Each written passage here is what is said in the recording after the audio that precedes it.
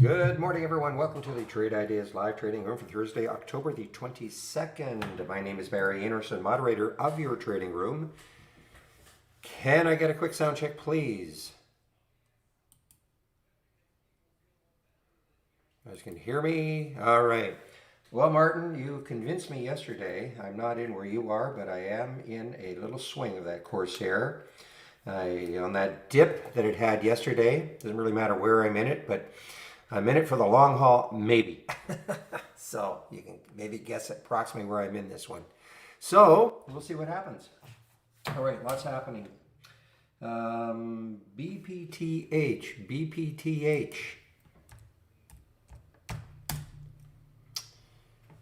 Now, is it holding its gap? Not quite 725. It did have, I'm trying to see if it had any room, allowance of a strategic patent. So they've been given the allowance of a strategic patent, BPTH. So it is up.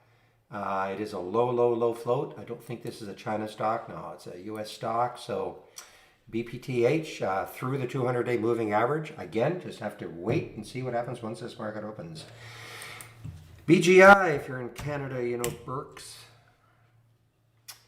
I don't see any reason. I do see they had an EGR filing. There's no way I could actually read it and understand why this is moving on it. But BGI, luxury jeweler in Canada.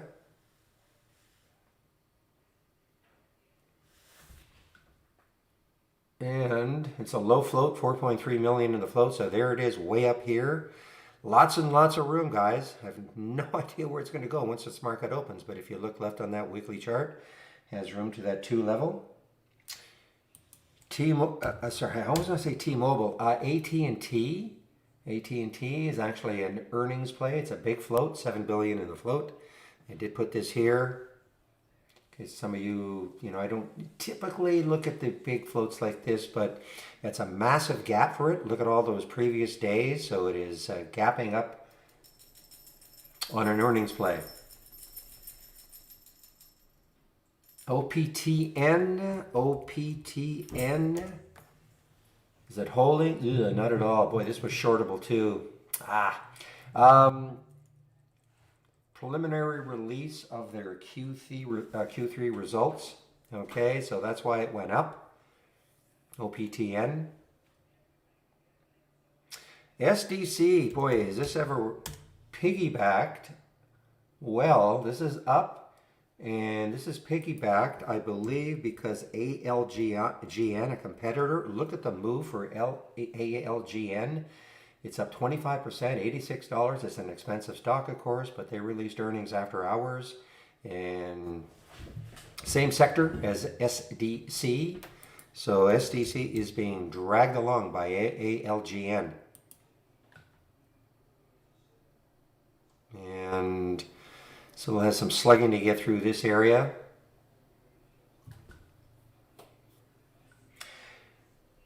KMB, I think this is an earnings play. Kimberly, I think, yeah, this is an earnings play.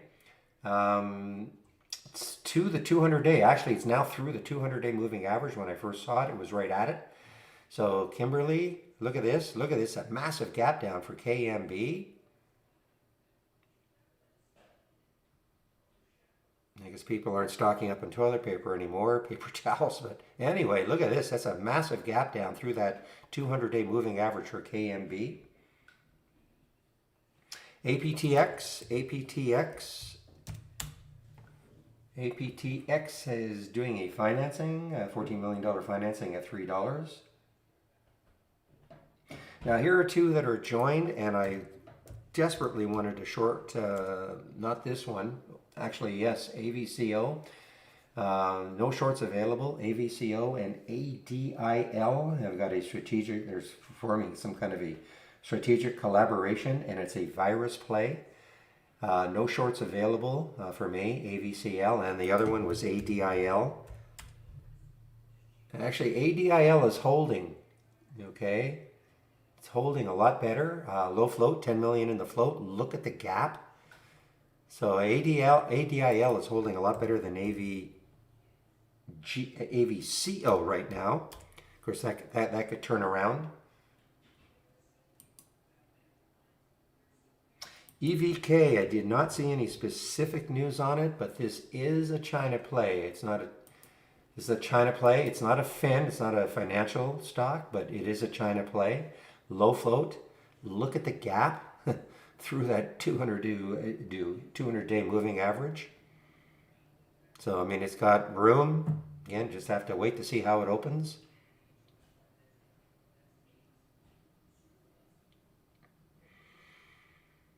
Yeah, I know. Yeah, I'm seeing this. It's on my gap up, REPL. Yeah, I mean, it's sometimes these are just hard to explain. And it's an upsized public offering. So they're raising over 160, about 170, 175 million dollars.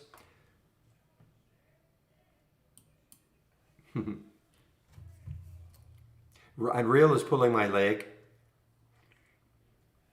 because we talk about this a lot. I mean, here is another financing. Actually, PLL is another one, Real. PLL is a financing.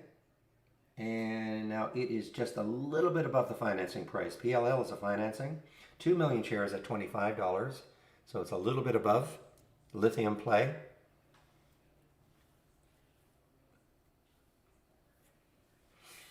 Yeah, the only way I explain these is that, when shareholders look and they say, you know what, you guys are raising money at a not bad level and for all the right reasons.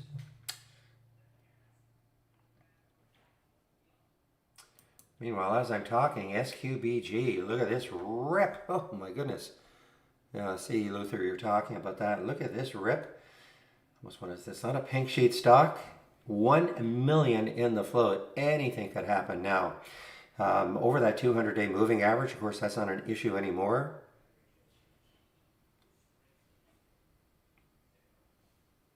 So they report a new collaboration with Reebok. That's the big news for it. Not shortable for me.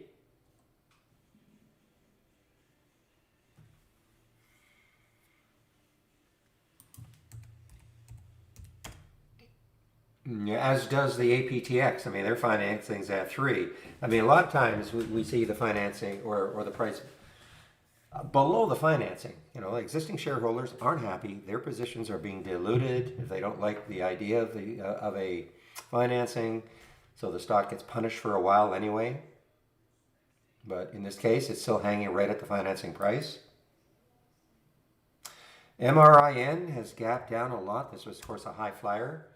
It's down 27% now. MRIN, high flyer yesterday, chopped all around. ZKIN, it was flying just as I was opening the room.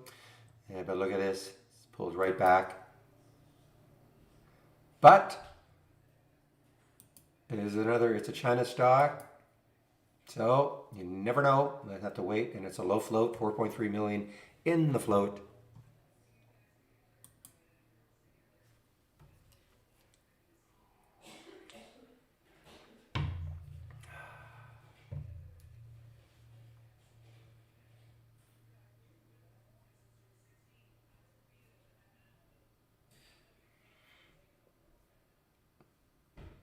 And U1 was active. I think it had a big topping tail though. Yeah, some topping tails. U1 had a big pop. My guess is probably Carver's doing the same thing. These kind of, no, actually it isn't. Okay, U1 is maybe on its own.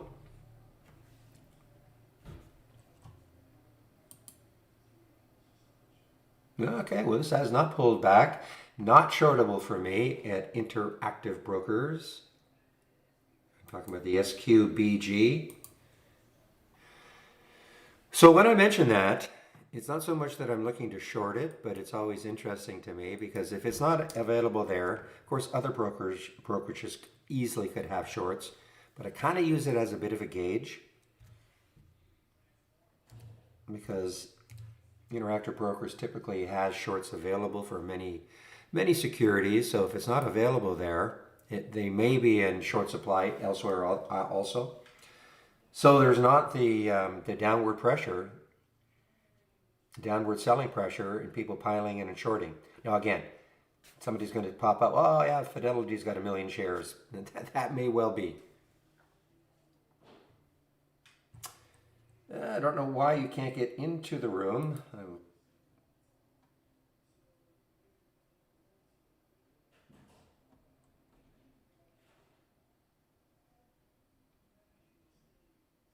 Give me a second here.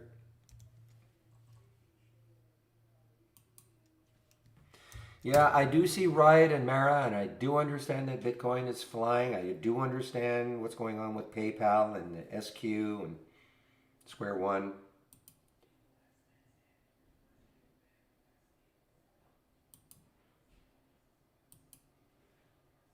Now, hopefully nobody was in this one. Are they doing a financing? There we go. There's a financing also. NVIV, $15 million financing. I don't even know what the price is. It doesn't matter. Meanwhile, SQBG on that Reebok news.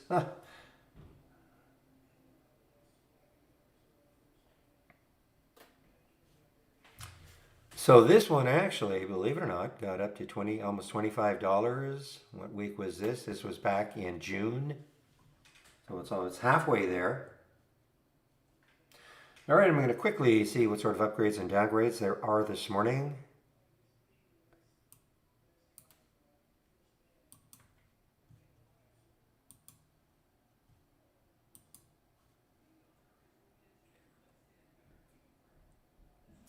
Not too many of each.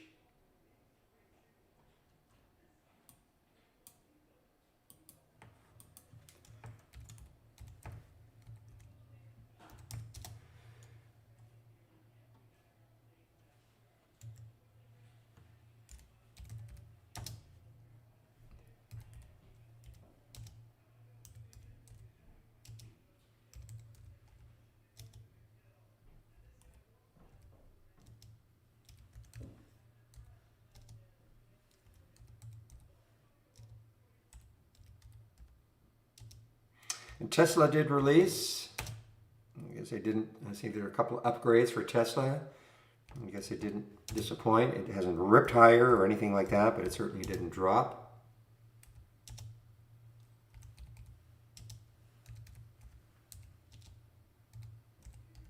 All right, there are some of the upgrades.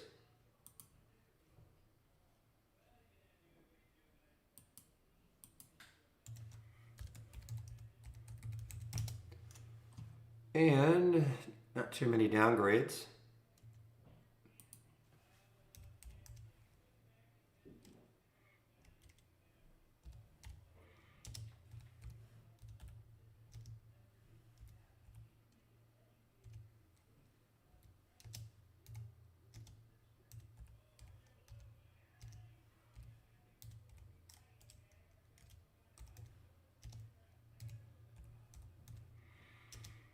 Yeah, there's that Peloton. I mean, they say the long-term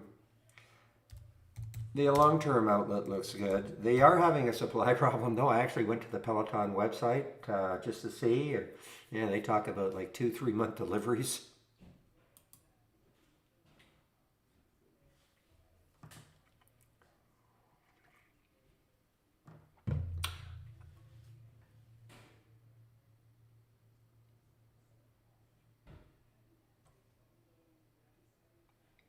Well, and Martin, I mean, when you say you basically you can create your own types of scans, to maybe set up scenarios that you like.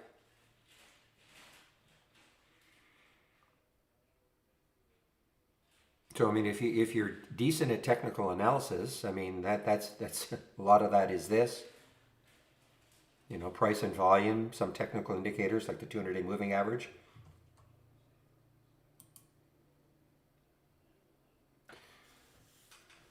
Oh boy, look at this crazy, crazy, crazy move. Not shortable. I mean, it's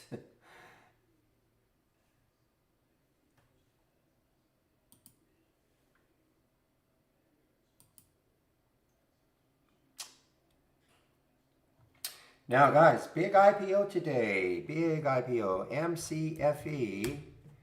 Don't know when it'll start. Could be around, well, probably no earlier than 10:30. But that's McAfee. For those of you who know all about McAfee, So security software, was a company before, went private, being taken public again. Yeah, very interesting founder to say the least. The big deal though is that there are a ton of big names behind this, including Goldman, and the IPO is priced at 22. My guess is that this will open higher than 22. So if you want to, all you have to do is go to our price alerts and create a price alert. Put it at 9 or something. And when it opens, your price alerts screen will pop up. Window will pop up in your screen. You won't miss it. Now it'll probably show up in our halts resumes, but just in case.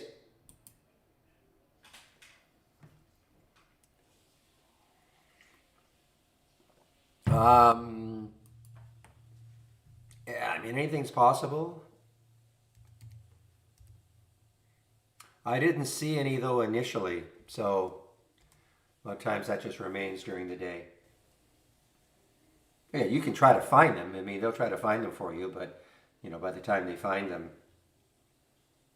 So this is not one of the big red dot, not shortable. It's the pale green.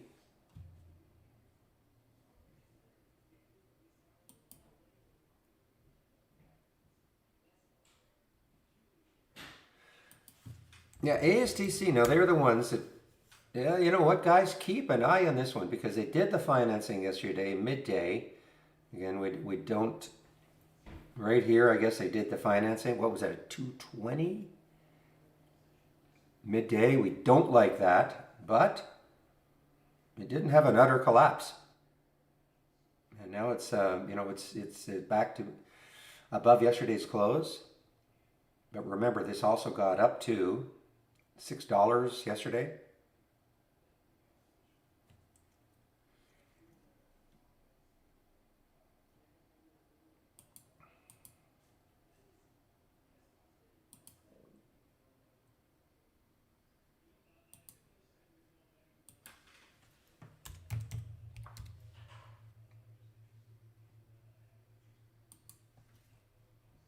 All right, so if you want to follow my watch list up and down, these 3 windows here, you can access it from the toolbar. Click on New, Channel Bar, and Barry's watch list right there.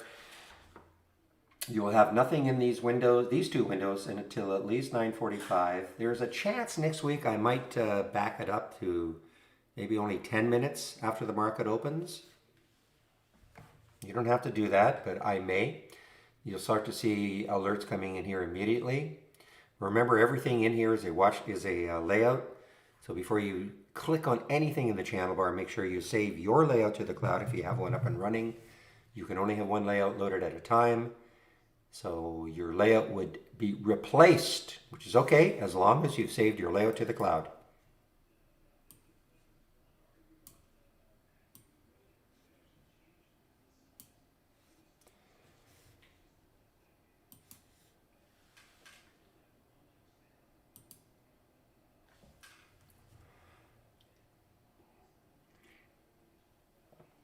Ah, boy, at AVCO, that was the one I really wanted to short, AVCO. I can't remember. I thought when I first looked at it, shorts were available. And maybe they just got dropped, maybe they got snapped up immediately. But look at ADIL, unless it's fading. You know what? Keep an eye on this one. They have the collaboration with AVCO, but obviously this is stronger right now. 11 million in the float. Yeah, it's starting to fade a little bit. Again, not shortable for me. Oh, I cannot explain that in terms of why in another chart it's not. Sometimes we see these, they're kind of weird prints. But I would believe these. But I can't tell you why it's at 8 a.m. This one? Yeah, I can't tell you. See that every now and then. I would have been having to look at my time in sales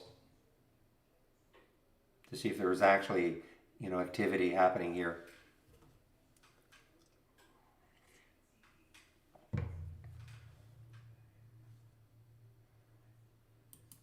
Meanwhile, SQBG.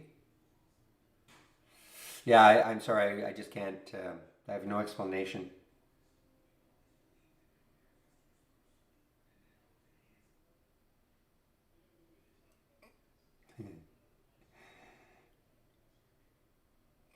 Every time I say that, for my Spanish-speaking friends from, say, I wonder if it's Chile. I think it's Chile, but you'll know Condorito.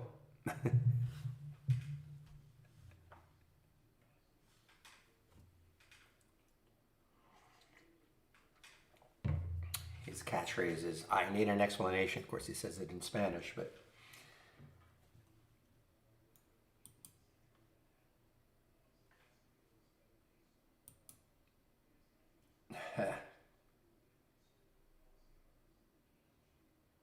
so there are no shorts available for you. So this is, if this is widespread, not a lot of shorts available. I mean, this is what can happen.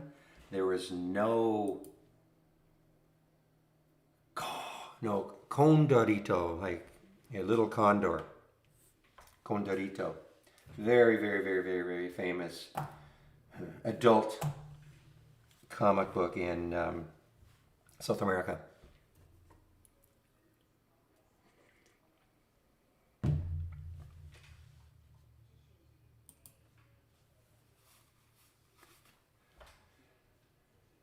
Yeah, where is this going to end up? I know, guys, it's you look at this, wow, I could have got it at 5, I could have got it at 7, I could have got it at 8, I could have got it at 10.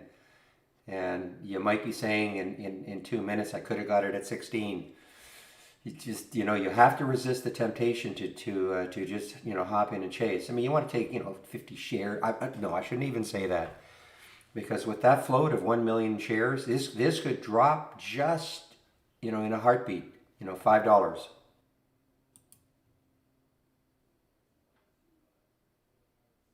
No. Condorito.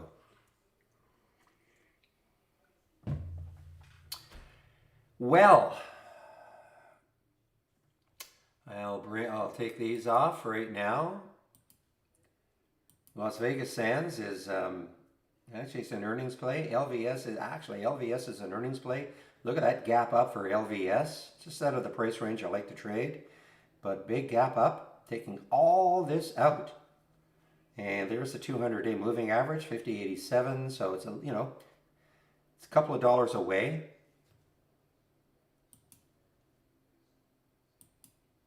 I don't really, I've digressed, Esther. You could look it up.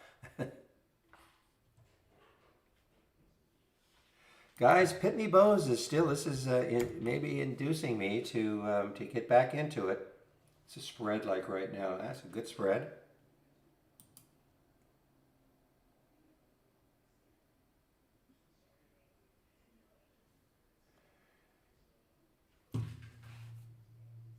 Also, here's another one maybe to keep an eye on. This had a really big move. At the end of the day, TLGT, I mean, it's underneath $1 again, but look at that move it had from 73 cents. Is this, that's at 4.15, so that's after hours all the way up to $1.19, pulled back. Even this morning, up to $1.37, and it's pulled way back. Low float, not shortable, another one not shortable. You never know. I mean, what I'm going to do is stick an alert, say around $1.13, see if it gets rolling again. The other one I noticed, I think it's probably still under $1, CTHR. Yeah, so it popped up to $1.14. I mean, if it can take that out again, $1, I mean, you look left, or you look left on that monthly chart. In fact, that's where I have a price alert set at a 111. If it can get back over $1, it's a relatively low float. Then you look left on that monthly chart, and it has a shot to get to that 150.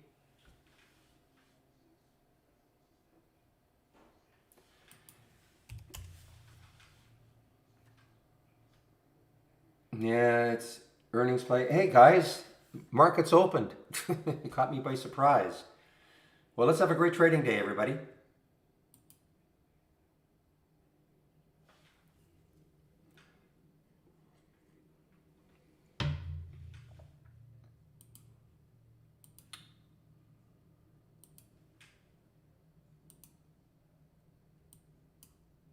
what can we expect today?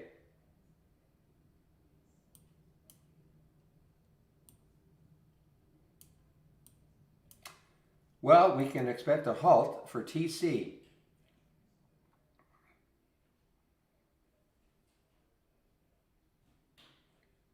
So TC just got halted. My guess, okay, of course, China stock. Now this is business association, so no, automotive. Okay, guys, automotive. Haven't seen this one before. Look at this horrible looking daily with all these bottoming tails, but who knows? Maybe today. Just got halted. It is not. Wow, this is going to be a monster open. TC is going to, if this holds, this is going to be a monster open. Got halted at 358. I'm looking at 421 on the bid ask right now. You know, it doesn't absolutely mean that's going to hold, but I mean, if it does that, that means it's taking out yesterday's. And SP SPAC just got halted on the way down. I'm sorry, SPAC did not get halted. It is SQBG got halted on the way, well, kind of up.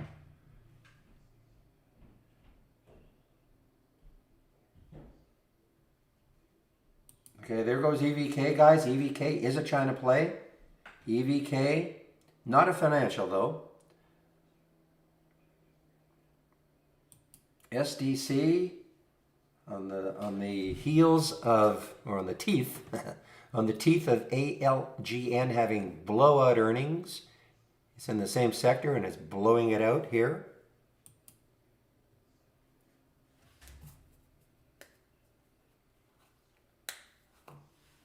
EVK, guys, nice little break here.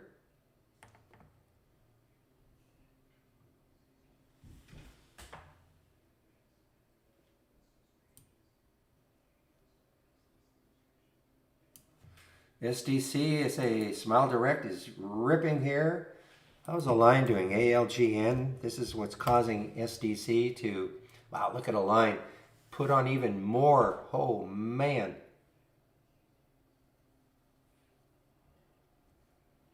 EVK, guys, rippage.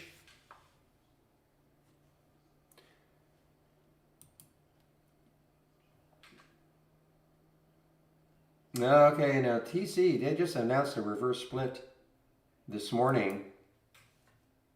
4 to 1 reverse, but 1 to 4 reverse split. So I don't know. So this is probably reverse split adjusted TC. So interesting. So that means that that float will be less, a little more than 15 million now.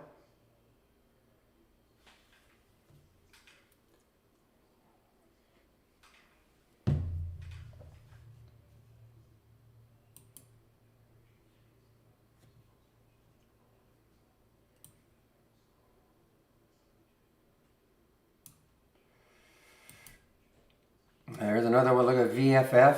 This is a cannabis play, guys. VFF.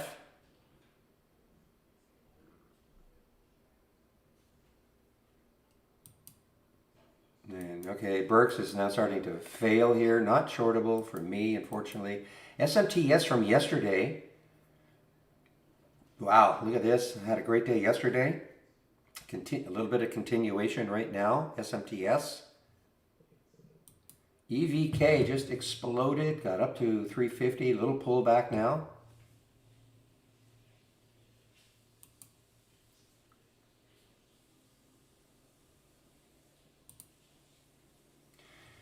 Okay, GameStop, GME on the move. Now this is almost taking out last week's high.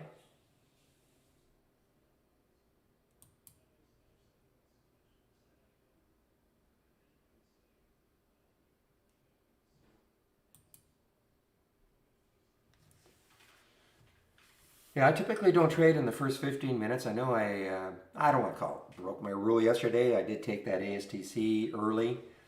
I really don't often do that, but I usually wait first 15. Let things settle down, try to settle down a little bit.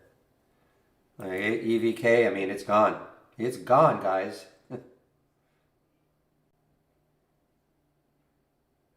Low float, 4 million in the float. China, when it hit after hours yesterday, it got up to 450. And it is now open. SGBG. You know what? This is not a big collapse yet.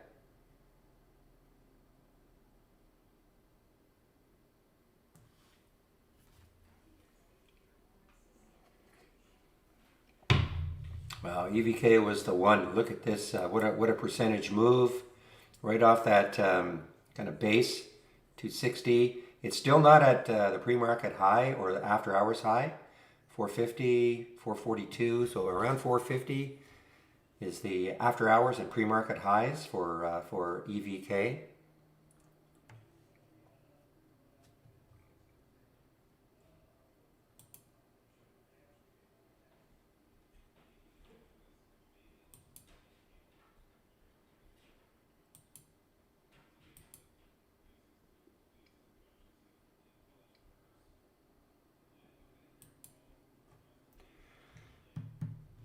X-ray. Let's see. Take a look at X-ray.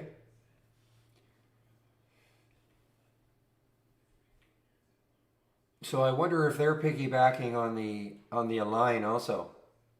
You know, this EVK, guys. Sorry. I wish it hadn't moved quite as quickly, but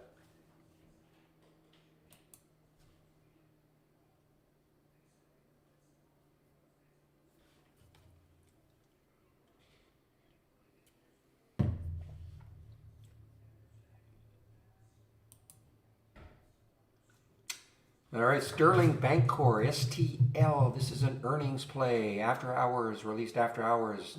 Zero reaction pre-market. Starting to put on a big move here. It's a big float, 192 million in the float. Now, this could be an interesting short, guys. Take a look at that 200-day moving average right there at 13.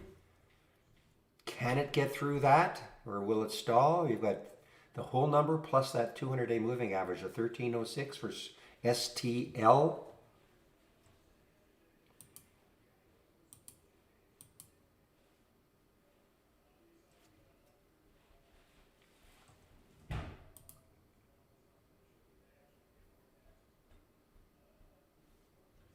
Boy, this is an interesting looking short here. You know, tough to get through that 200-day maybe.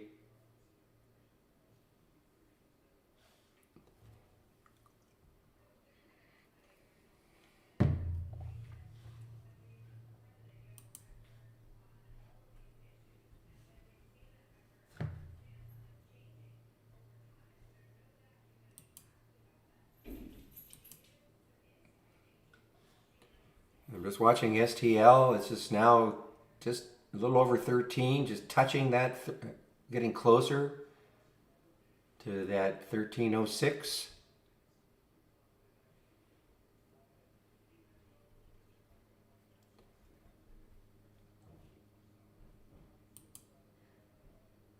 Unbelievable. Look at EVK. Well, where can it go? I mean, it's next highs looking left right there, 424 in that monthly chart. This is one I did not see any news on it either.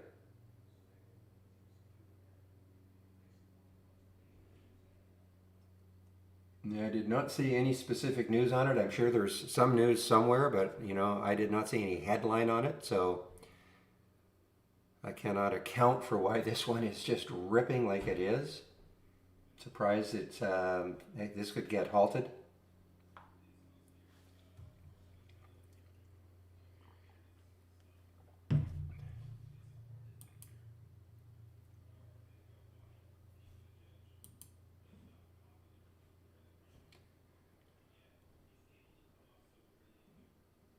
No, stop it. It's just, if you've got my basic new highs and lows, you have the audio alert, audible alert. You know, she's saying EVK over and over and over again.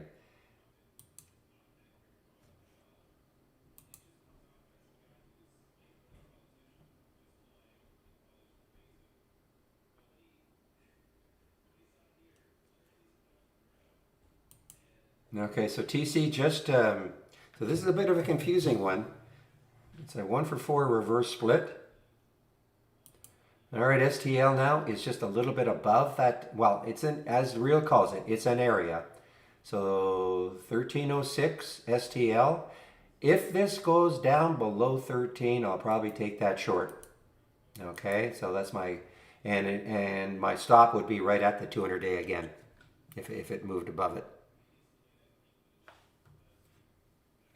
Hey, you know what else is ripping here is JMIA. Look at the volume that came in. A nice volume that came into JMIA. Taking care of yesterday's high now.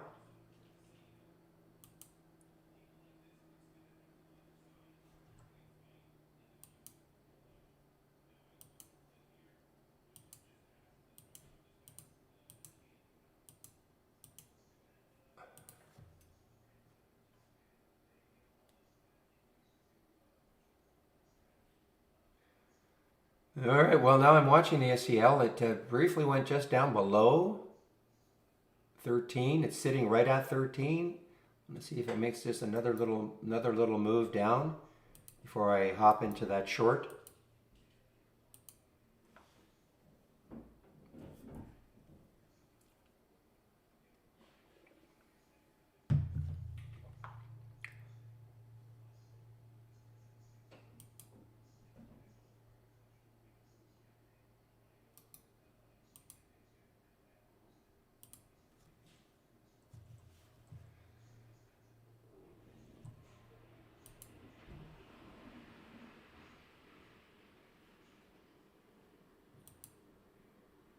Did you have shorts available? I have no shorts available for EVK.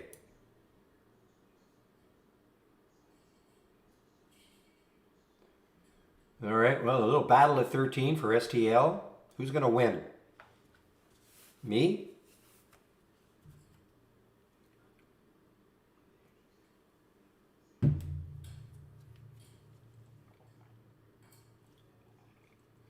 All right, well, let's see if it works.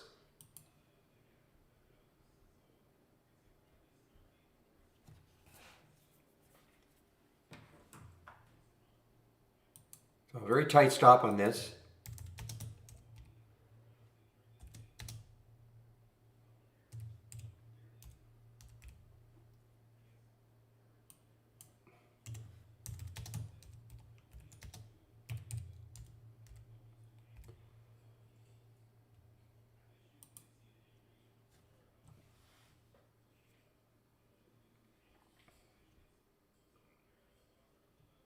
I may not be hanging around a long time on it. It's a little bit, it's not quite 15 minutes.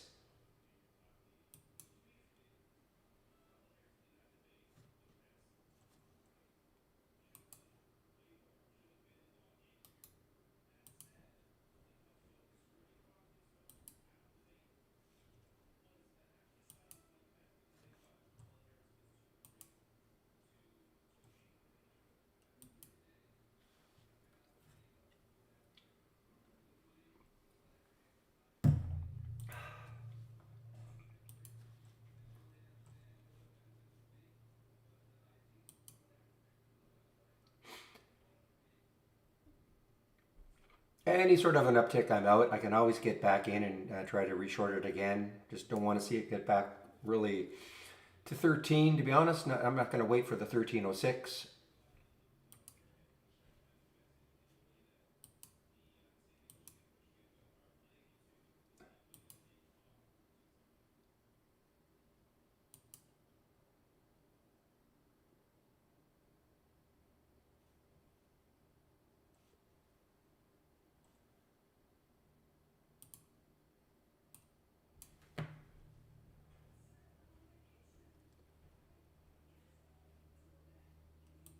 It's cat and mouse.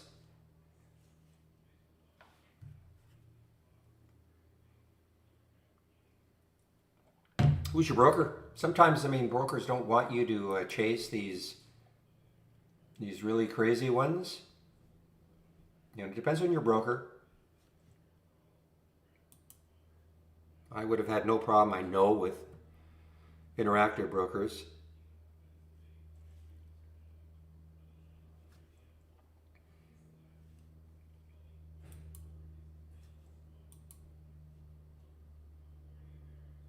All right, so there's that EMA right there. Let's see if we can pop through that. If not,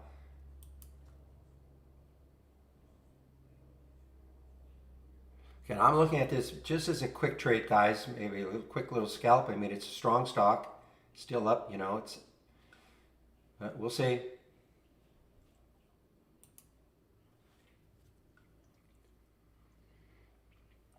Who's your broker? Anytime.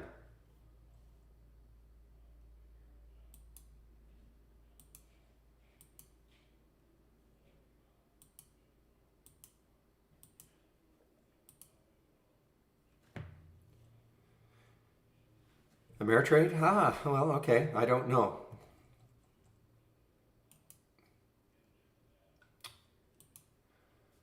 All right, winner.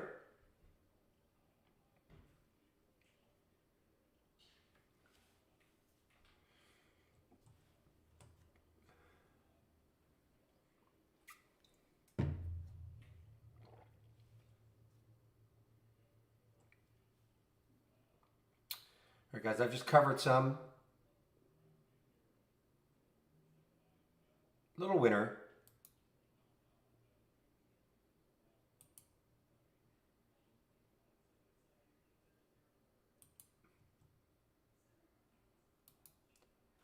Right at 80.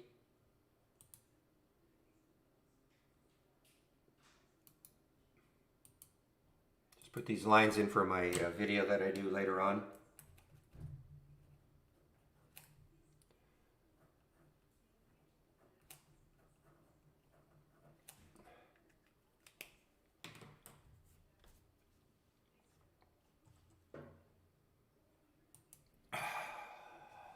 Well, I saw it on the basic highs. Ah, you idiot. Sorry about that, guys. Okay, not too much damage. I saw it on the basic highs. You know, right here. So, you know, I'll click on every alert. The minute I see that, the minute I saw it, I thought, okay, let's see what's happening. It's an earnings play, but it's the 200-day moving average that grabbed my attention.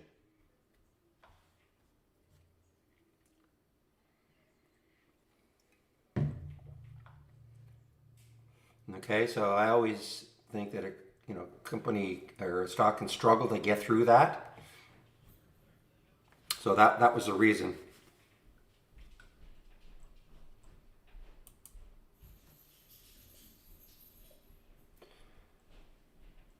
Okay, meanwhile, let's see what else.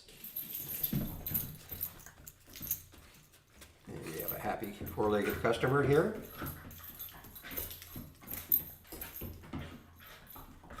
Meanwhile, this is not stopping. SQBG just not stopping. Pull back again, guys. 1 million in the float. I say this all the time. If you've taken this, do not walk away from your computer.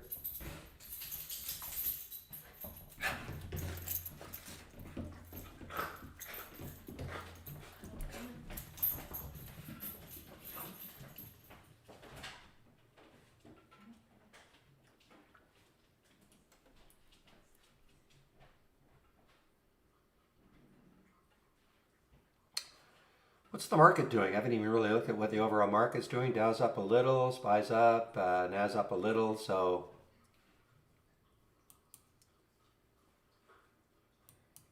all right. So there's CGC.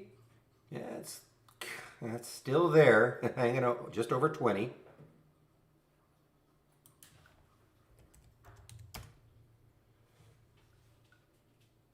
Yeah, yeah, I see. Yeah, UO1 or U1 is shortable at Interactive Brokers.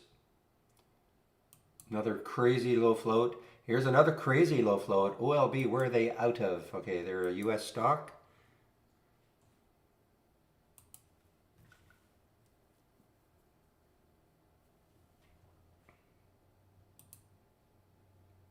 Ah, boy, I love to short this one, and I didn't get into it.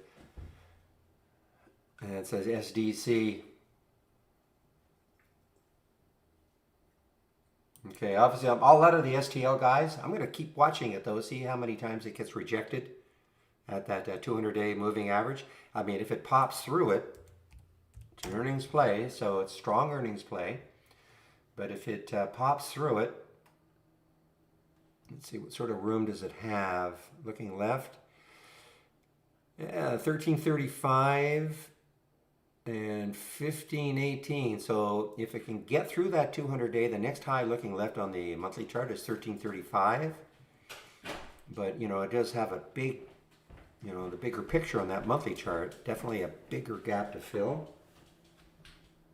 if it wants to.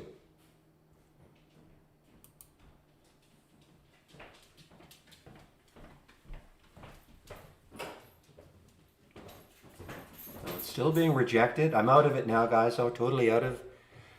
However, maybe if it gets down to 1272, I may reshort it.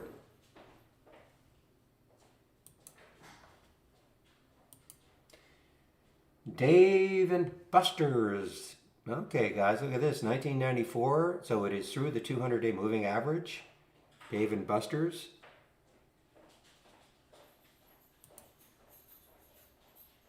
There were no AI alerts yet.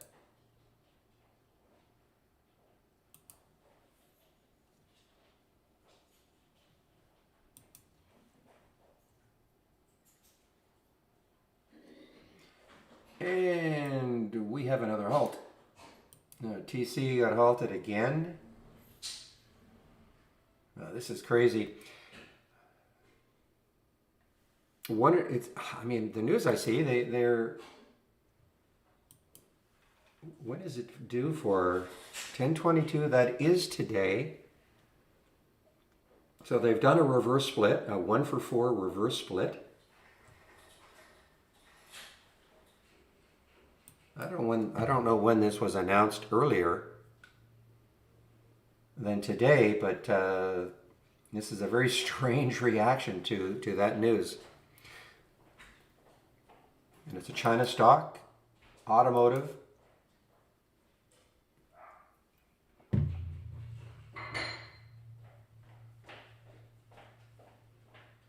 Yeah, I profess I do not get it. And this was $3 yesterday. They announced it today. I don't quite get it. Somebody else might have to look into this more than I can. I don't have the time to really look at it.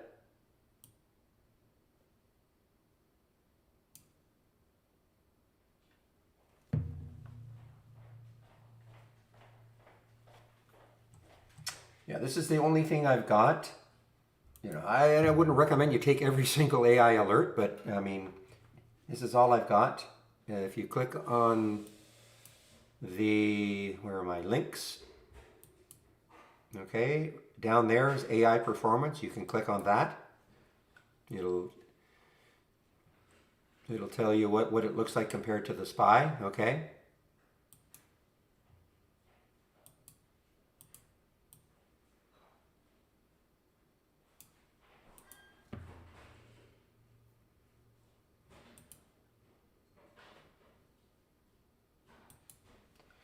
So for our two alerts, I'm not interested in either of them. Just out of the price range I like to trade.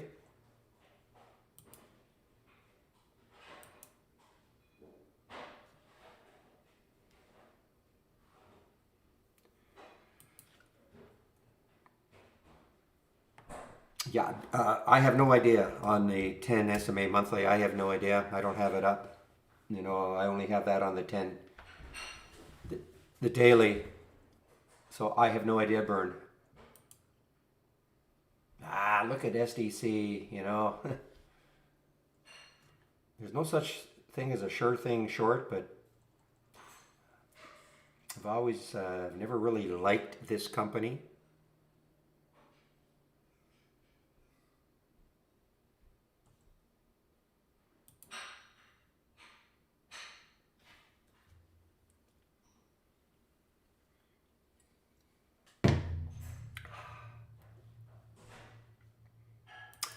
Okay, now CXW and Geo were both really, really weak yesterday. Geo continues down. This will trigger if it gets down to 890. You'll see it here. So these are two of the prison. So again, is this something that the, depending who gets in power, that they're going to eliminate private prisons? Is that the idea? Is that maybe why these are going down?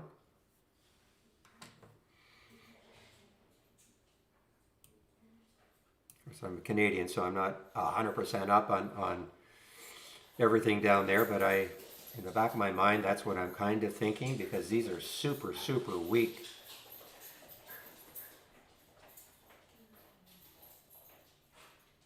Yeah, I know.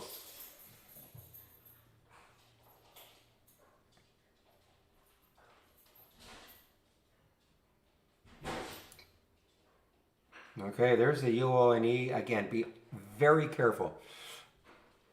I don't know what the float is. I mean, we have 997,000 in the float. Whatever it is, it's going to be very low.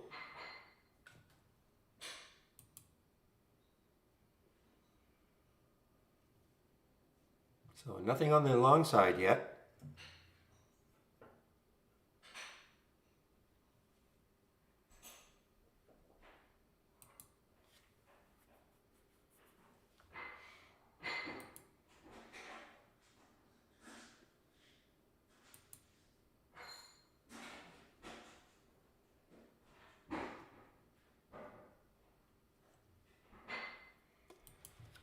Is that Energy Transfer? ET? No, it is. It's a big float, 2 billion in the float. So, what is happening? Any specific news?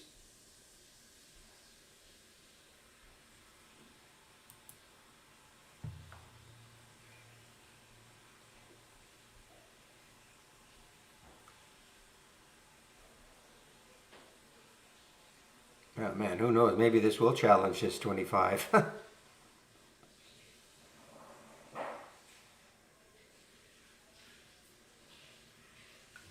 The power of the low, low, low float. 1 million in the float for SQBG.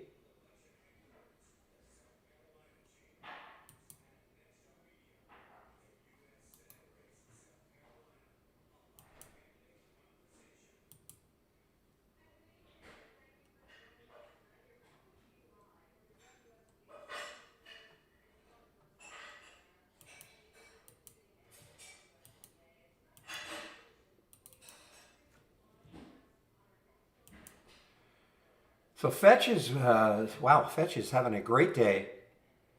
FTCH.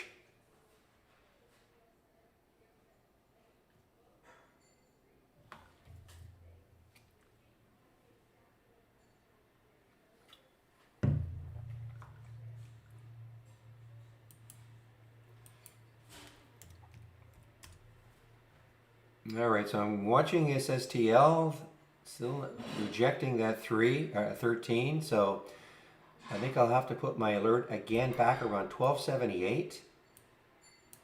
See if it takes it out later on.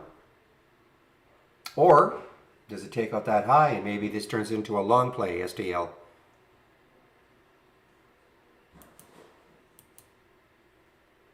All right, guys, cheap one, IDEX, not a low float. I mean, that's 190 million in the float for IDEX for a $1 stock. That's insanely high. So, it's got some resistance right around 104. I mean, I guess if it can pop through that, but I don't know. I mean, it's got a lot in the float, unless there's some stupendous news.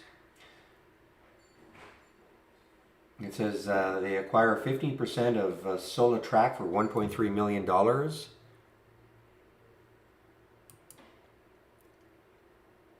So have we all retired on our SQBG winnings? I'm not in it, I'm just kind of kidding.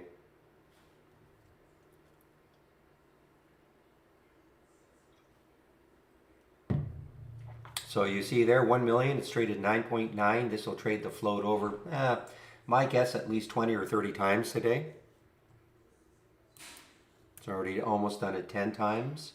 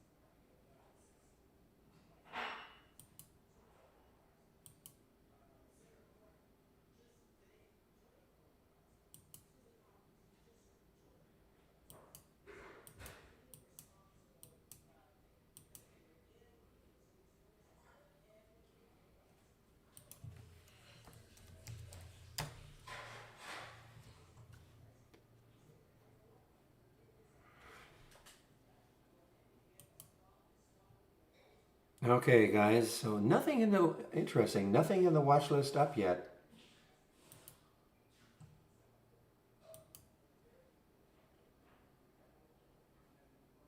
All right, well, I'm pretty interested in this one if this keeps rolling down. I mean, actually the Geo also. If this keeps, this is not quite an all-time low. I don't know where the all-time low is for Geo, but it's just underneath this whole number. Now, it might be hard to get because it was down over 10% yesterday, so that uptick rule probably will be in effect.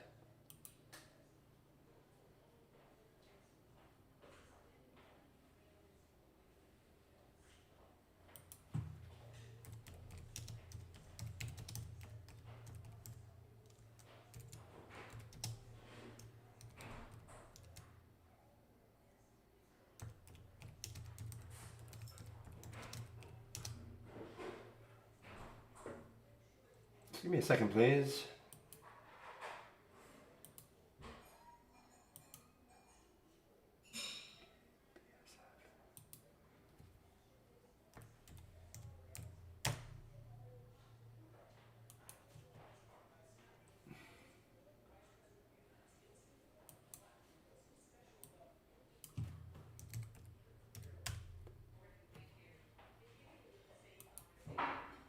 AC guys, I don't know what's happening with you. ACY. Another low float. Where are you out of? And that's a California stock. Commercial air, rail, and water transport. Look at this move through the 200-day moving average. Yeah, I mean, it's got room. I mean, there's one high right there on the weekly chart at 443.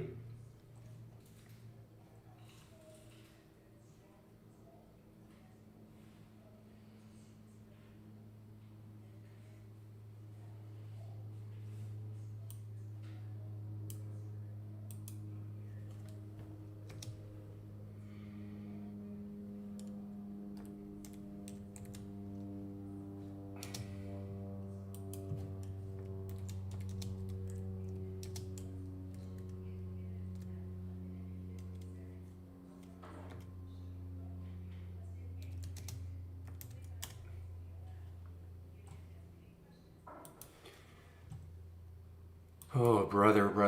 Look at this move, SQBG.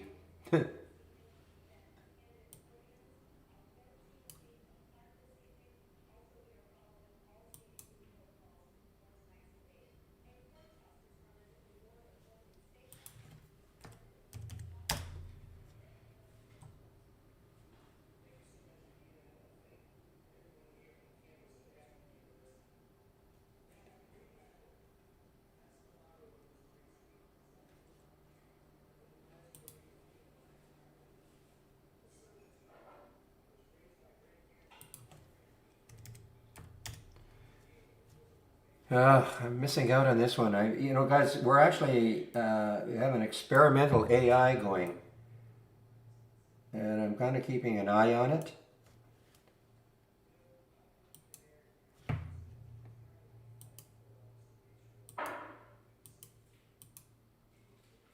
And no, it is not available for you.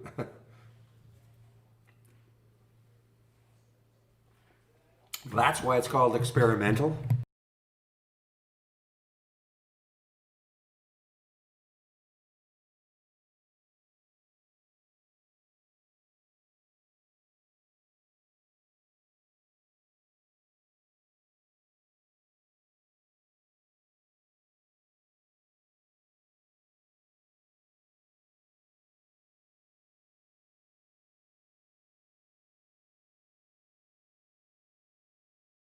No, it's got nothing to do with the beta. This is completely different.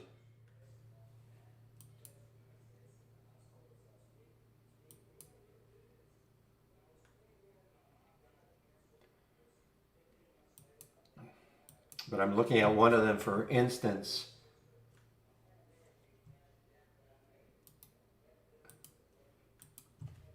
It had a short of SDC at 1276.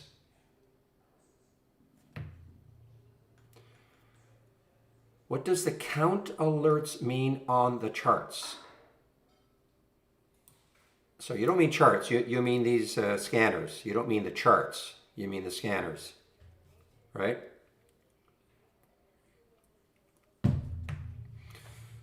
So what this means is that at the time, at 10:06, this had made 45 new highs, AEMD.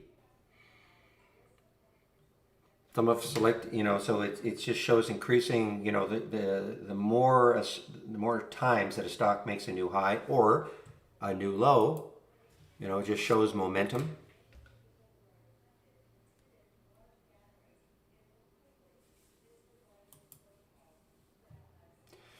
All right, IDEX is getting frisky. It's over $1. I just can't imagine it's going to explode through, but it might. Yeah, some put, like for instance, in this scanner right here, I think I have a minimum of 45 new highs. That's one of the filters.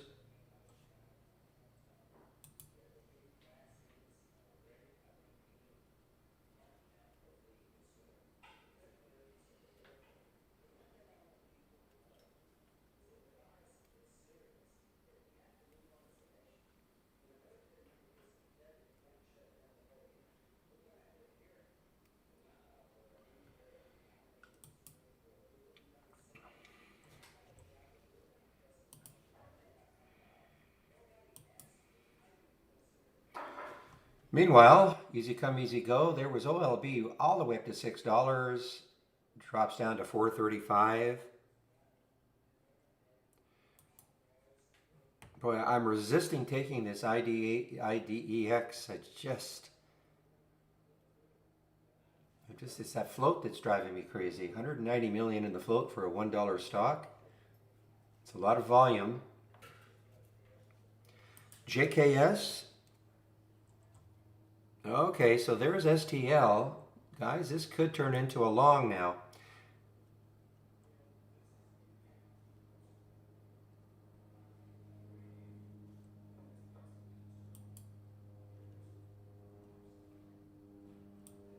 Very, very surprised that I do not have anything in my watch list up. Nothing is triggered.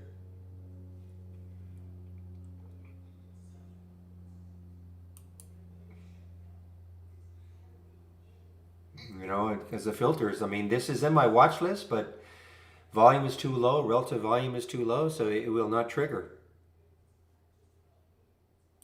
Same with the Airy, Onvo. Like I'm seeing some of the stocks that are in my watch list that are not triggering. This one has to get up to 32.27 as an example, STLD, or down here. So I tried to, by the way, I did try a short of GEO. I could not get it where I wanted it.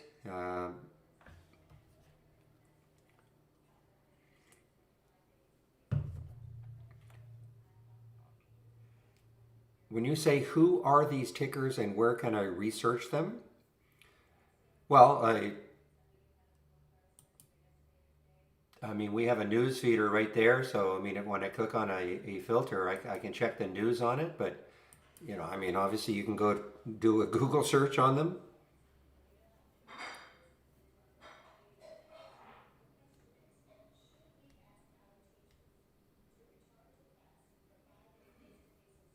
Or maybe I'm misunderstanding your question, talking to somebody in the YouTube feed.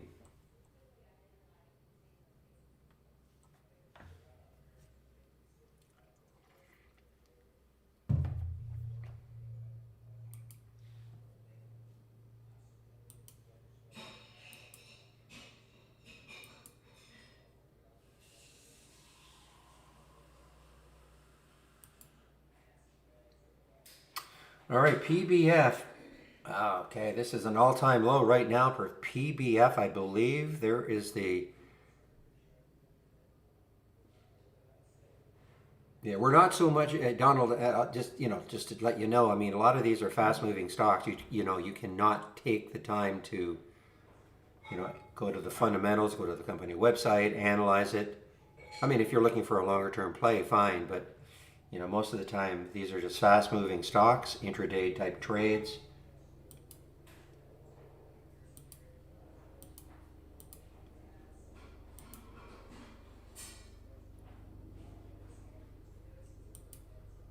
So we're not so much into research, you know, like learning about the companies, you know, what's happening, what we're finding here. These are just companies for whatever reason. A lot of times it's an earnings play, you know, STL earlier that I was short, you know, there we have it, October 21st, post market. So they released earnings after hours yesterday. So that is the reason why, you know, typically why a stock will certainly be moving on any given day. Sometimes it's not earnings; it could be you know, just a news release of some sort. Why the SQBG has gone insane this morning, you know, finally giving it up. You know, you just have to look at the news, and they mentioned that they teamed up with Reebok collaboration. But you know, you just have to very quickly scan. You can't spend hours looking.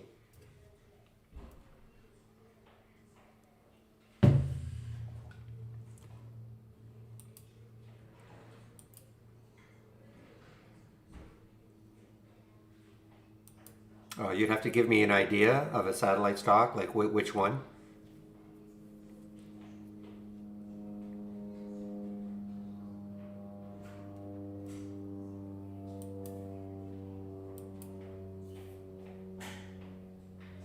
Okay, I'm watching PBF to see if it gets rejected at 5. There's a big bottoming tail there, but I want to see if it gets rejected at 5 and moves back down again.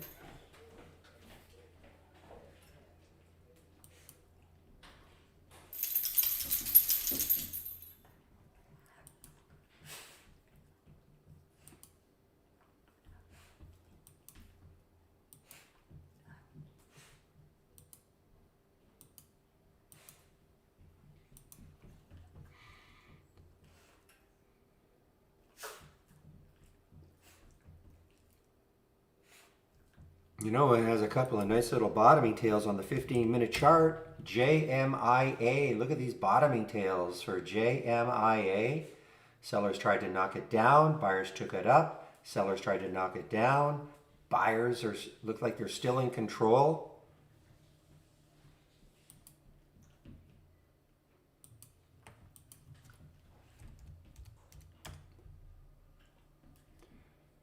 I don't know. TIBX. Yeah, somebody said, why can't I find TIBX? I don't know. It's not a stock. Well, it's not loading in IB, so it's probably changed symbols or something.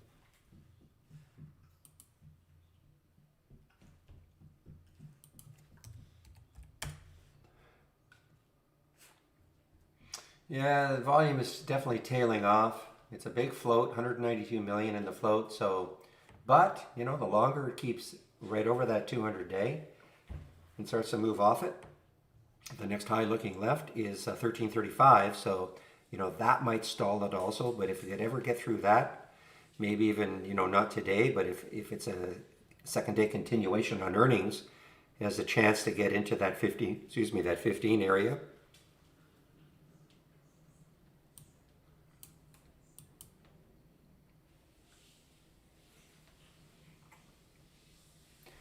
This is a very, very crazy one. So TC just got halted again, and I'm looking as it's stacking up at 525, 525. It got halted at 479. I mean, if that 525, 525 holds,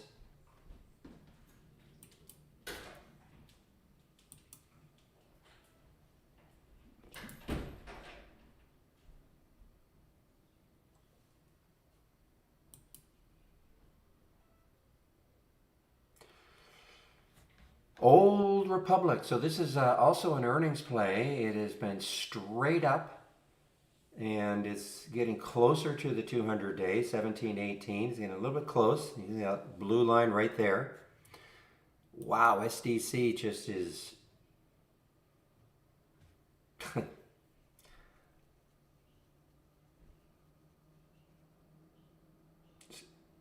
If you have it, I think somebody in the room said that they actually. Well, I'd have to have a Donald. I'd have to have a stock symbol. I don't know.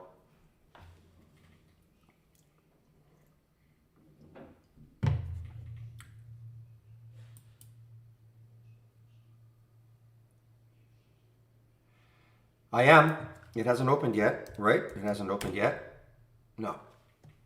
I'm waiting for, yeah, McAfee opens today. MCFE, huge players behind it, Goldman Sachs, etc. And the IPO price is 22. I will bet virtually everything that it'll open above 22.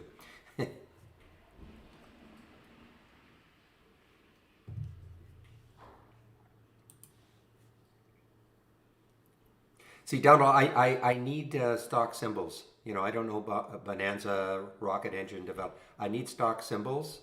Okay. I mean, if you do, I'm sure you can find a stock symbol for me for Bonanza. I've never heard of them.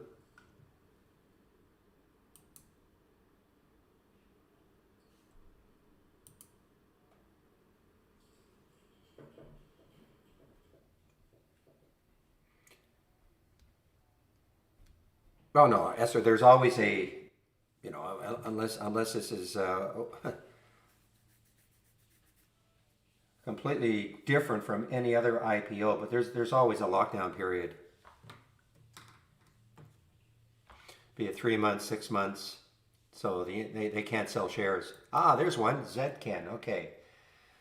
So, man, that hit a high of 193 in the pre-market. Okay, can it get going? This is a China stock.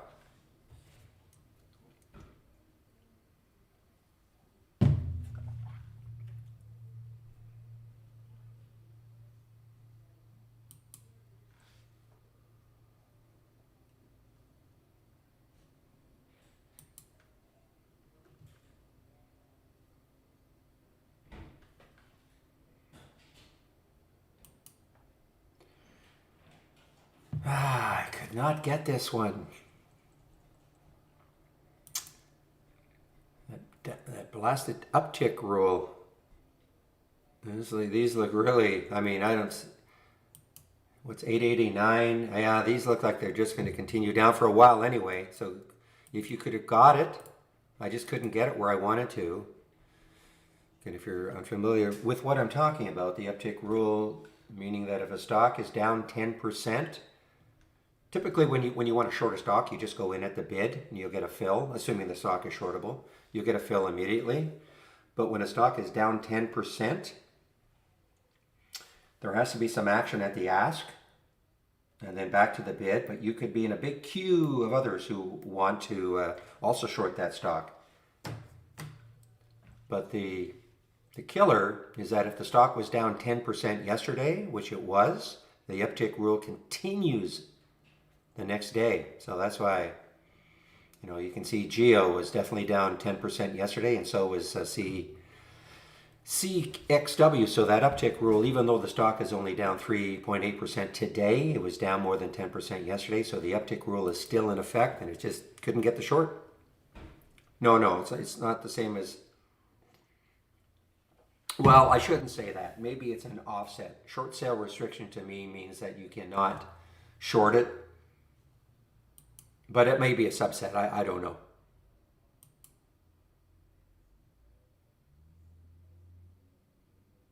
Well, it hasn't opened yet, Lily.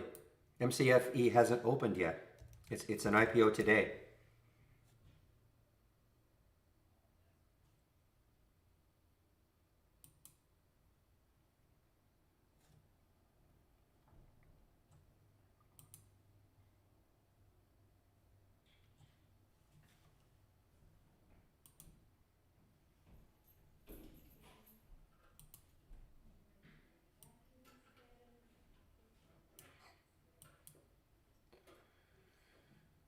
All right, so TCF just opened. I have to just forget about that one. It's a little too crazy for me.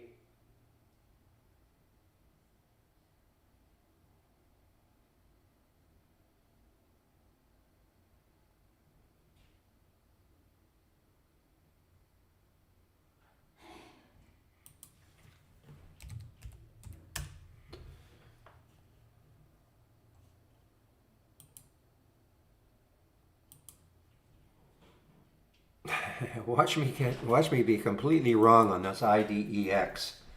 There's a 2-bar pullback on the 5-minute chart. Wrong in that I'm just thinking that how much more can it move with that 190 million float?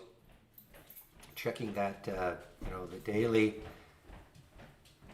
There's a little bit of room maybe to the 120 level, just not enough for me.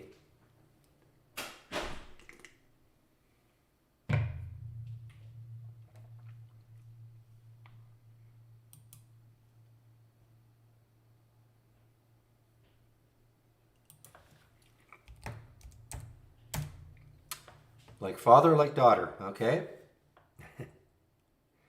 Yeah, the market's putting in a big red bar, so be a little wary of anything that you're going long on, unless it is, that alpha stock that we talk about, the stock that is kind of trading on its own, not caring so much what the rest of the market is doing.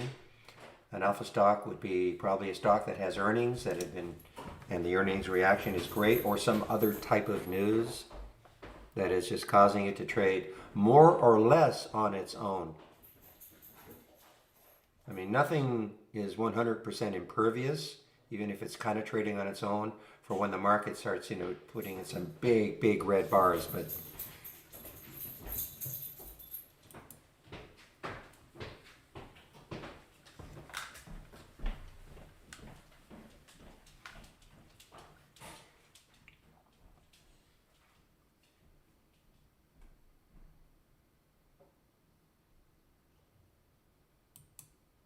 like IDEX, I mean, IDEX doesn't care what's happening with the SPY right now, as an example.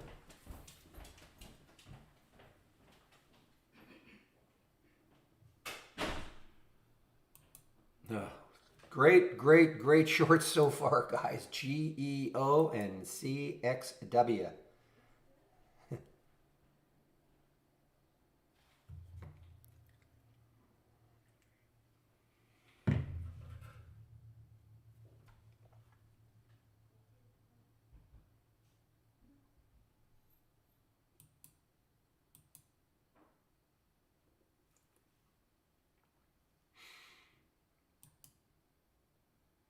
So, for instance, on the ZKIN, okay, has been approved as a qualified supplier for Suning Real Estate Company. So they make stainless steel, carbon steel, etc. It's a China company. I mean, so there is the news for it. Whether that's going to be enough to keep it rolling.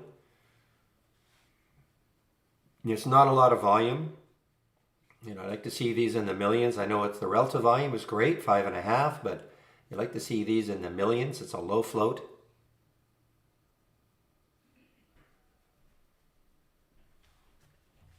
You know it, Dreamer. It's basically where I bought it.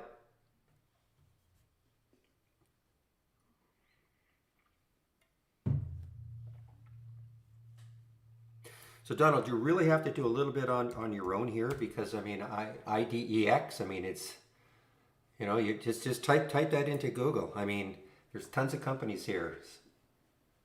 I mean, it's a company called Ideanomics. Your profile. I mean, they focus on monetizing the adoption. Blah blah blah. So it's an EV play, electric vehicle play. Okay. And all this news, like all of this is available.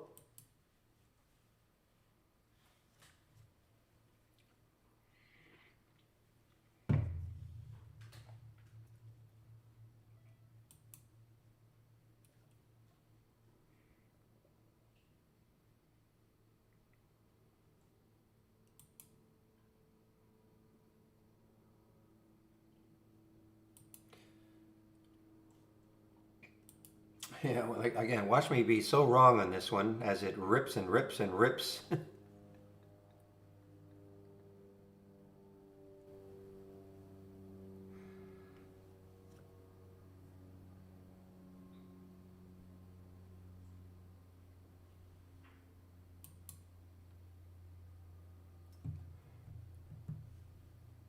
All right, now here's another one. Run 55.39. And what do we have underneath? Now again, this is a little out of the price range I like to, but I put this in anyway for a lot of you who will trade, like to trade the little more expensive ones. I'm typically only looking at stocks $20 and under.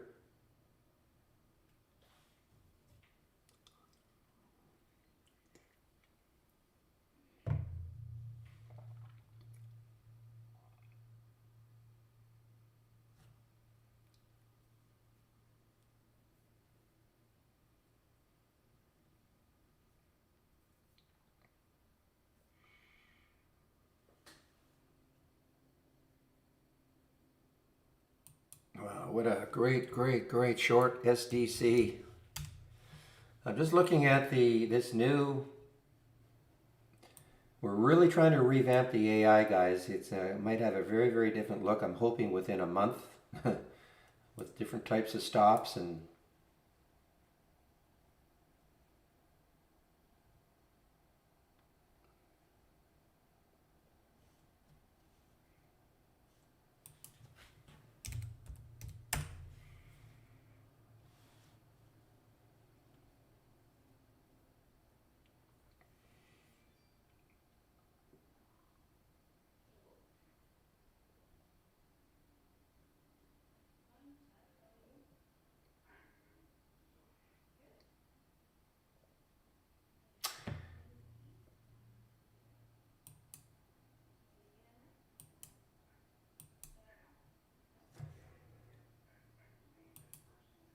All right, guys, it's almost 10:30. I think what I'll do right now is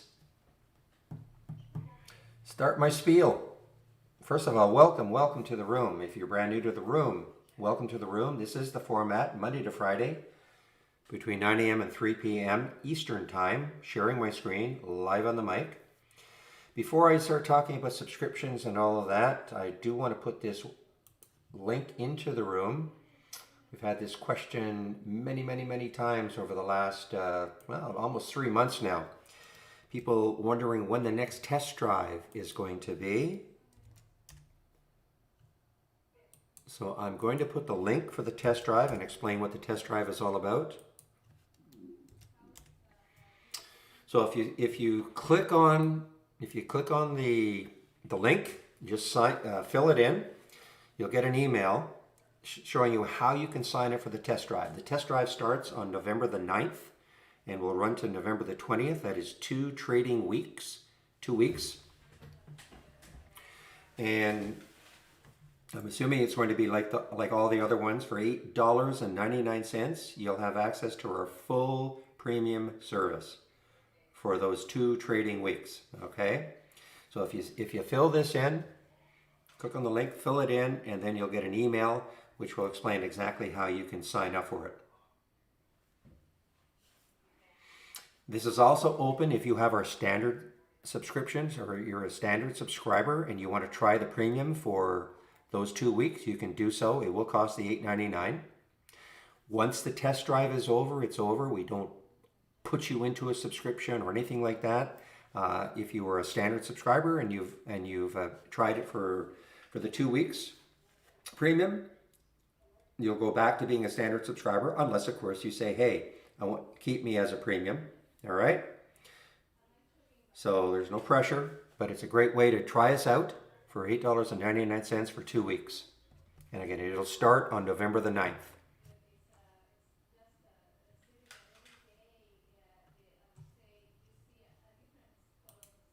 Now I'm going to talk a little. Now, before I do that though, I always like to, before I start talking about subscriptions, if you are a Trade Idea subscriber, I am sharing a lot of scans. So if you click on the scans tab right there, here are all the scans that I am sharing. I don't share a layout. I'm not going to make a layout with all this in here, so it's basically a la carte. You can kind of pick and choose what ones you might want to take a look at. You can also access it from this Room Drive icon. And scans that I share, download. That'll go to a Word document, so you can take a look at it, at your leisure. If you see something you might like, all you have to do is copy the link. Once the link is copied from the toolbar, click on File, Load from Cloud, and the link will appear in here, and then load. And as always, it's what I call a template. All right, this is what I like to see when I'm trading in terms of the filters that I'm using. You can always make adjustments. So if you have it on your screen, you just right click, configure. And for instance, here's the price range that I like to zero in on, between 1 and 20. You may have a different range. You can change it. You might have a different idea, but a minimum volume. You can add your own filters if you want. You can adjust these, or you don't have to do anything. Bottom line though is, whether you do something or you leave it intact, save it to the cloud.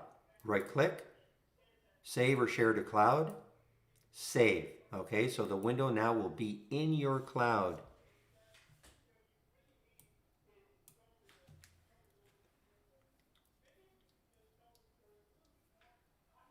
Now, I do want to talk about subscriptions.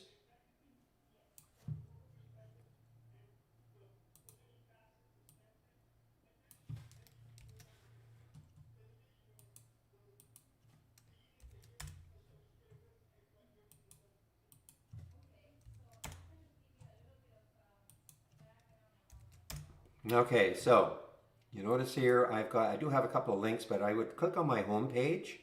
If you click on my home page, it'll bring you to a subscription page, but plus other what I consider very interesting links for you to take a look at. So if you click on my home page,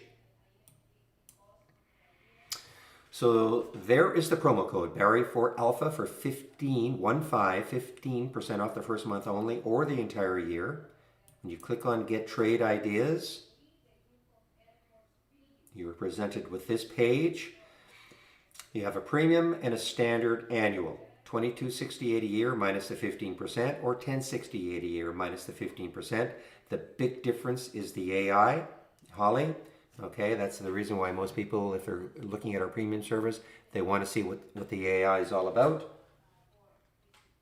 You don't have to. There are some other differences, but that's the big difference. You don't have to have an annual plan. You can go month to month. It's not a contract, it's just month to month. So this, you can try us out, $118 for the standard, less the 15%, or $228 less the 15%. That discount is only good for the first month. Now, if you decide you want to upgrade at any point from standard to premium or from monthly to annual, we will honor that 15% promo code.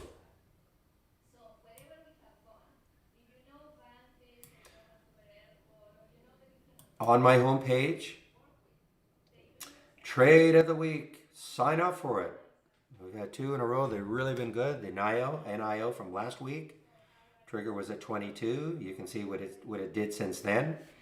And PBI was very good. The trigger was at 630. I know it got up to 730. So it's free. Sign up for the Trade of the Week right there.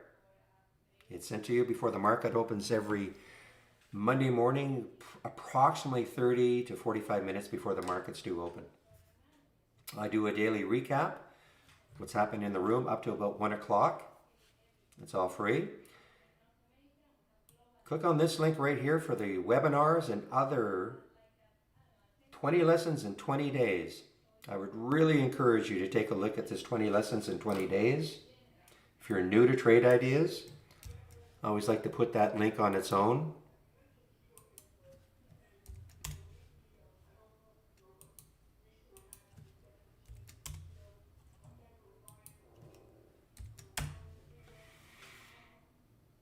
So if you click on the 20 lessons in 20 days, take the lessons, all the basic features of trade ideas. What is a top list? How do you build one? What is an alert window? How do you create one? You know, you can go at your own. You know, you can easily do it in less than 20 days, but you know, sort of marketing. And if you don't have a Trade ID subscription, you can also click on the link, and at least you can see what our basic features are. Maybe help you make up your mind whether or not you'd like to try our program. 20 lists. Now, the daily support session. So there is a concurrent, call it a trading room. It's a YouTube feed. I also monitor that. I do that between 9 and noon. From 12 to 1, another trader takes over. It's more of a Q&A, all right? And the other trader is a little more swing trading oriented than I am. So you can always join that, because I do take a break in this room between 12 and 12:30. But you can sign up for it right there. And again, that's from 12 to 1. Then from 1 to 3, I resume my moderating the YouTube feed. There's the free trading room, of course. Daily webinars, you can sign up for them all right here. Monday to Thursday at 5 o'clock Eastern. We have more educational videos right here. And trading books right here. So on my homepage link, lots of good stuff.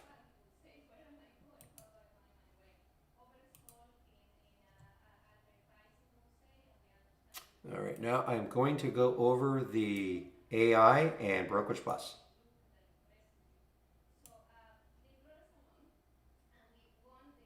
I don't use a 1-minute chart, Chicago. I mean, we do have a 1-minute chart if you want it. I don't use it.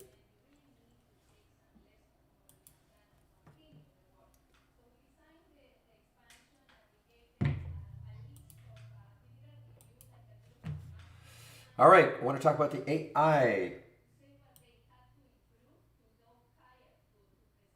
I see there's one. One that I could have taken. So I like the ones that are under 20. But anyway, I digress. So the AI works like this. We have what we call 50 baseline strategies, and they get out once the market closes. The AI gets to work with an optimization routine on those 50 baseline strategies. So that's what happened after hours yesterday. And today we are presented with the strategies that made the cut. Now this is how I would recommend you watch the AI alerts as they come in. If you click on New from the toolbar, and where it says AI/Holly Strategy Trades window, I would click on that. And when you do that, this is the window that you'll see. Now I don't share it during the day. It's not fair for those of you who pay for our premium service. Okay, but that's what I would do. And for those of you who are unsure about what the AI is all about, you're given an entry price, a real-time entry price. You don't have to take the trade you don't have to take it right then and there. Kind of watch if you want.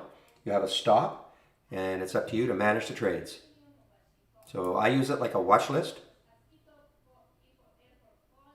Well, the AI doesn't work after hours. So AI only works between 9:30 and, well, rarely do we get anything near 4 o'clock.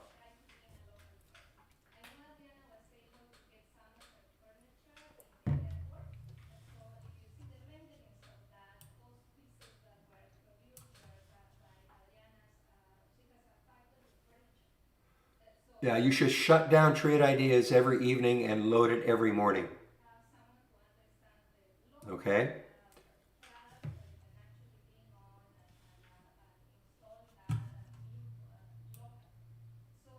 If you don't, you can run into some problems where the AI doesn't shut down correctly.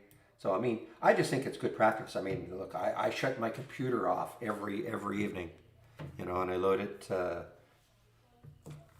boot it up in the morning. And now the other thing though is that you can incorporate this window as part of your layout, so you don't have to go through the exercise every day of having to load it. All right, now I do want to talk about Brokerage Plus. This is what you see right here, the Brokerage Plus window. I see I had some carryovers from yesterday. So Brokerage Plus can only be loaded from the app, from the tool. If you're using our web-based version, it's not available. If you click on New from the toolbar, Brokerage Plus, and that's the Brokerage Plus window.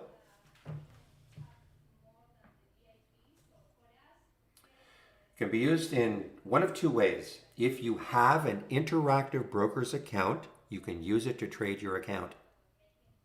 All right, you can use this window to trade your account if you have an Interactive Brokers account. I'm going to give you a video. If you do have an IB account and you do want to use Brokerage Plus to trade, so you're kind of trading within Trade Ideas. And this is a video.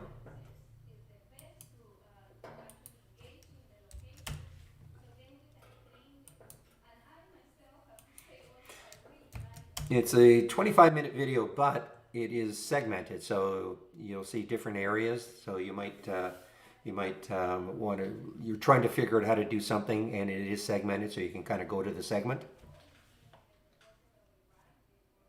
All right. You can do things like set up one-click trading. You know, I've got here buy, so some different buying or shorting scenarios. So if I click on an alert,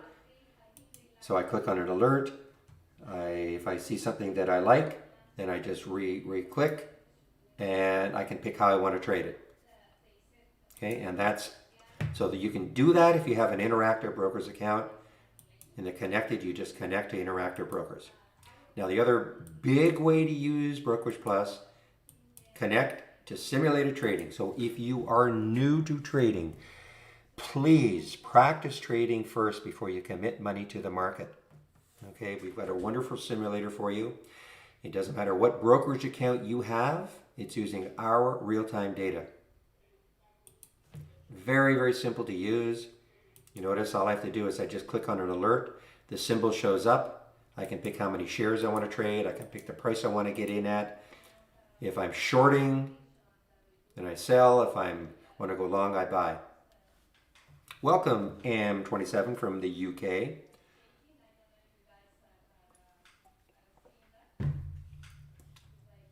If you're talking about in this trading room, I know we do have, I can't tell you who. Every now and then I see somebody who's from the UK. Certainly you can use Trade Ideas in the UK. We are very international.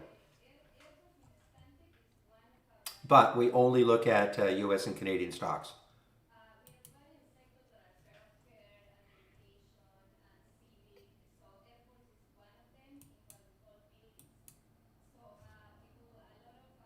So I think what I'm going to do, I'm going to just get rid of, oops.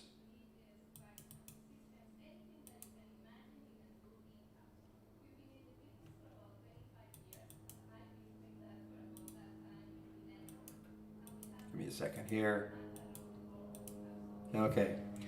So I just want to show you, let's just, take a trade for fun.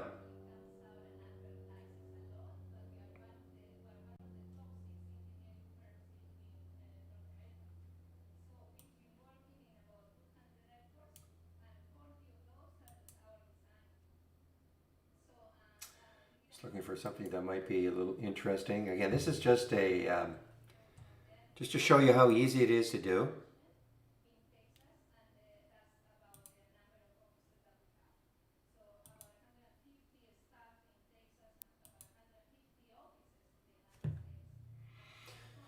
All right, well, so far I'm somewhat right about the IDEX. I just thought it would really struggle to get through here, so it has fallen back.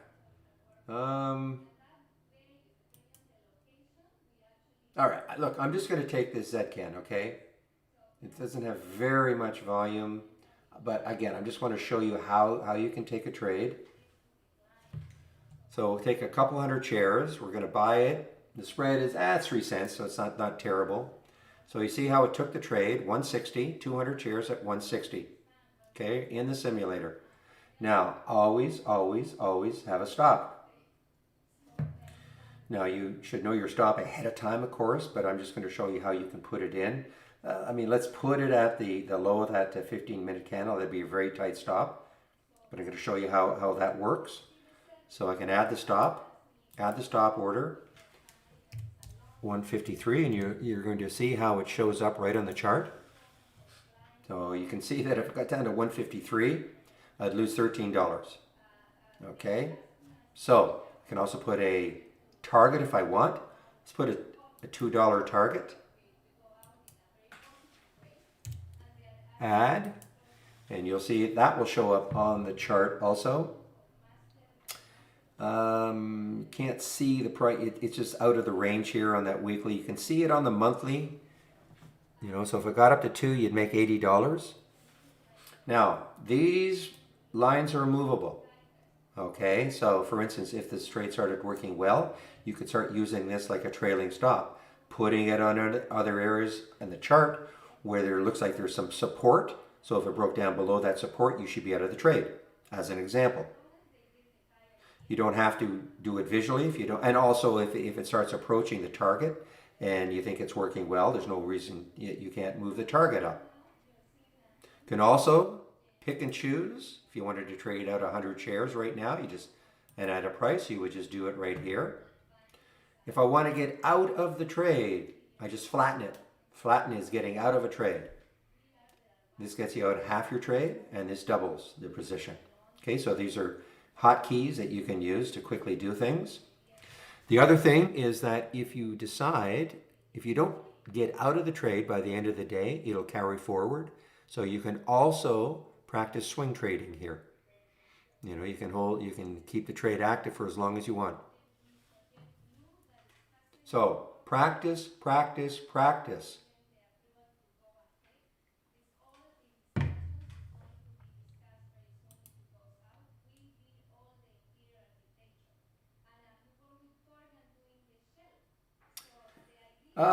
I think we might have a symbol list with warrants in it, but I don't know how extended it is. Let me just see.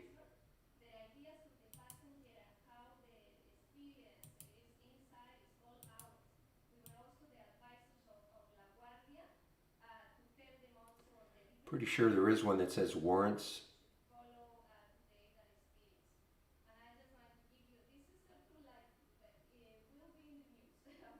Warrants. So there is one that says warrants. Okay, so if you clicked on it, it will move over here. Okay, and then you would just say exclude the following lists and check it. Okay, does that make sense?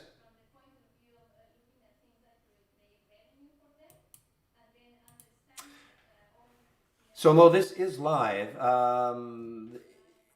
It is recorded, I guess, in the YouTube feed. Yes, I mean it's 6 hours. I'm not sure you're going to want to sit through 6 hours, but yeah, it's live every day like this. Why would you? And by the way, why would you say this looks like a recorded demo? I'm just reading now. Why would you say that? As I'm talking to you. Price? Okay, well, if you're looking at these prices, yeah, don't get this. This is on purpose. So you're looking at these prices probably, and you're saying, well, wait a minute. Or let's take something else, 384. Yeah, it's not at 384 anymore. Is that what you mean? And so you're looking at IDEX and you see 1. Is that what you mean?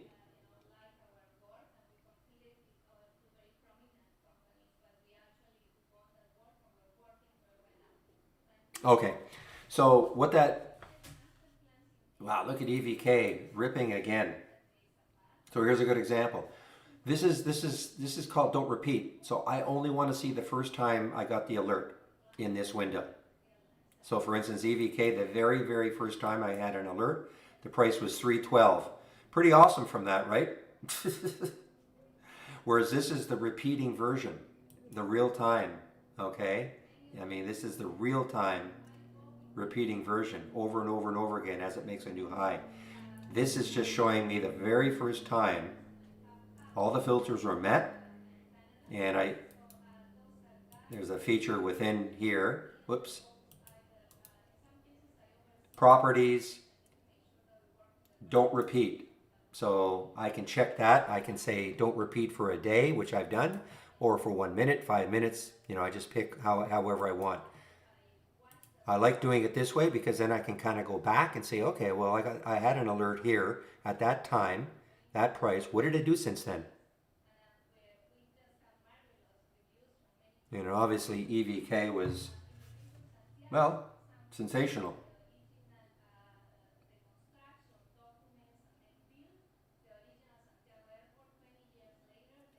And even here at $5, not bad. Now you're wondering, why did it wait so long? One of the filters I have in here is that it has to take out the high of the day. So unfortunately, the high of the day was right up here, and then it dropped. So as it was moving back, but that was the high of the day. So it had to wait for that to break, as an example.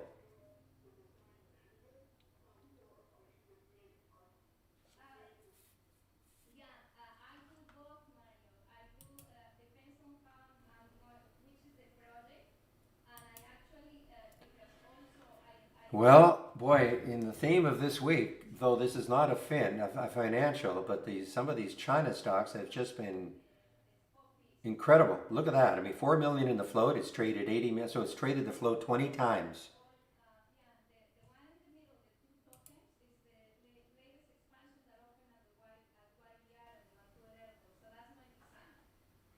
And do you think EVK cares what the market's doing? Nope. This is what you call your classic alpha stock.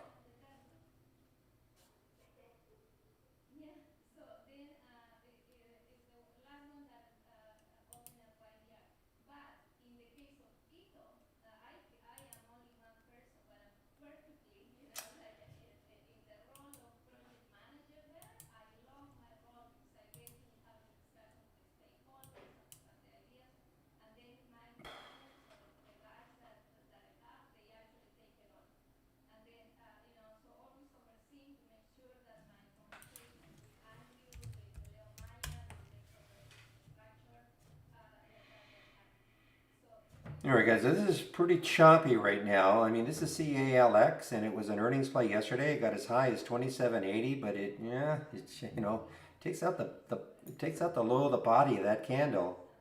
This might turn into a bit more of a free fall especially if the market continues down. Definitely not a second day continuation after earnings. Certainly not on the upside, anyway.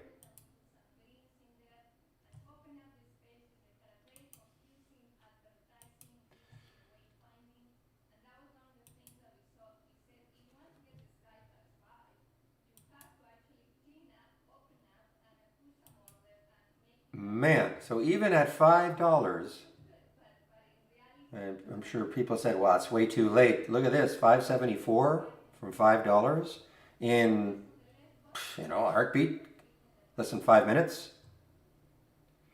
So this is my watch list, guys. You want to have access to it from the toolbar, click on New, Channel Bar, Barry's Watch List.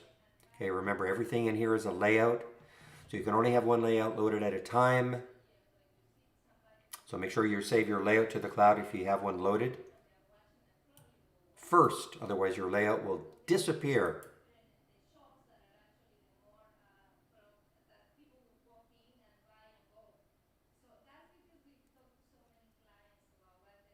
Yeah, well, if it's working, David, if it's working, keep doing it.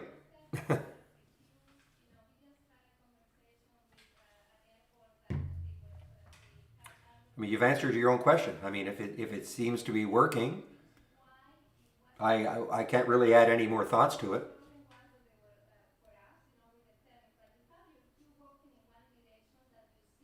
I mean, it's not like I'm going to say, no, that's terrible because of this. There's no, you know.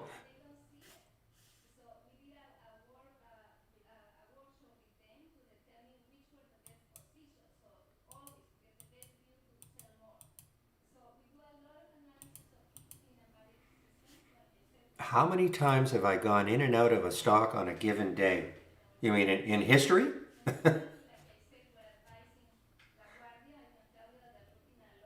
Oh, I don't know. I can't tell you. I have no idea. In history, I have no idea.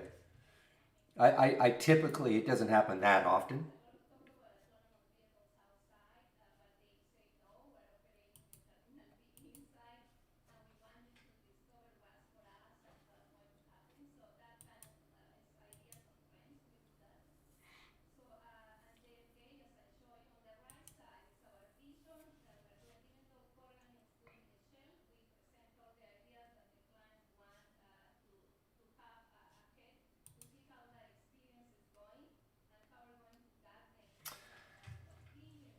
All right. Well, what is an EVK? You know, just not shortable for me. Surprised it wasn't halted.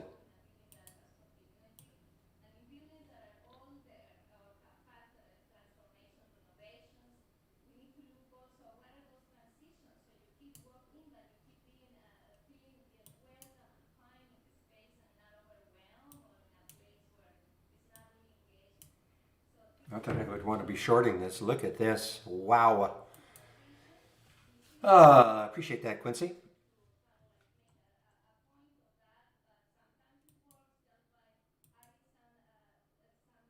You know what, guys? Keep an eye on this. Just keep an eye on this Zedkin. I mean, I don't see any Yeah, I do see there is a little bit of news, but it's China, okay? And you know these China stocks have been just so hot. I'd like to see a lot more volume come in. It's a super low float. You just never know at some point. I mean, it did get up to $1.93 in the pre-market. You look left on that weekly chart, $1.64, $1.66. So I mean, you can just see if it can take that out. I mean, it's almost there. The high today was $1.65. So you know, it's just trying to get through these two highs on the weekly chart. If you can do it, I mean, if you can do it, I mean, it can. You know, right there is two. So from 165 to 2, that's a great percentage move. But we need the volume. Need a big volume push to get it through. Yeah, I just don't trade. I know. I mean, listen, there's huge IPO. I guess I don't know if it's official today or with the Ant Group. This is going to be the biggest IPO in history. It's all tied in with Alibaba. So, but I don't. I just don't trade these. So I have no special insight.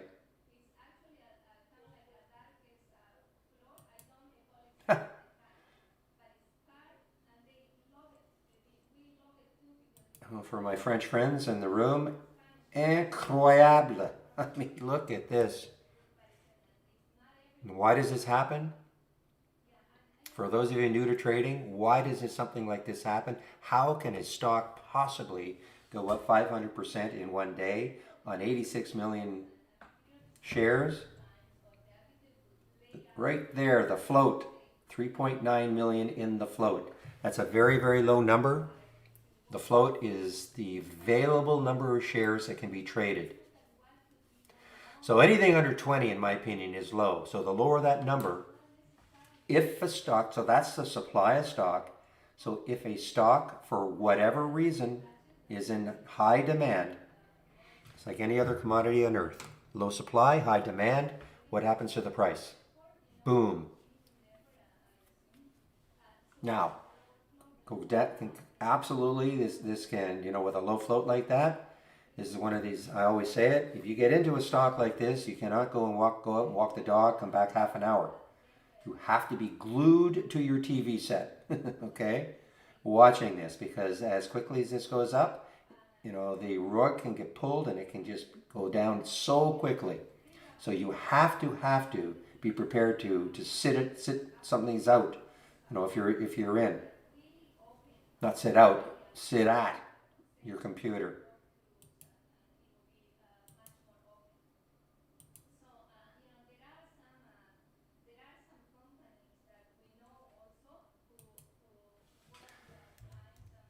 If I could short it, well, I mean, I guess, you know, until it pierces at 8 EMA on the 2-minute chart, you know, there's that orange line. I wouldn't even consider it.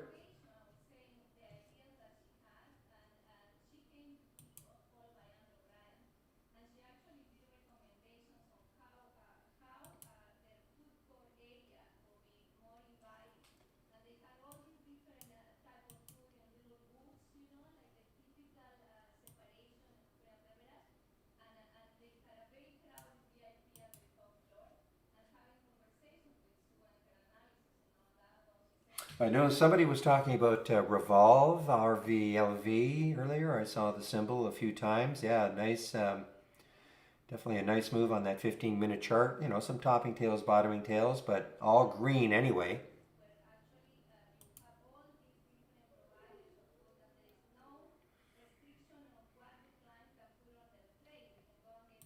I mean, this is not a hard and fast rule, but you know, and this is nothing to do with me. This is more real.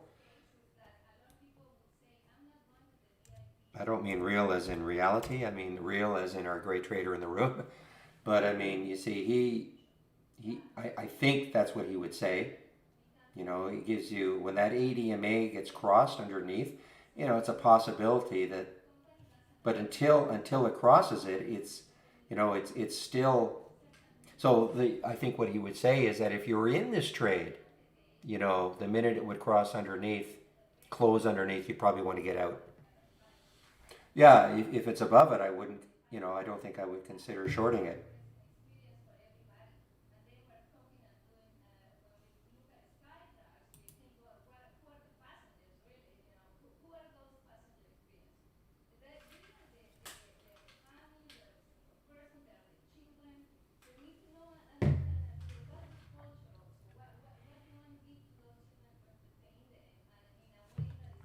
And you know, the other thing is, I mean, if that 20 SMA really caught up, we talk about the cross down. I mean, if the 8 EMA crosses down below the 20 SMA, that can really set up the short on anything. I'm not just talking EVK. But you have to be so careful. I mean, you might say, I'll do it now, and then all of a sudden your volume comes in and it just explodes on you. So, I mean, look, if you're new to trading, I'd probably just stay away from these sort of ones because now, okay, so now it is looks like it's trying to pierce it. But again, I don't have any shorts available.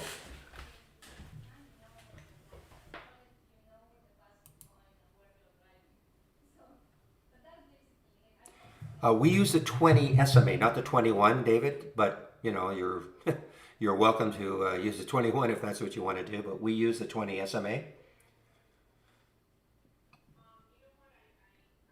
You know what? I've completely and utterly lost sight of. That's too bad. Was STL? I was saying, you know, this is when I shorted.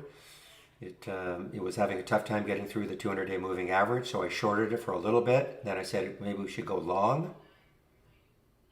You know, once it took that out, now it hasn't been, you know, a little bit of a pullback there, but very minor. So this is an earnings play, STL.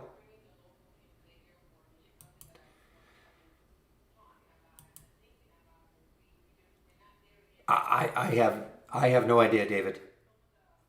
See, I'm not well. I'm only doing. I'm just following Reel's lead. He was the one several years ago who talked about the 8 EMA and the 20 SMA and the crosses and all that. So I'm not a big indicator guy, but I trust his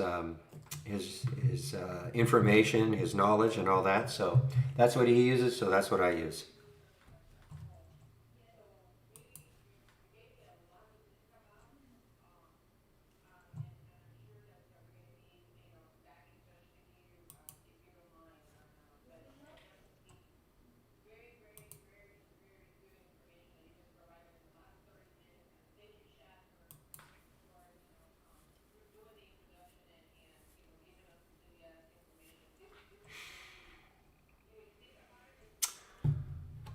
Okay, what time is it? 11:06. So that's been, as usual, a fast and furious morning.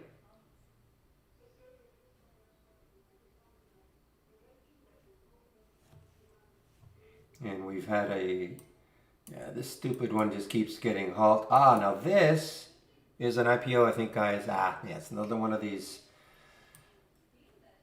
You know, there are going to be hundreds of these things now. This is another SPAC. Okay, if you don't know what I'm talking about, look it up. SPAC. It's an acronym. Look it up.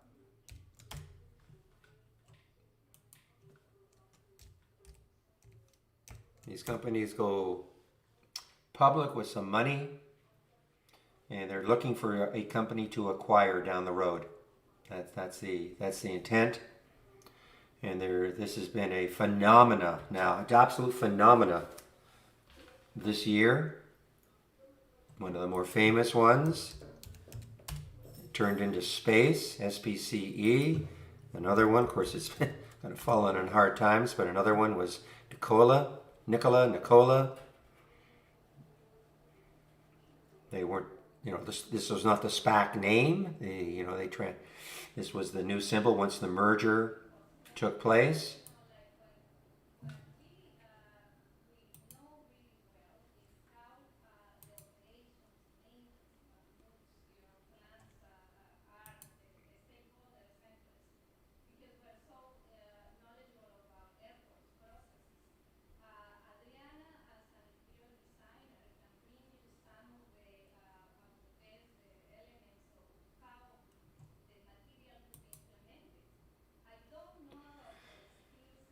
Oh boy, STL guys, anybody take that on the long? I was suggesting, if it could really start clearing that 1306, that 200-day. It's been relatively steady, even on the two, a couple of dips, but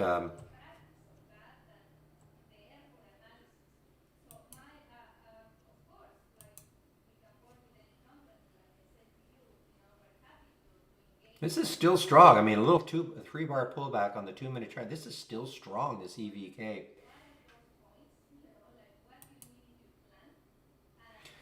Axel is strong. It hasn't cared really well, maybe it's rebounding a little bit here, but Axel is strong, AXL.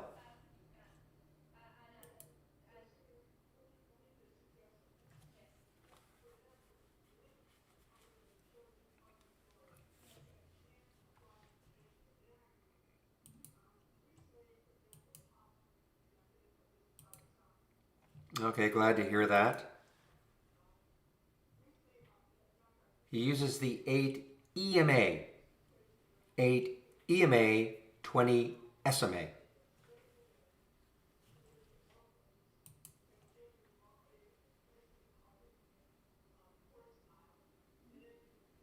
Oh, salivating this morning on a short of this one.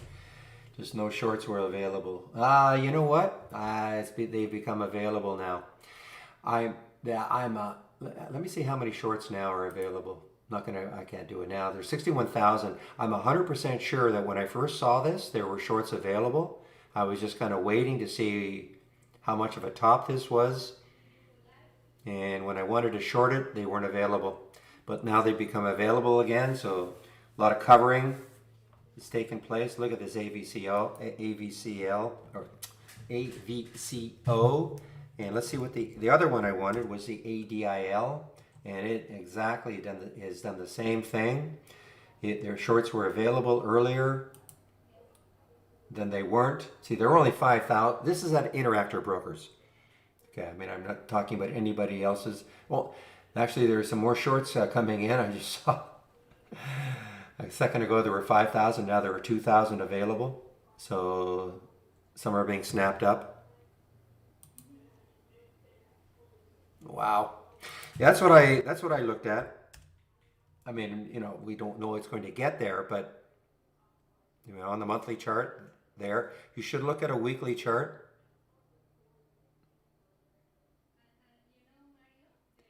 Yeah, so it's past that 1335. Yeah, so I mean, the weekly chart. Meanwhile,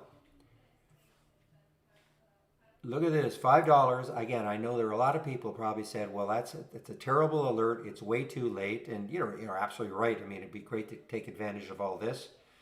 But still, from $5 to $6.70, yeah, I would take that.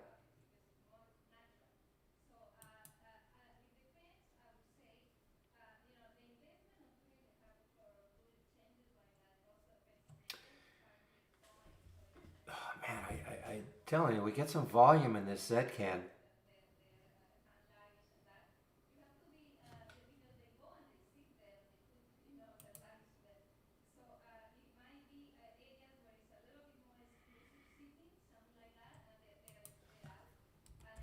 Yeah, I have that one thumbnailed, Palantir. I mean, this has just been a disaster.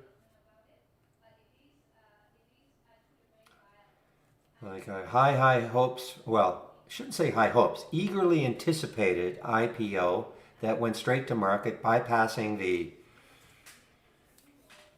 big institutions like the Goldmans and all, who of course will get paid for taking companies doing their IPOs and all. So Spotify, I know there was one other big one, but this has just been a real fizzle,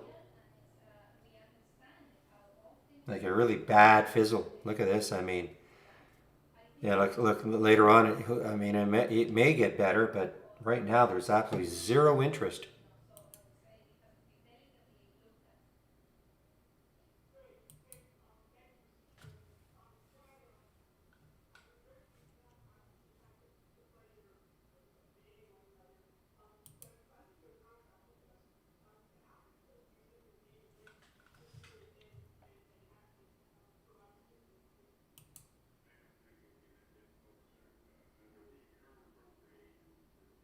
Look at this one, LMPX. So this is, it was up to 45, all the way down here. This is the first day of a bit of a comeback. It's above yesterday's high, LMPX.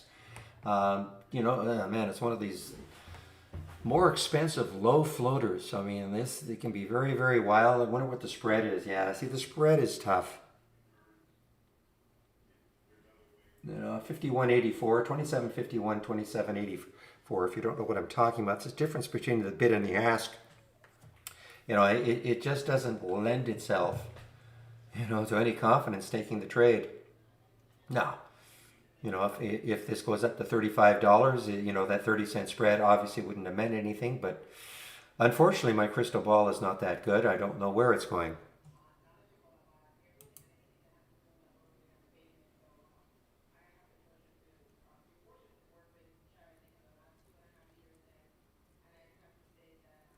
You should look that up, Jimmy.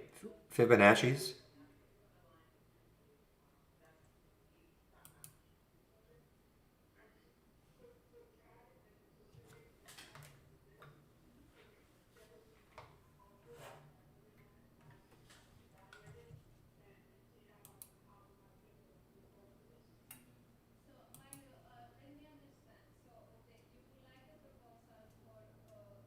Yeah, look up Fibonacci as it relates to trading.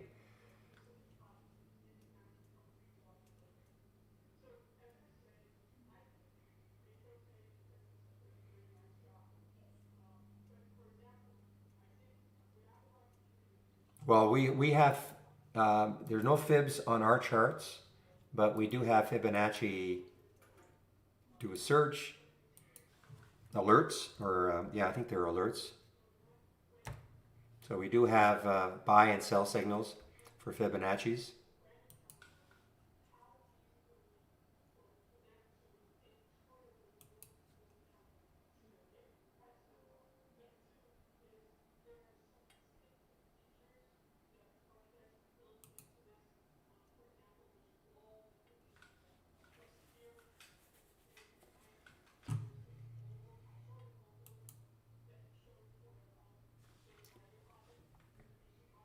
Okay, now Triple D had a great day yesterday. Look what it did, 757. Look where it got to yesterday, right at the 200-day moving average. Taking it out now, or took it out this morning, I should say. And there's a little bit of room, maybe. Triple D, maybe not. I'm looking at that weekly chart. It looks like there could be pretty decent resistance. I mean, around 830. I mean, it's 806 right now.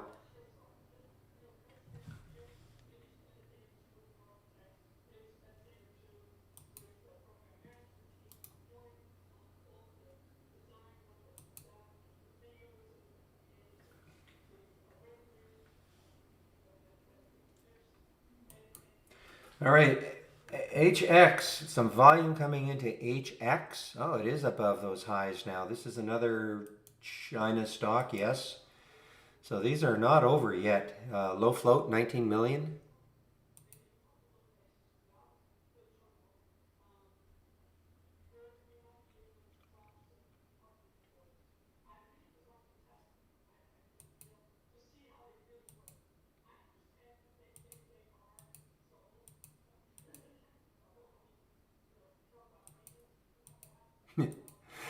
I actually read about the origin of Charlie Brown and Lucy and the football. If you, I think sometimes she wanted to throw the football around with Charlie Brown, and he said, "Girls can't play football." The original sexist.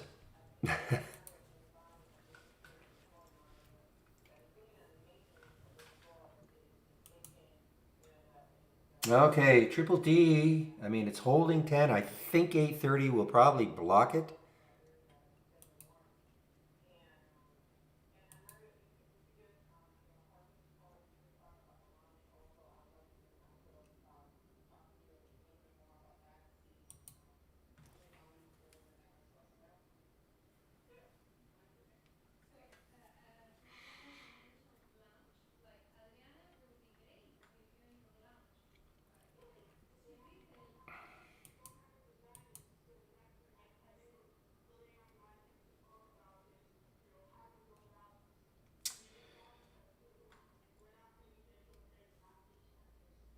All right, guys. So things have settled down a little bit for me here. Not getting quite as many alerts.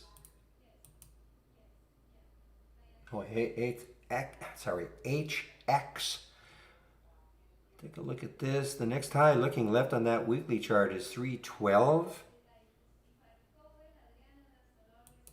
And you can see, I mean, if HX can get through 312 with that float, then look left on that weekly chart at one point. When was this? This was back in August. Back in August, it got up to 750. So I'm going to stick an alert at around 813, or sorry, 313 for HX. See if it takes that out later on, either today or tomorrow.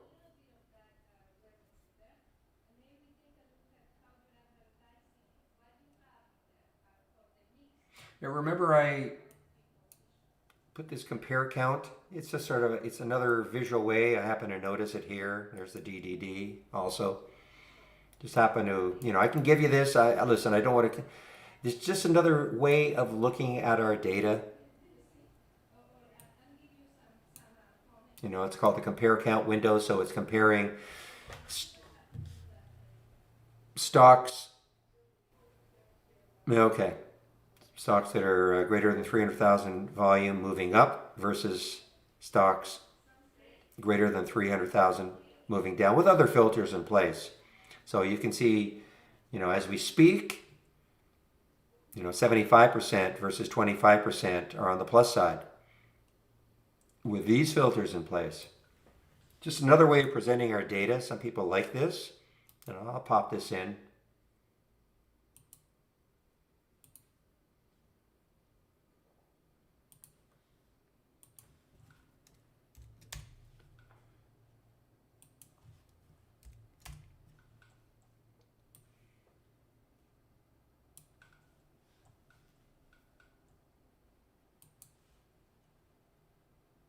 Especially for people used to looking at it more like a ticker tape.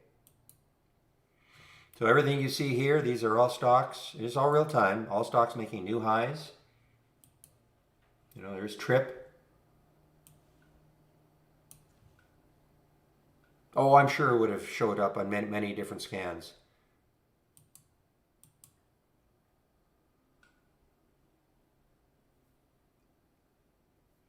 All right, so this is for me maybe going to be the classic one that maybe 130 on, maybe I get some enthusiasm with it. ZKIN.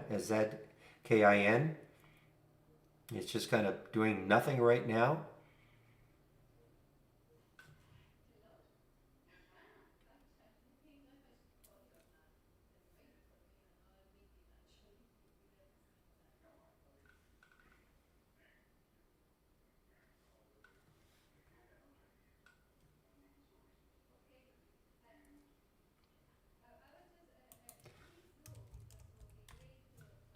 I looked at it earlier.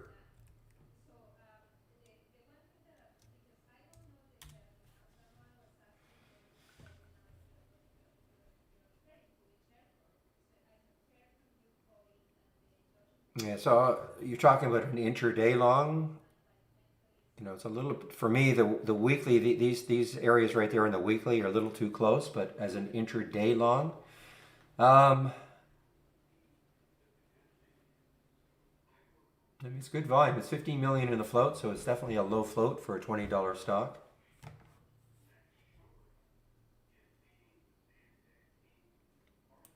KBSF.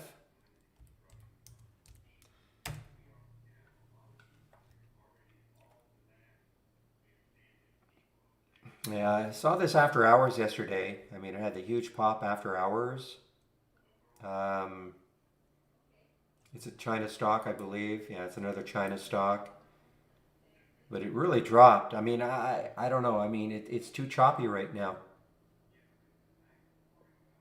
I mean, if it can, you can see if it can take this out again, that little area, that 319. I mean, sure, has a shot to get up here, but right now it's pretty choppy.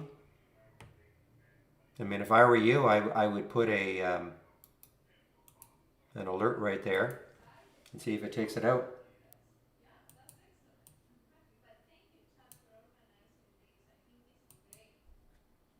You know, I also see what you're looking at. It's also it's not shortable for me anyway.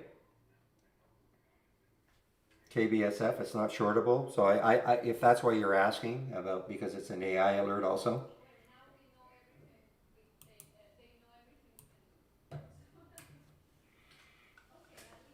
Okay, guys, I will be back at about 11:30.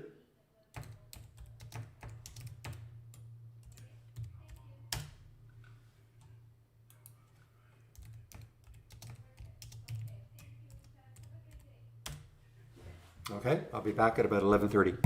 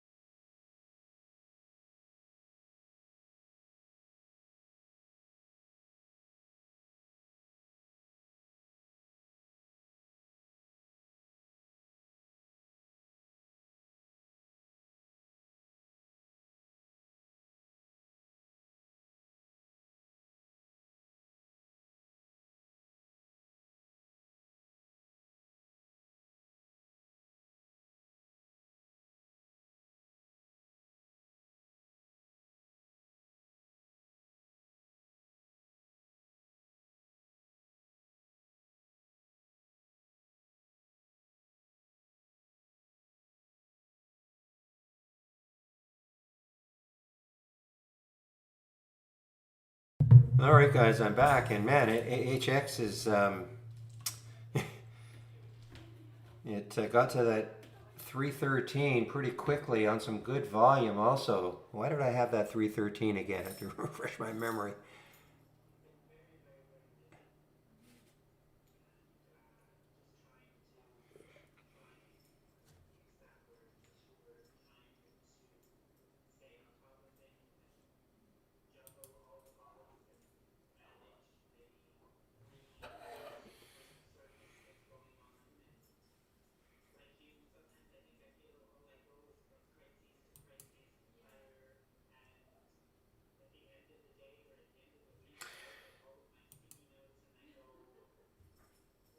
Okay, now this is another one of those China financials. PHCF low float. Now, yesterday it got up to 637. Can it hold 4? I mean, the volume is coming in. Can it hold 4 and shoot from here?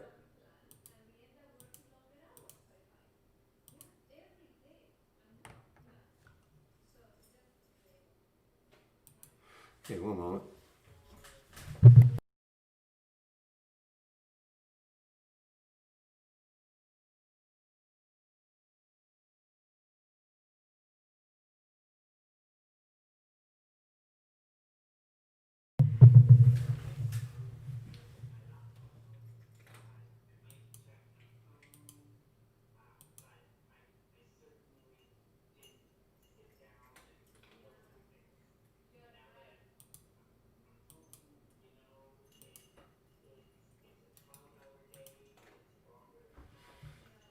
We're watching this PHF, guys. PHCF, sorry.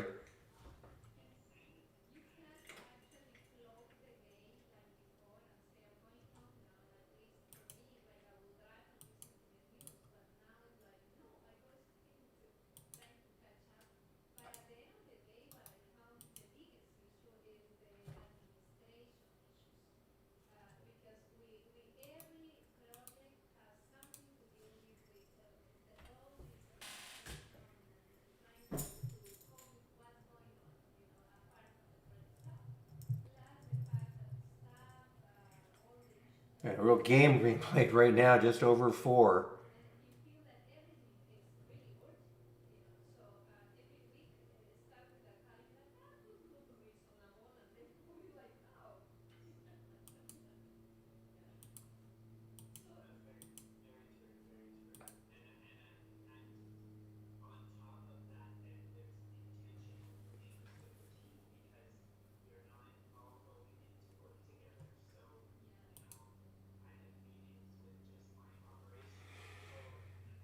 Okay, HX. Yeah, I mean HX is, well, I don't know if it's on the way to the same, but oh, that's why I put that alert. Okay, that's right. On that weekly chart, it was 312. So that's why I put the alert at right up here. So it did briefly do it. So I'm going to put it again, the price alert again. Yeah, that was news yesterday, I think. Quibi, if that's how you pronounce it, was never available in Canada.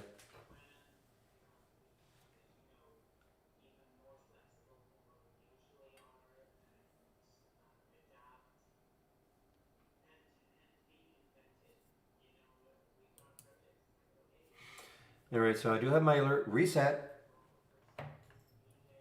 for HX if it takes it out.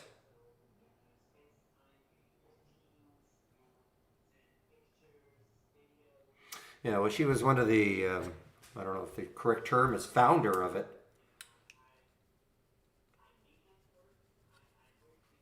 along with one of the guys from Disney, I think.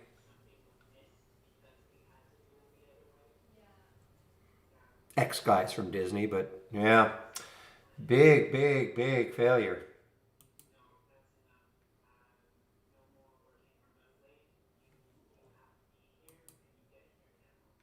But it lasted 6 months.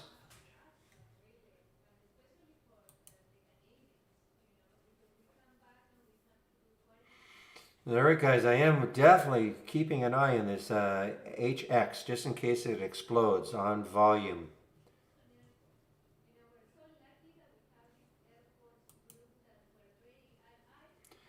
Meanwhile, remember, seems like years ago now, SQBG right up at 1860, getting cut in half.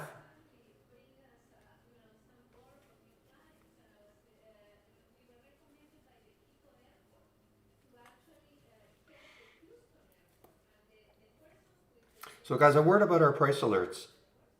I think it's well, I don't know in this room, but I think it's underutilized in my opinion by a lot of people. So, for instance, with the let me bring up the price alerts window. There's my price alerts window right here. You load it from the toolbar, click on new price alerts window, and this is the window. And here's how I use it. I minimize it. I don't want to see it all day long. I don't have to see it. I don't have to stare at it. Notice I have HX down here. The alert price is 313. I have sorted on the triggered column, so I will see the latest alert right at the top.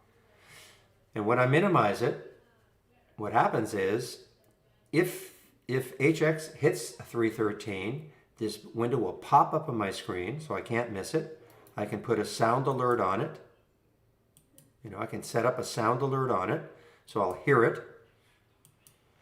And the sound alert's good because, if you wander away from your screen, you have a headset on or something like I do, then if I hear that sound, because I have a unique sound for this, of course, I can just racing back in and I can see what's happening.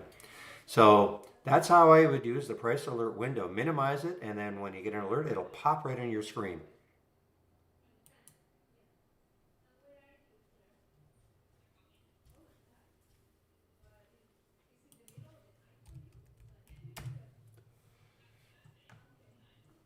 Yeah, I saw Trip on that Movers.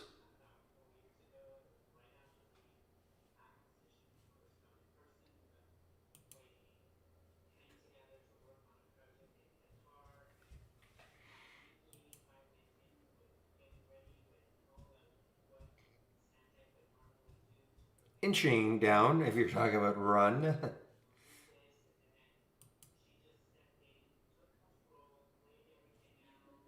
Just like that.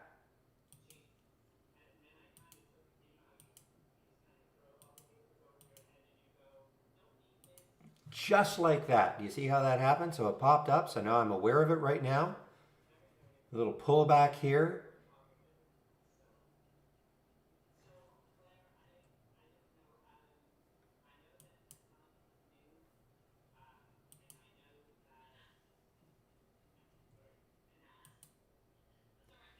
Let's see if it can get back up there again.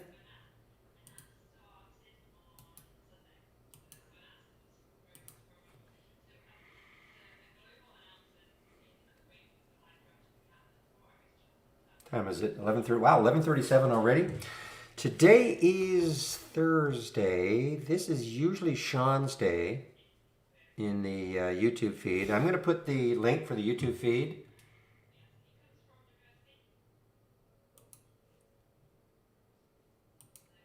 Again, I take a break between 12 and 12:30 here.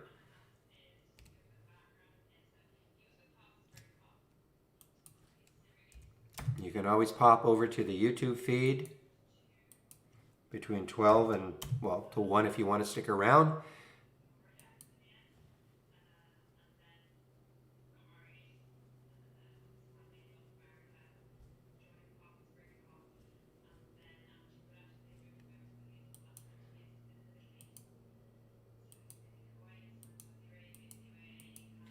I think it's Sean today. Thursday, I think that's his day. I'm just going to do a check.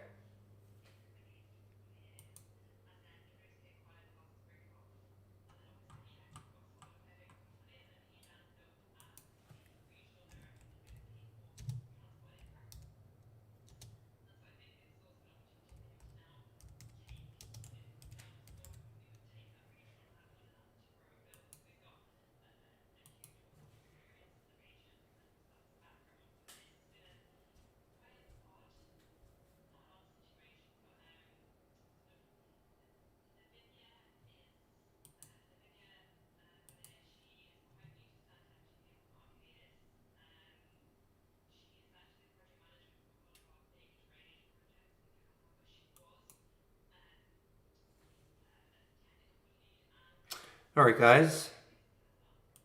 I'm just waiting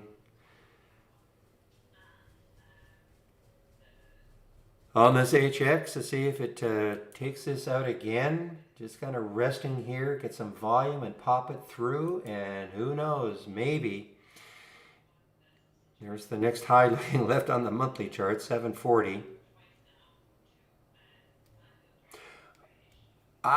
Well, real is going to say I do put targets, but I don't know. I have no idea because, okay, let's look at a daily chart. I mean, the next high looking left is way up here. I mean, but is that a legitimate target? I mean, that's what, 480? That's the next high looking left. I mean, all I look at is where is the next area of resistance. But I can't, I'm not going to say that 480 is my target.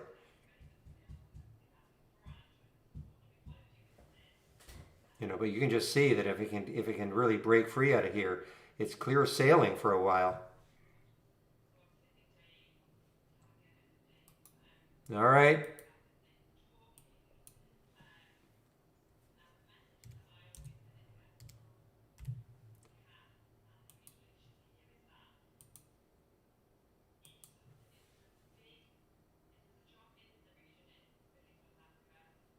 So Israel uses fib, so 324, 356. There you go.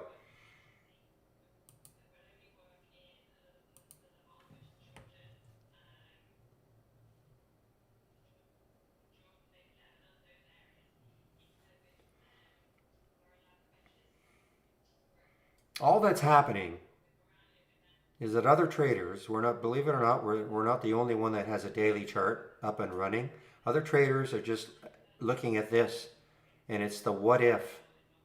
Wow, they're going, what if the same thing can happen? I mean, this happened on, looks like that's August the 13th. And this was the day before, I'm sorry, that's August the 13th. And that is August the 14th, of course. And they're just saying, wow, what it doesn't have to get up to here, but what if it got into this area right here? I mean, from 320 to 350, be awesome.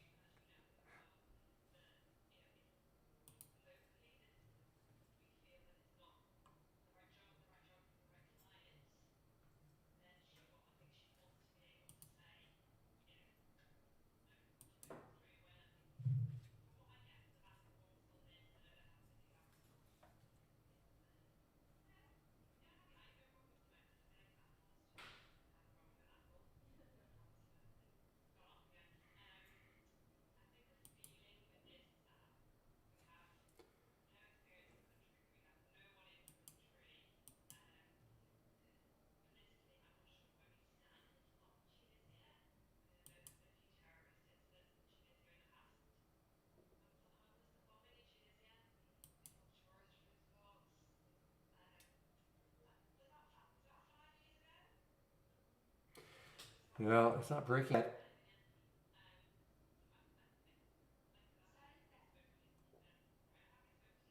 There's a red bar ignored though, also right there. 305 would have been a trigger. Red bar ignored.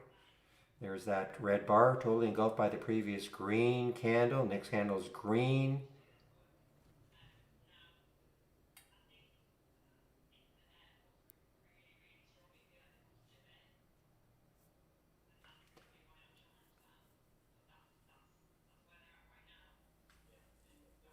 But we've got these stopping tails, so it has to take this up to 326 with a vengeance.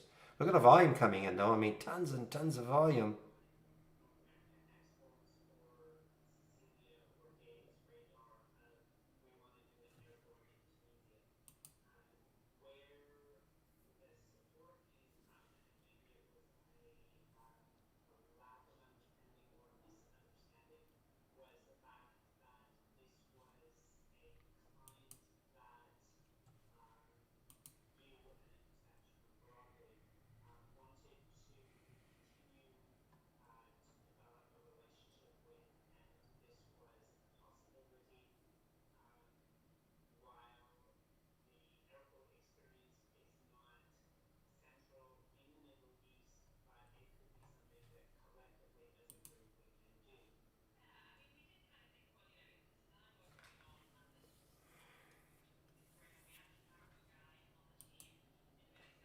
Okay, again, guys, keep an eye on the Zcan, especially after lunch. I mean, listen, it may do something before. I mean, the volume is obviously completely dried up, but you never know. China stock, maybe 130 on, we might see some action.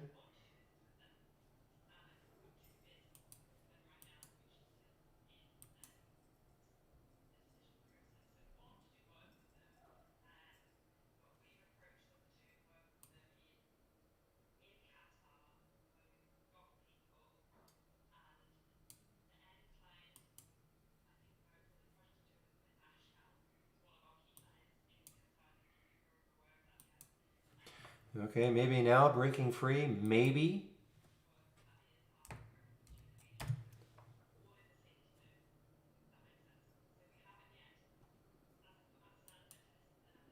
Okay, no more food.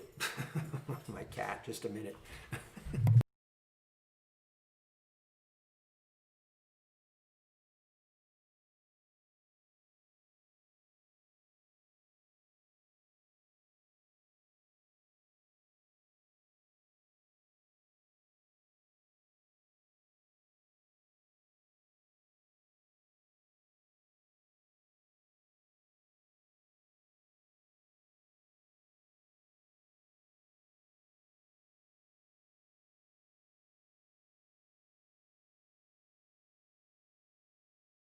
Okay.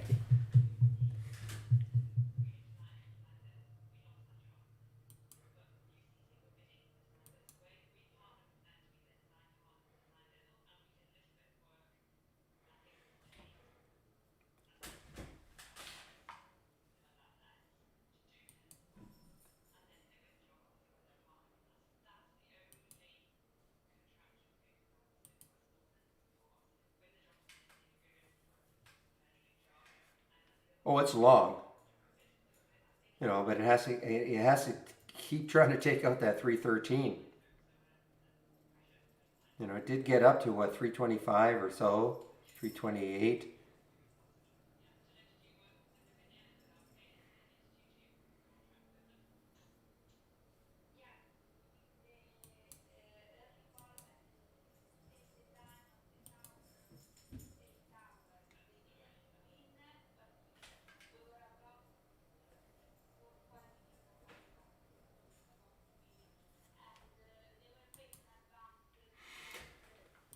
Hawaiian used to be Hawaiian Airlines. I think it's Hawaiian Holdings now. Yeah, actually, okay, they have earnings the 27th after hours.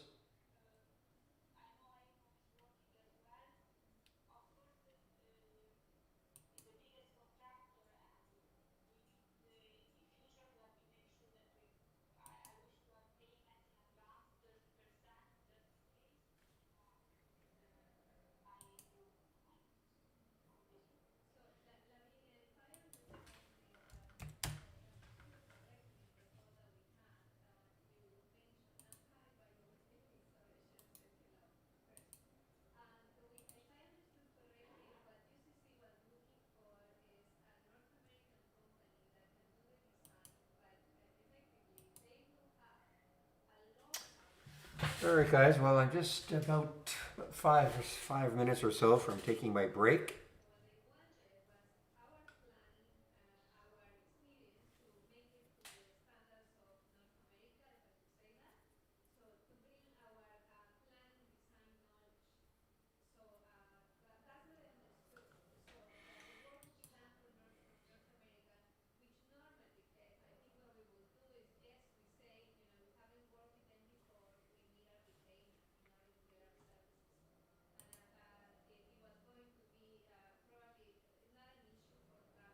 All right, this one, guys, keep an eye on this LQDA. It is continuing to try to crawl back. I mean, this is some kind of a patent dispute, if I recall. A patent dispute. This is what knocked it down. And I think they're hoping for maybe some kind of a favorable ruling. So it is above yesterday's high now, LQDA, but look where it's come from in 3 days. From 285 up to 436.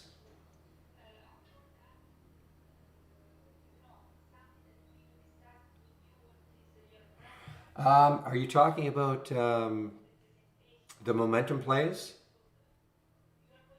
James, I do have it if you're interested in yes. If that's what you're talking about.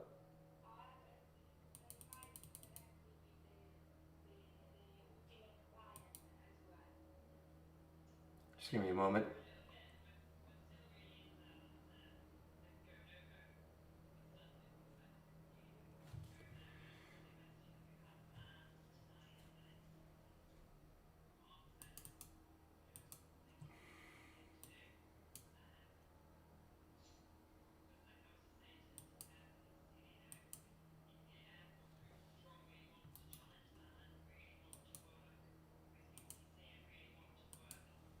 No, I think this is the one you're talking about, James. Okay. Oops. Okay.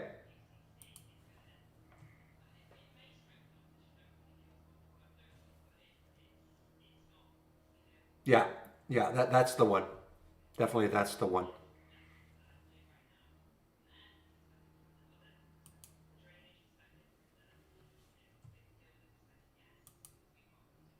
Okay. Chicago Sean is in the YouTube feed. I'm just waiting for him to show up. Usually about a couple of minutes before noon, and then I can take my break.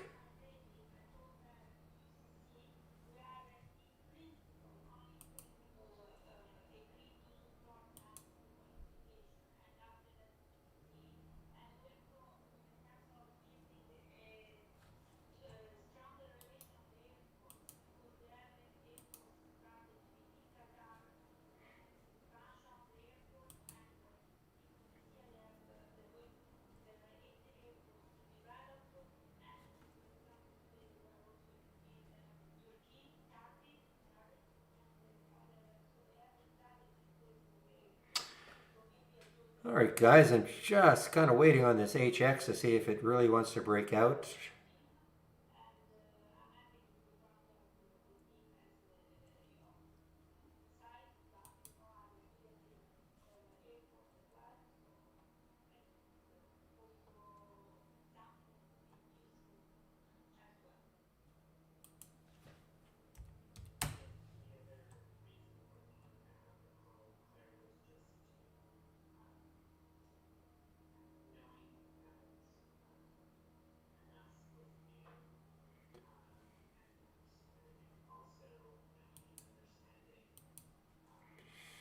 Okay, BPTH was super active this morning. Look at this action this morning. Choppy, choppy, choppy. But now it is taking out the highs of the regular normal market hours. I mean, it got as high as 716 or so in the pre-market. So it is now just taking out the high here.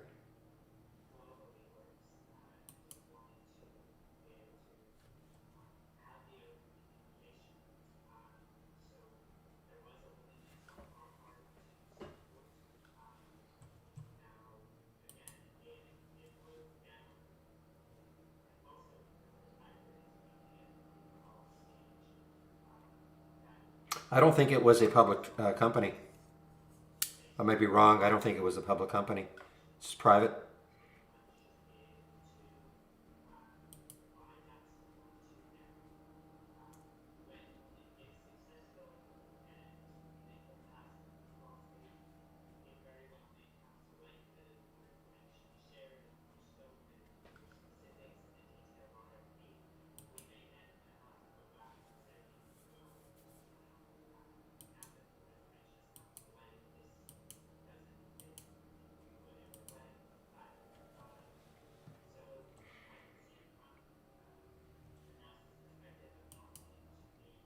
Yes, there it is. Oh, I'm wrong. I am wrong. Okay.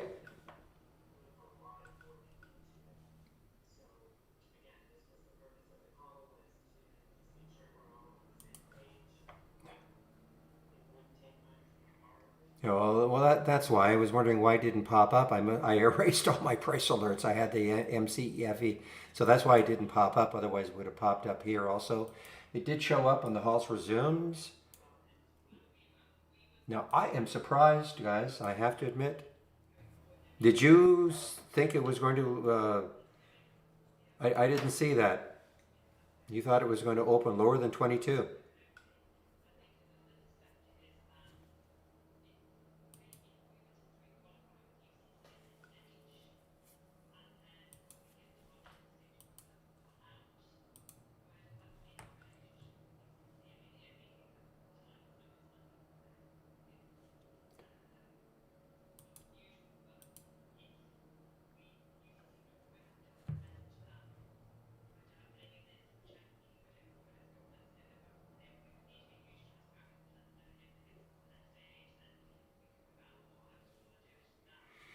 Well, I am surprised.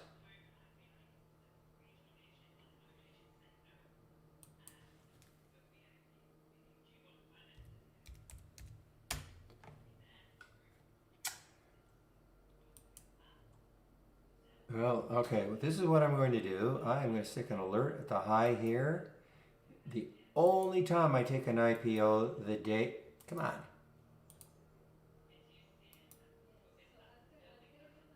The only time I do it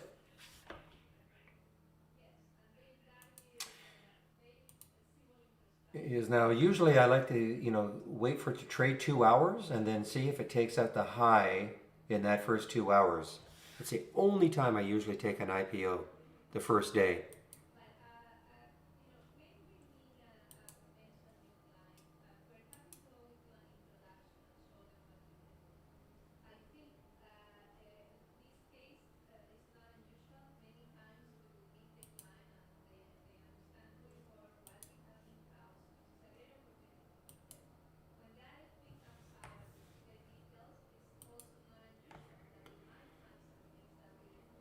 All right, HX is still kind of hanging around over 3.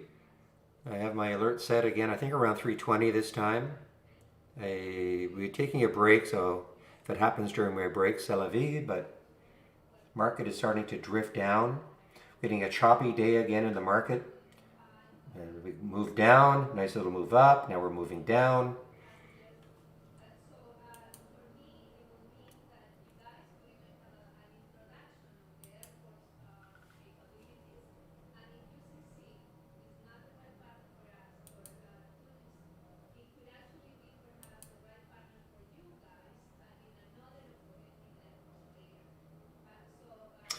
So LQDA is right at yesterday's high, and that is 435. So probably, let it take out 435 and get some volume. And I mean, it can see, it's got some room here up to 6.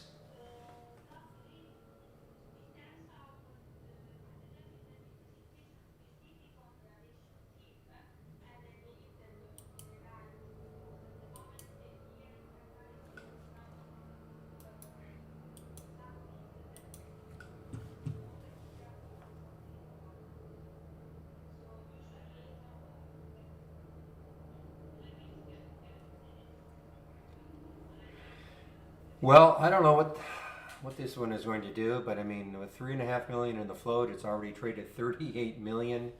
So that's about 12 times the float. Again, it's always interesting to see what they do the next day with all this enthusiasm. All right, well, now MCF, okay, briefly. Okay, I'm going to have to put the alert back up here for MCFE.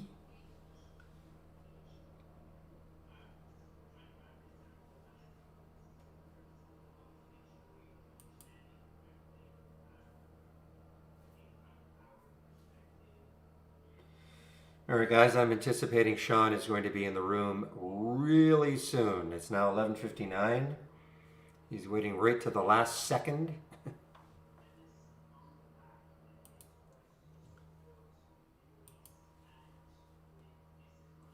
I'm going to put my announcement.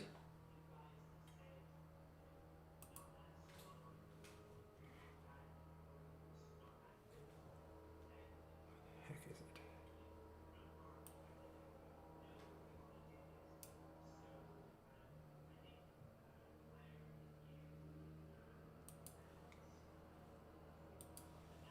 There he is. Okay, Sean, thank you. I will stop my stream in 1 second. Just going to get my other announcement into the other room here. So guys, I'll be back at about 12:30. Sean will be in the YouTube feed between 12 and 1, and I'll be back here at 12:30. Thanks, Sean.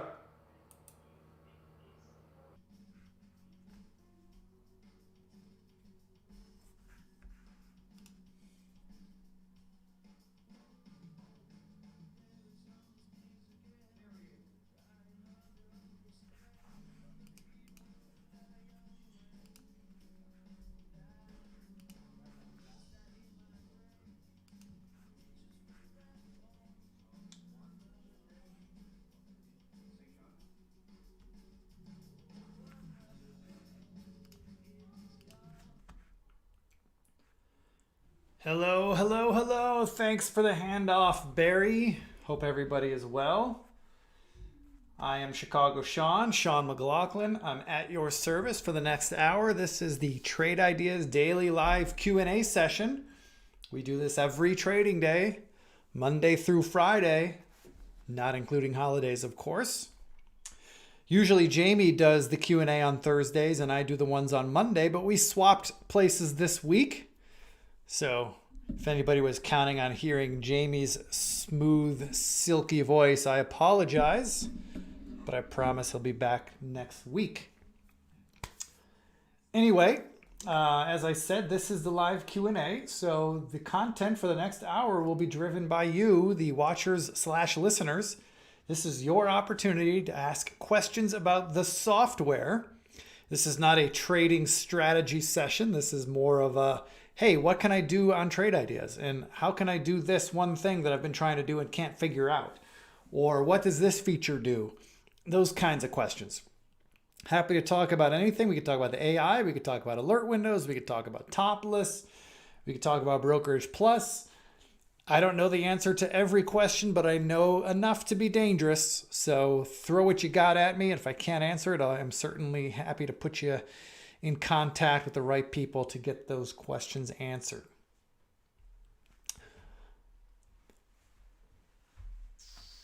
Anyway, meanwhile, while I wait for questions, I hope everyone's well. I am back in my office, was away earlier this week. I live in Colorado, and I am in the path of smoke from a lot of these crazy wildfires I'm sure many of you have heard about. And we evacuated our town over the weekend for a few days to get away from the smoke. We weren't at any risk of fire damage, but the smoke was really quite unbearable. But we are back in our town, in our house right now. But mandatory evacuations could be handed down at any moment as fires are all around us. It's pretty crazy.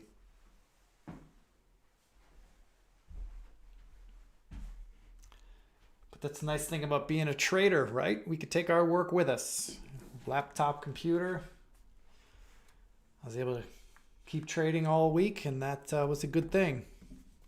Helped pay for my Airbnb I stayed in for the last 4 days up in the mountains. So while I'm waiting for questions, I'll point out for anyone who's been attending my Q&As for the last several weeks, couple months even, I've been riding this swing trade for a long time. I got in this trade back in on July 27th. You can see it here. I bought it on the chart. It looks about right there. You can see my entry. Finally got stopped out of the trade today. You can see my little S triangle there. Got stopped out. But you know what? Walked away with almost a $3,700 profit.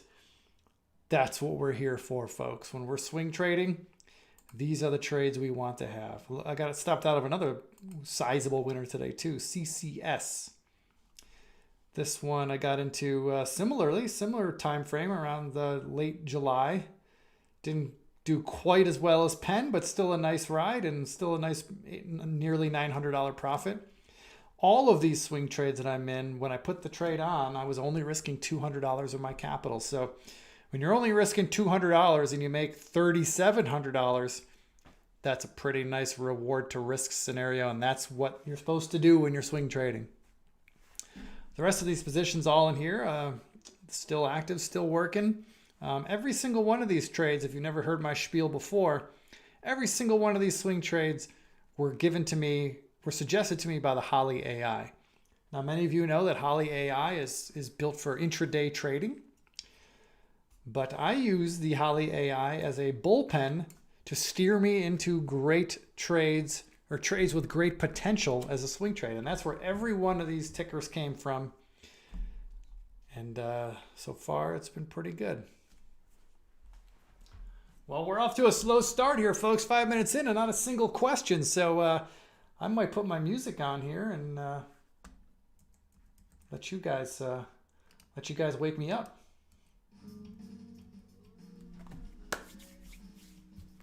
Meanwhile, I'm going to go through all my open positions here and adjust my stops. That's always something I like to do during these Q&As. I'm going to adjust my stop up here. Looks like a good spot.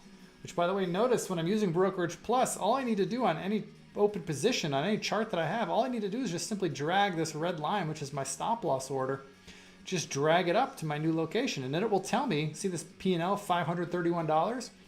That'll tell me what my P&L will be approximately if I get stopped out at that price level. Right now, that position, I'm sitting on $1,100 of open gains. You can see it right here in my blotter. But if the stock were to reverse and I were to get taken out of my stop loss level, I'll walk away with approximately $531 profit. Not bad. Not bad.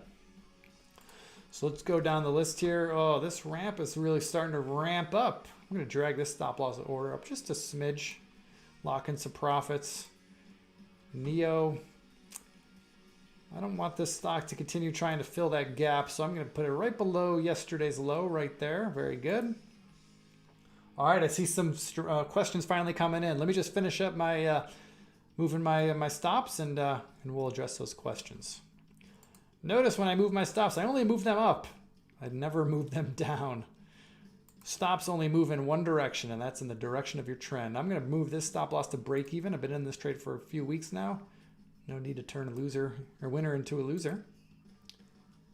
Oh, CCK, nice breakout. I'm going to move you to, I don't want this gap to fill, so I'm going to put my stop right below the low print of that gap. NIU. I'm going to leave that one there for now. This one's been pretty volatile. I'm going to drag this up a little bit. Lock in a smidge of a profit. I'll leave that one. I'm going to leave this one for now. I think the rest of these are going to stay put. Yep. Okay. That's my process of adjusting my stops. Pretty easy, right?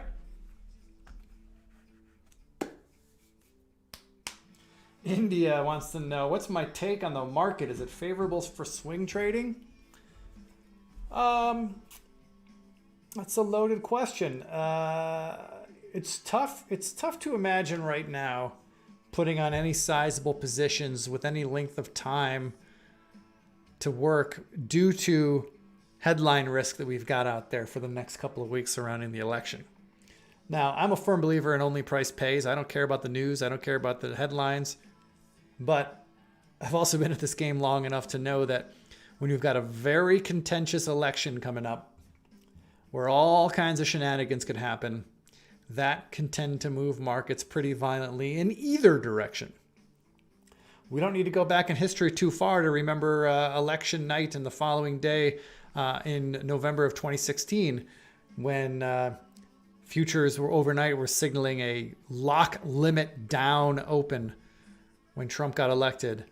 And then the next day, the market just face ripped everybody higher and never looked back. That's some volatile price action. So if you're a swing trader going into something like that, it's going to be tough to hold your positions. I mean, if you're on the right side, that's great. But I don't know. If I were putting on new trades today, I'd be very tactical. I wouldn't be putting on trades expecting to hold through the November election. I would be, 2, 3, 4 day trades at most right now. That's just my take. That's my opinion. You don't have to agree. I'm not saying I'm right, but that's my feel.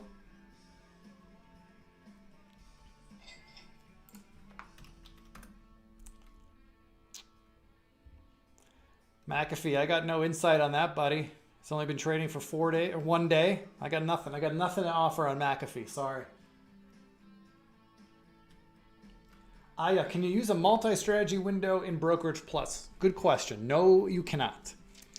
So for those of you who don't know, what a multi-strategy window is really just a combination of multiple alert windows. So see, I got an alert window here. I've got an alert window here. I got an alert window here. I know that because they have a little letter A in the upper left. A multi-strategy window really is just a space saver. It really just, saves screen real estate where I can combine all three of these alert windows into one multi-strategy window to just have all the alerts fire in one window. Okay.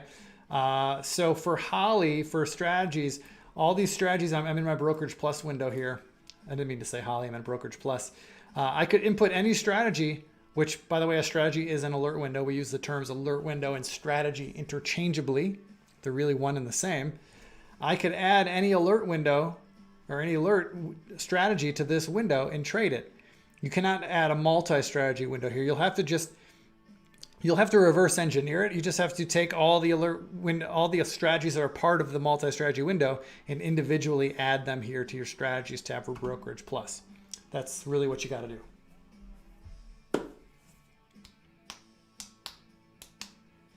Glenn, can you be a little bit more specific? You have issues with the alerts. They change themselves from long to short. Are you talking about alerts from an alert window you've created? Or are you talking about Holly trades? You having an issue in Brokerage Plus? Let me know.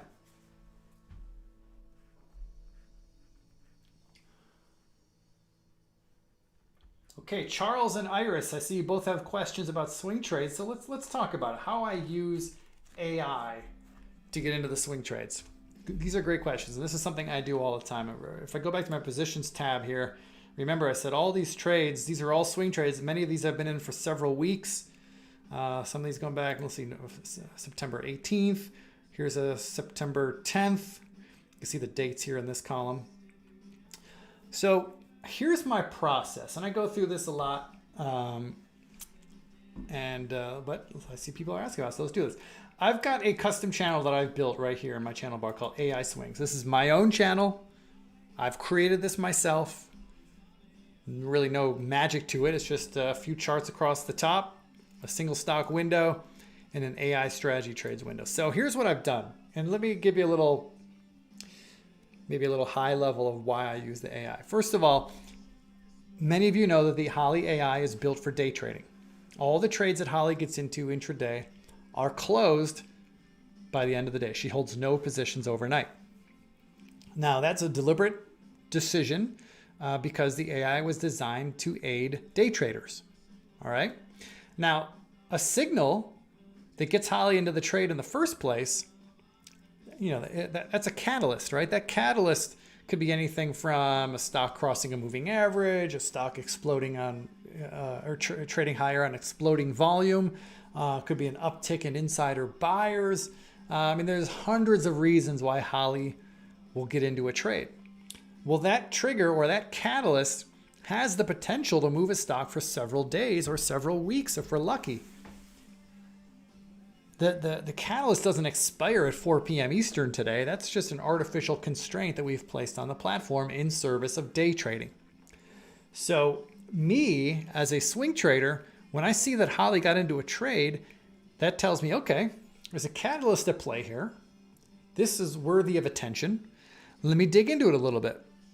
And so this AI strategy trades window here that I've got, this is showing me all of the long trades that Holly has gotten into across all three Holly channels. In your channel bar, you got three Holly channels: Holly AI, Holly 2.0, and Neo AI. So I've bucketed all the trades from all three channels right here, but I've only included the long trades, not the short trades. I'm not interested in the short trades, which, by the way, you can see here I got a little filter. I got it set to all long strategies. I've ignored the short trades, okay? Because as a swing trader, my comfort level is only trading on the long side. I don't like trading on the short side. Nothing wrong with trading on the short side. If it works for you folks, keep doing it. But for me, I only like trading on the long side. So I'm showing all 5 Holly trades, all 5 long Holly trades showing up in here in this window. And what I typically do is I'll go through this process every afternoon towards the end of the trading day, usually in the last hour. because it's pretty rare that Holly will enter new trades in the last hour of the day. She's typically looking to close trades at that point. So in the last hour, every new trade she's gonna do, she's already in. And so in the last hour, I'll start cycling through all these trades and I'll look at the charts. And what I'm really paying attention to is the monthly and weekly charts. So across the top here, I got a monthly chart on my left, followed by a weekly chart, followed by a daily chart, and finally an intraday 5-minute chart. What I care most about is these two charts here on the left, the monthly and weekly. As a swing trader, I want to get into stocks that have some momentum on their side, where the wind is in their sails. Okay, I'm not looking for the perfect entry. I'm not looking to nickel and dime my entry. I just want to get involved in big trends. Okay, so first chart here, I'm liking what I see. This monthly chart is up near the upper end of the range. The weekly chart, same story. That's the first step. The second step that I get into is I look in my single stock window here, and I want to make sure that this is a stock that has it's not a micro cap stock, and it has some actual trading volume. So market cap is the first thing I look for. This stock is just under my minimum. For me, I'm comfortable trading stocks that have a minimum of a $500 million market cap. This one's at 491. If I wanted to cheat a little, maybe I could get into this trade. But initial thought is I don't like it. I also check the average daily volume. I want to see at least an average daily volume of 100,000 shares, preferably 500,000 shares. So on both counts, I think this is a trade I'll skip, even though I like the chart. I'm just going to, I've got my rules. I'm going to stick to them, so I'm not going to trade that one. But let's move up to the next one, RHI. I don't like this chart. Monthly chart kind of stuck in the, quagmire down here, lower end of the range. I don't like it. Moving on. I'm just eyeballing these things, folks. No science here. Don't like that. Don't like that. Okay, this one has potential. Monthly chart up near the upper end of the range. Weekly chart confirms that. Okay, market cap, I see a B there, so we're talking billions, so market cap is good. Average daily volume, 3 million, perfect. Okay, that's a trade I would get into. And in fact, I'll get into that trade right now. And I'll show you how I do it. Very easy with Brokerage Plus. I just right-click in any one of these charts, hit Trade CNC, and I've got my little strategy, buy using swing trade buys. Boom. It just got me into the trade. You could see, if I go to my executions, you can see the trade right there. It bought me 60 shares. I got filled at 66.55. All right, now how did it arrive at 60 shares? Well, I've got my algorithm set up to size my position such that I'm only risking $200 of my capital per trade, and my stop loss on all trades is 5% away from the current market price. So current market price is 66.53. It's sized to my stop to be at 63.22. I'm sorry, 63.22 is approximately 5% away from where I got in. And so you see right there on the red line, if my stop got hit, I'll lose $200.80. That's approximately $200. That's exactly how I want my position to be sized.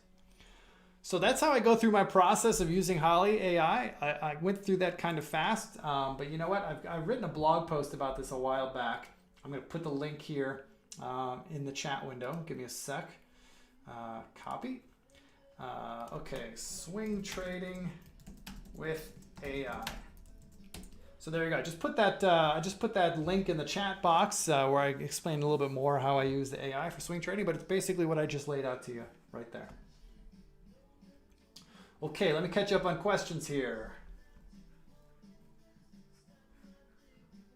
Tim Barker, what trading platform do I use? I use a couple trading platforms. My primary platform is Tastyworks.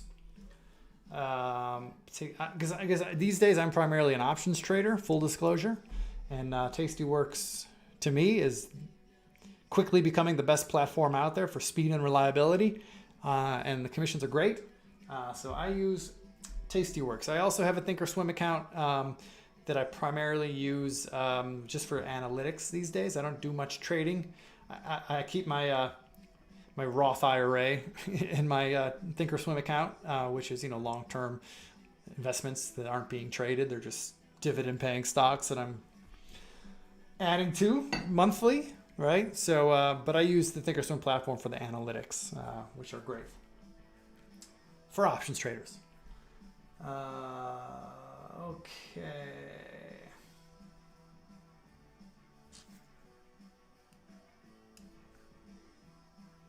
Okay, Glenn, you're having an issue with the price alerts. Let me open up a price alerts window here. If I go to my TI menu bar here and I go to new and I choose price alerts window, I can launch my price alerts window. I got a couple working, a couple triggered. These two here haven't hit yet. So I'm trying to understand what your issue is, Glenn. The way it should work is when a stock, let's pull up this VIPS here real quick. So VIPS, you see the green line here. Let's look on a daily chart. My alert triggered when a stock traded right through it back on, when was that? Back in late August. Stock came up from below, triggered it, and the green line means it's triggered. On a stock that's working, it'll be a blue line. Let's see if we can see one here. There you go. So I got an alert for Boyd up here. This blue line shows me where that trigger is. And if Boyd trades up to that blue line, it will trigger. And I'll get a little audio alert, little bing that goes off on my platform. And this window here will pop up on my screen, alerting me that Boyd Gaming is traded to my level.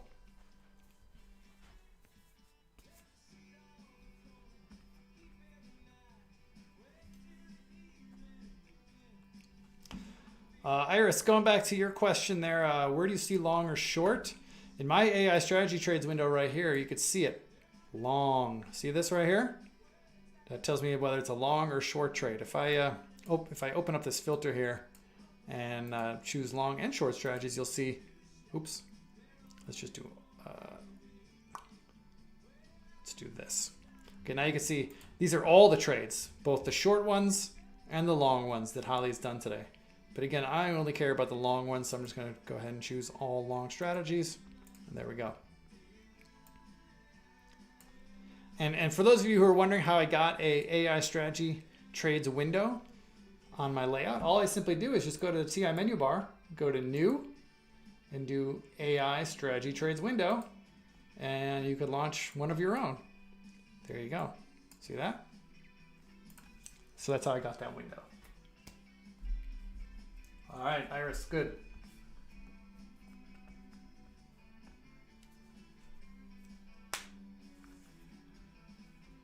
Mick, I'm glad you find that useful. Awesome. Yes, I do have, if I go to my custom layout here, I do have some Smalls alerts windows right up here. Smalls tracker, Smalls intraday highs and lows. I have traded them a little bit, but I wouldn't say I'm a Smalls trader. I was trading them for a little while. I was using the what do you call it? The SM75, this one right here, the small stocks 75 futures. I was using this, trading this as a hedge to a option strategy I was doing a while back where I was short gamma. I don't want to lose you guys here talking options, geeky, nerdy stuff, but I was using the Smalls as a hedge for my option strategy that I was using a while back, but I've since changed my strategy and gotten away from that, so I'm not having the need to hedge. So I don't have a whole lot of experience trading them, but I do keep track of them. You know, I think there's a lot of potential there for people, especially for those of you with small accounts, less than 25K, that aren't allowed to day trade stocks. The Smalls are great products for people who want to day trade because they are not subject to the pattern day trade rule. So you could trade them all day long with whatever capital you have, and they're priced very small. They don't require a lot of margin. I think these contracts on average require, no more than like $500 a contract, in margin to trade them. And you can manage your risk a lot better. But yeah, that's about all I can offer on Smalls right now from my personal experience.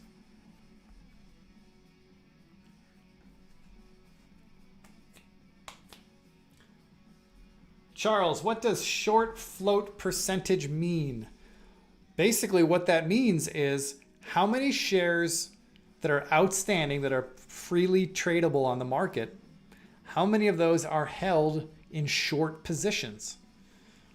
And that's useful information. If you find a stock that has a high short float, let's say 20%, I would consider that to be pretty high. If 20% of the people holding positions in that stock are holding short positions, if that stock starts ticking up, starts making new, 5-day highs, 20-day highs, all of a sudden, 20% of the people in positions are losing money as the stock goes higher. And the only way to remedy that situation, to stop losing money, is to buy stock to cover your short position. So those people are fuel to a fire on any upside move. So I like to pay attention to stocks that have a high short float, because if those things start breaking out to the upside, they can go pretty far. And I think a stock that we all are very familiar with, Tesla, is a perfect example of what happens when a stock is highly shorted and it starts making new highs. And what we saw this summer in Tesla, when this stock, this is split adjusted, the stock is split, but let's just use the numbers we have here. When this stock broke above $200 a share, this is before the split. I think before that it was like $400. I don't know if they did a 2-for-1, I forget what they did, but when this stock broke out here, there was a lot of people who were short this stock, who were holding short positions, and they were starting to get murdered during this run. And they are predominantly the people who fueled this upside move. And then when this happened again, it was even more dramatic. So short float stocks that are have heavy short positions, those are definitely stocks you want to pay attention to, especially if you'd like to buy stocks.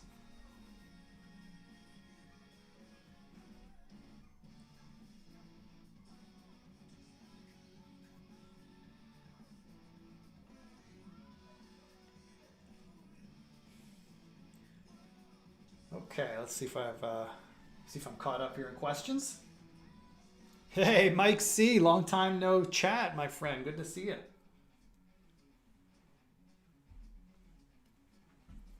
Charles, I wouldn't say a low short float is bad. I think if it's a low short float, it's just, it's non-information. It doesn't really help you or hurt you. But when short float is high, that can be very useful information. That's something I want to pay attention to. If that stock starts making a 10-day high or a 20-day high, I definitely want to get involved, or I'm interested in getting involved, that's for sure. Stan, what is my primary option strategy? Directional, non-directional spreads, butterflies? All of the above, my friend. All of the above. I do it all. Where appropriate, of course. I'm not in all those different types of strategies all the time, but every trade I get into is stock specific.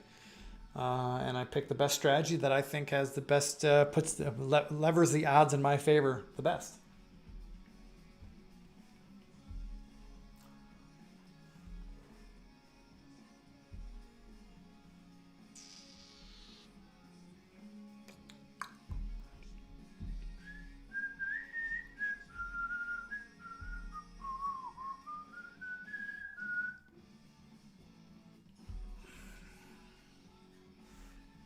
All right, folks.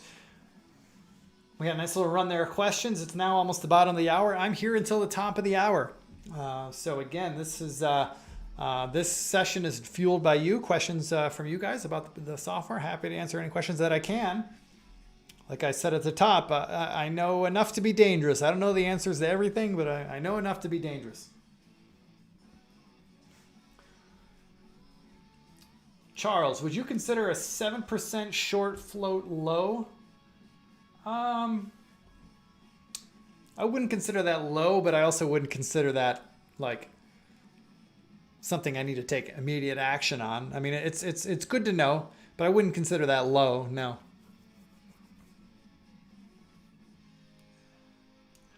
Stan, I trade stocks and indices.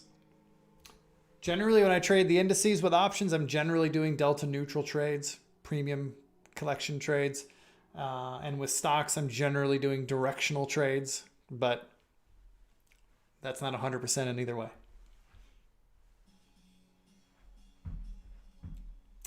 Dave, good question. Is there a filter or a thing in Trade Ideas to show where most short positions are? Well, no, we cannot show you what price people are short at. We don't have that data. I don't think anybody has that data. If they do, it's very valuable data and probably being used against you. But no, we don't have that data. But if you want to find stocks that are heavily shorted and are making highs, check this out. We have a channel dedicated to that right here. Squeeze Me, as in a short squeeze. If I click on this Squeeze Me channel, this is going to show me top lists of stocks that are heavily shorted and have been making recent highs. Like look at this ALLK. Here's a stock that's just screaming higher today. And apparently it's heavily short. Let's see if we can see in here. Short float, 34% right there. You can see it right here. See that on my chart, on my single stock window? Wow, that's a big short position, folks. 34% of all positions in this ALLK are held by people holding short positions. So when a stock like this is making a new all-time high, or sorry, it's not making a new all-time high, but when it's screaming higher today, there's a lot of people losing money right now, getting nervous, and they are going to be fuel to the fire that might buy this thing and propel it back to recent highs. I love that. This Squeeze Me channel is great for this stuff, folks. Let's pull up another one here, Macy's. So a lot of people probably got short in this sell-off in Macy's. Well, you know what? The last month has been a grind for them. People are starting to feel some pain. This thing could have some upside. Short float, 40%. Wow. Wow. These are stocks I want to pay attention to, folks.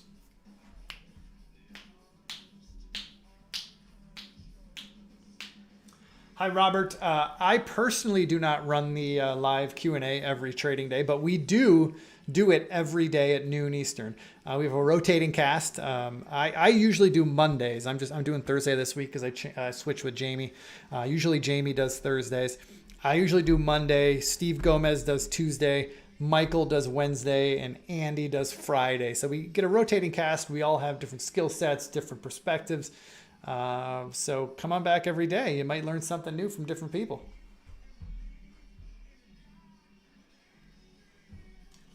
Iris is asking, is there a scanner that tracks if the stock is above resistance? I don't know if there's any that are out of the box, Iris. I do not know, but there is a filter you could use in a top list. Like if I open up a new top list window here, something you might want to play with. If I go to search and I type position in range, we have a number of position in range filters. If you do like a position in previous days range or position in 5-day range, obviously the top end of these ranges can be some kind of near-term resistance. So let's say you use a position in 5-day range. Let's add this filter. And if you set the minimum to 100, then what this is going to do is it's going to show you stocks that today are above the 5-day range, which could point you to stocks that are up above resistance. So if I click this little magnifying glass here to show me in plain English what I've done, so show me stocks with the prices at least 100% above the low of the range. In other words, stocks above the previous 5 days high. Now, does that mean if a stock is above a 5-day high that it's above resistance? Not necessarily, Iris, but certainly a good start. You'll certainly weed out stocks that aren't above a 5-day high, right? So that's a good starting point. So you might want to experiment with these position and range filters. Good question. Where would I enter this trade in ALLK? Well, I guess it depends on your time frame. If you're a swing trader, I'd buy it now. I'd probably buy it now with a stop at today's low, or maybe my stop would be right around here, like probably just 82. If I were to get into this stock, and this is just me, I'm not saying you should go do this, folks. You may trade on different time frames for me, but as a swing trader, I'd probably buy this stock here and put my stop at 82 and let it ride. See what happens. Babu, I cannot share a cloud link for Bond Shorty. That is a Holly AI strategy. Holly AI strategies are proprietary, and we cannot share those strategies with you.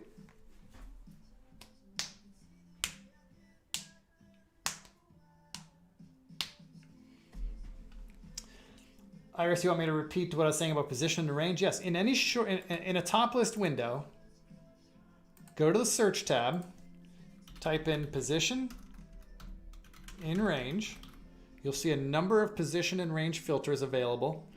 If you're looking at a swing trading time frame, I'd probably look at the position in 5-day range or the position in 10-day range. Use one of these filters, add filter, and set the minimum right here to 100. This will show you all stocks that are above the high of the previous 10 days in this example. Okay? So that, by definition, could be stocks that are above resistance.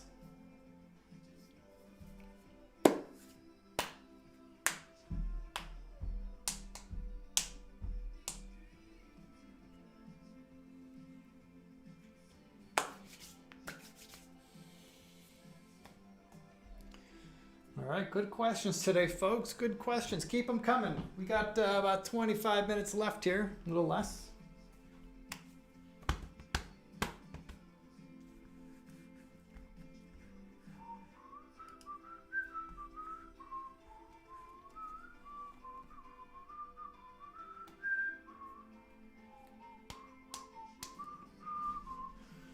All right, let's see what the market's doing right now. This is my preferred layout that I use every day. It's one of my custom layouts. This is what I use to keep track of the market. And up here in the upper right, I got a static S&P chart. It always stays here on the S&P. These are 15-minute bars. We had if we go back to yesterday afternoon, we've had a pretty significant sell-off. We bounced hard this morning, but we seem to be struggling against what we like to call the Gomez line here. See this blue line? This is a 10-period moving average on the 15-minute chart. Our friend Steve Gomez, my colleague here, loves to use this line. He calls it the fast line, but the rest of us call it the Gomez line because we name it after him. And it's amazing when stocks are undergoing a trend. It's amazing how often when a trend has established itself that this line will act as a support or resistance. And right now, it seems like it's a little choppy in here, but it seems like it may be acting as resistance and we may be headed lower again. We'll see. We'll see. I don't know about you, but if I'm an intraday trader, which I'm not, but if I were, I'd probably be biased towards short trades for the rest of the day, assuming this fast line, this Gomez line, is not violated too swiftly.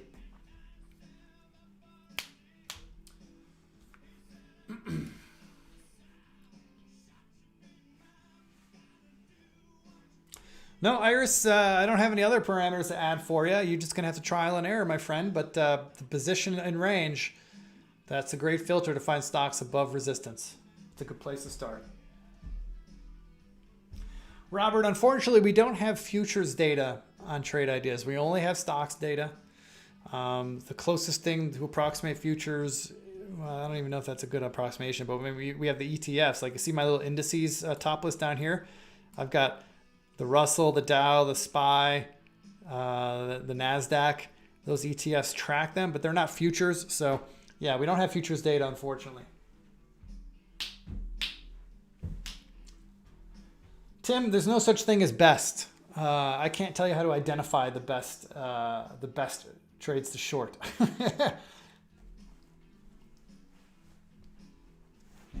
But we do have a channel dedicated to helping you find trades that are going down, stocks that are going down. Let me find it here.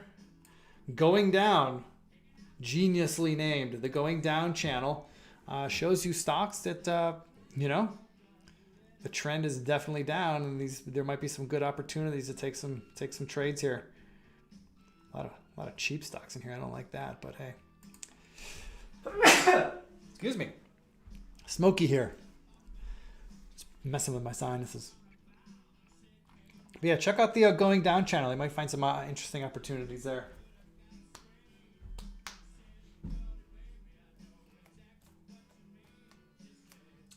Mick, do I have some favorite Holly strategies to look out for to swing trade? No, I'm agnostic as to what strategy threw the trade at me. If I go back to my AI Swings Trades channel again here, you'll notice in my strategy trades window, oh, I guess I do have the strategy name here. I see the strategy name. I don't really care. It doesn't matter to me.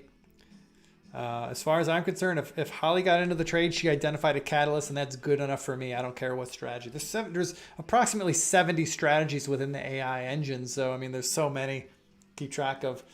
To me, it's all just one big engine.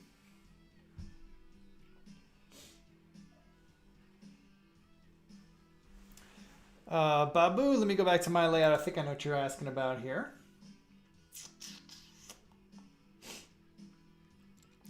I think you're asking about my top list here, movers since today's open. I can show you my configuration here real quick. If I right click in this window, click configure. If I go to the summary tab, you will see I've got, I want to see stocks at least that are at least $5 a share. I don't care about penny stocks. I want daily volume at least 100,000 shares.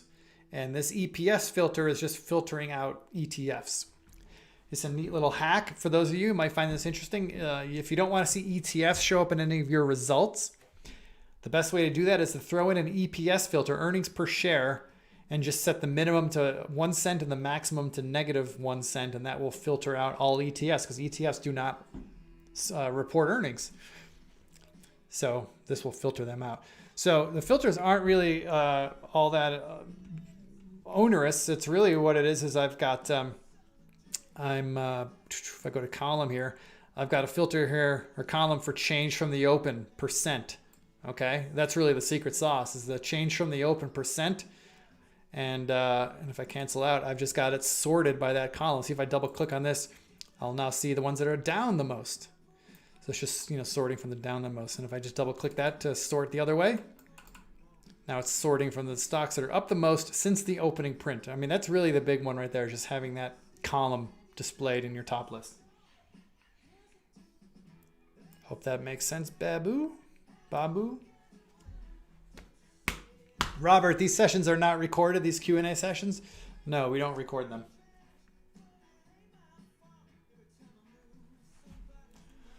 Robert, how is Neo different from Holly?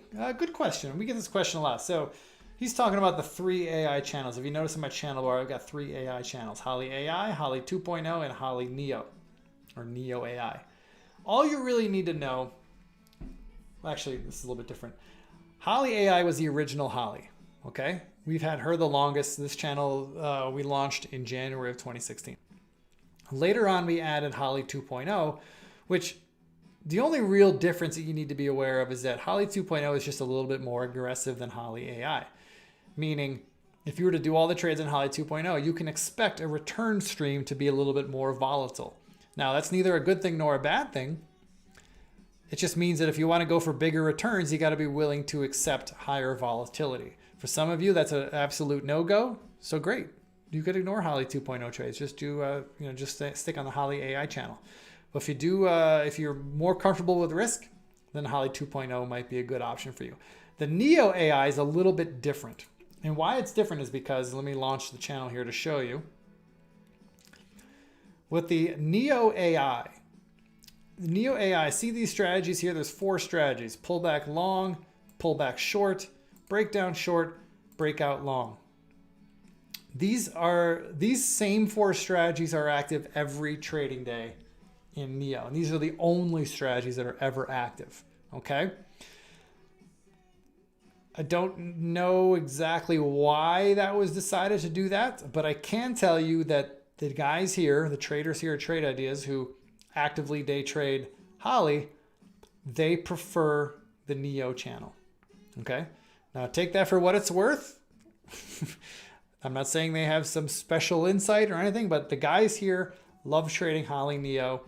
And I will say, I will caution you that it is the most aggressive of the 3 Holly channels. Okay, you can't, if you follow this trade by trade, fill by fill, you can expect the most volatile return stream out of the 3.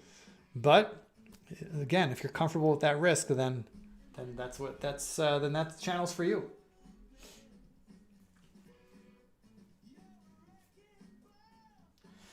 Mick, we're one step ahead of you. We got people working on that very topic. Swing trading is definitely an area that we want to start providing more tools for, especially around the Holly AI. So there are some swing trading tools coming down the road. And yes, there is data being run, backtest being run as we speak, testing the viability of a lot of these trades from a swing trading perspective. It's in the works.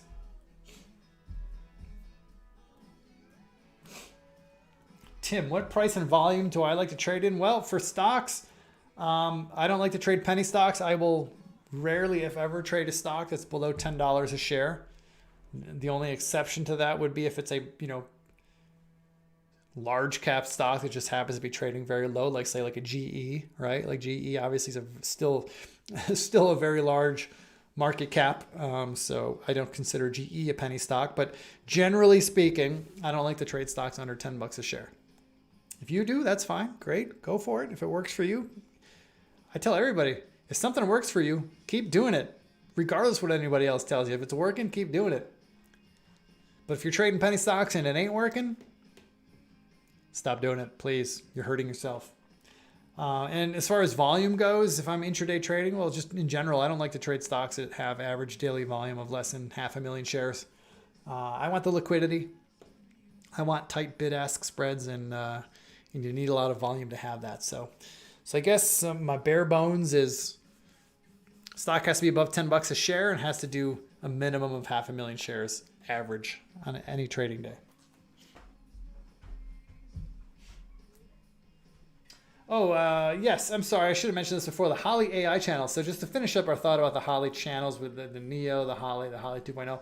All Omni AI is just a bucket to show you all Holly trades in one place. That's all this is. So if you, sorry, my windows launch really slow for some reason when I'm sharing my screen, so I apologize. But so this strategy trades window here, this is showing you every trade across all three channels, all just in one place. That's all this Holly, that's all this Neo is. I'm sorry, that's all this Omni AI channel is.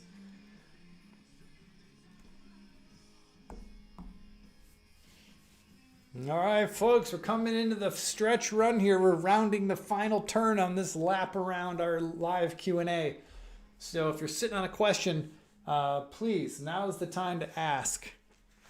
Now's your time. Or hang out till tomorrow and come on back. We like I said before, we do this every trading day, noon Eastern. And we mix it up. We get different people every time. So tomorrow is Friday. So Andy will be hosting the live Q&A tomorrow.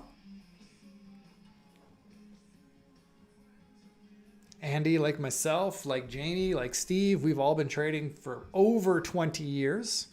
That doesn't mean we're geniuses. It doesn't mean we're trading gods. It doesn't mean we're all multi-millionaires, but it does mean that we've been around the block and we've seen just about everything the market can throw at us. Hey, maybe it means we know something. Who knows?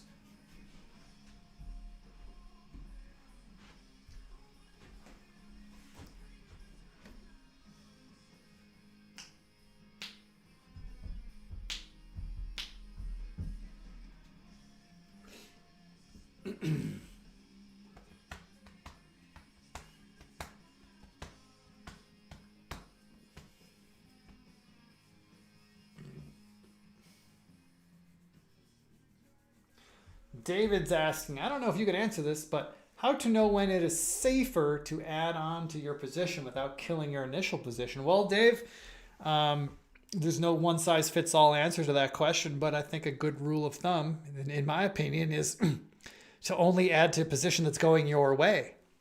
So if it's a long position, if you buy it at say $50 a share, maybe you add to it when it gets to $52 a share.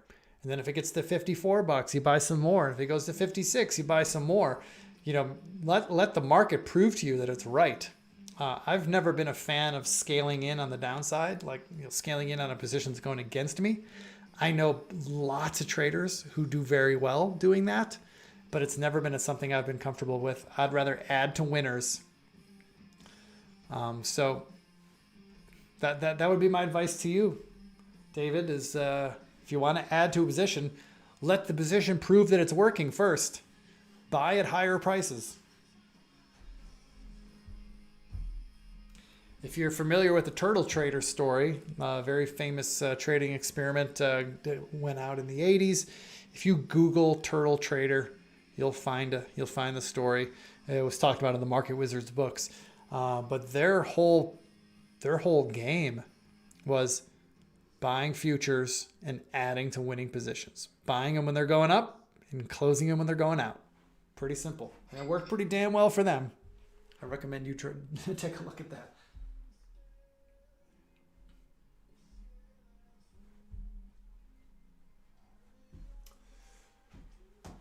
Robert's asking how I use the compare count software. You're talking about a compare count window. I don't use it a whole lot, to be honest. I'll launch a compare count window here for people who aren't familiar. The compare count window right here. If I launch just kind of a generic one. What the compare count window is showing you stocks that are making new highs on the day versus stocks making new lows on the day. So this is populating from 0 right now. It's a real-time window. So as some time goes by, you'll see these values start populating in. So you can see right now there's about, I don't know, 8 stocks making new highs and very few stocks making new lows right now on the day. There's lots of schools of thought of how to use this data.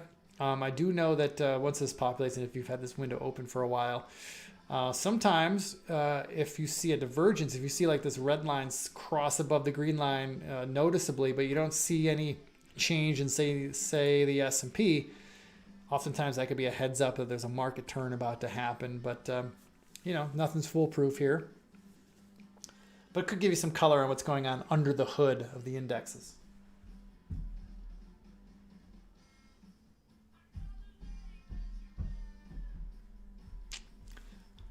No, looks like the S&P is tired of following that Gomez line. It's popping its head up. Maybe we're going to see a trend reversal here and break if we could break this morning's highs here right around this is the SPY. If we could if we could trade up to around 33.44, might have a nice little turnaround in play here.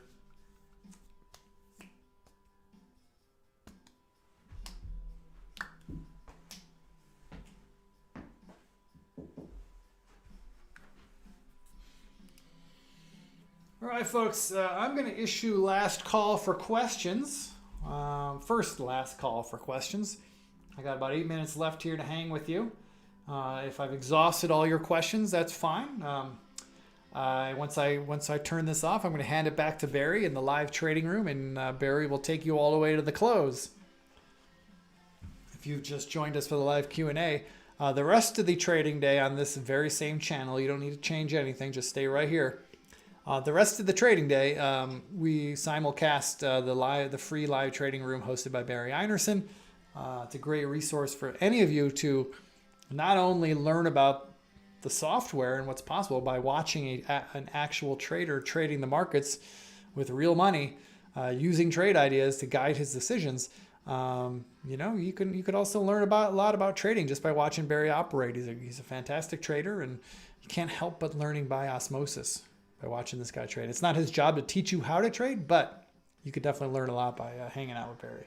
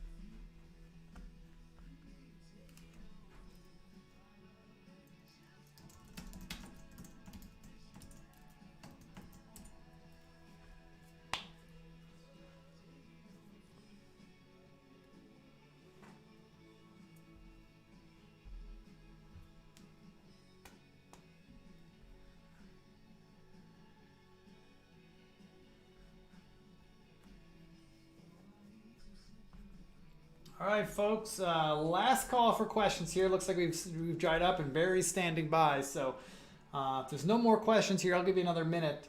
If there's no more questions, then I'll pass you guys back to Barry.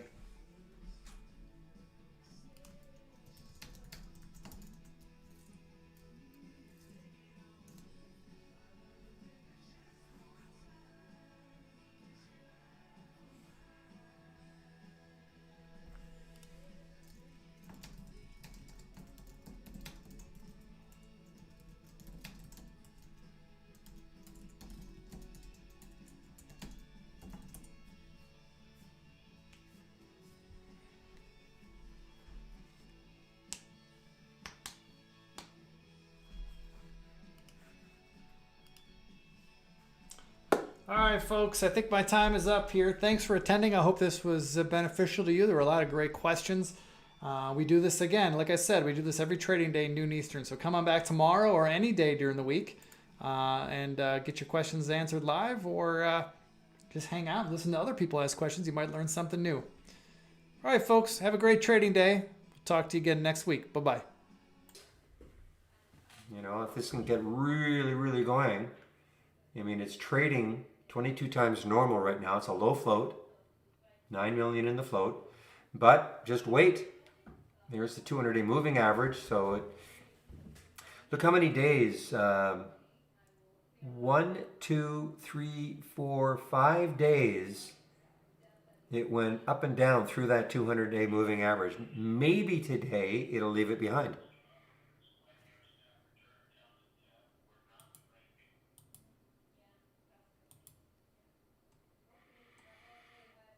Okay, thank you, Sean.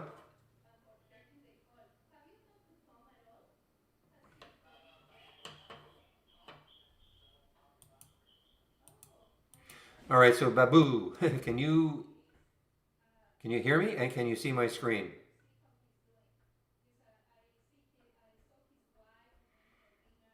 I'm going to show you how I think you can. I think you can. I think I'm going to show you how I believe, will help you regarding the question. But I have to know if you can hear me and see my screen.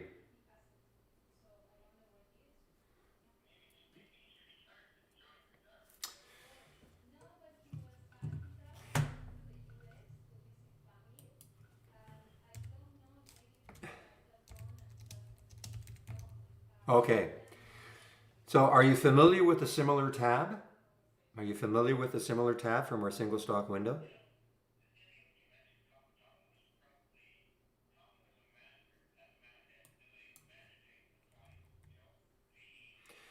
Yeah, so but I'm asking, are you familiar with the similar tab? Because every time when you click on a symbol, you'll be brought into the similar tab. Will show you stocks in the sector. Okay, you can drill right down into it. You might get a few that don't look exactly like they could belong, but you know, okay. So you're familiar with that? So I mean, so if you're familiar with that similar tab, then all you have to do now.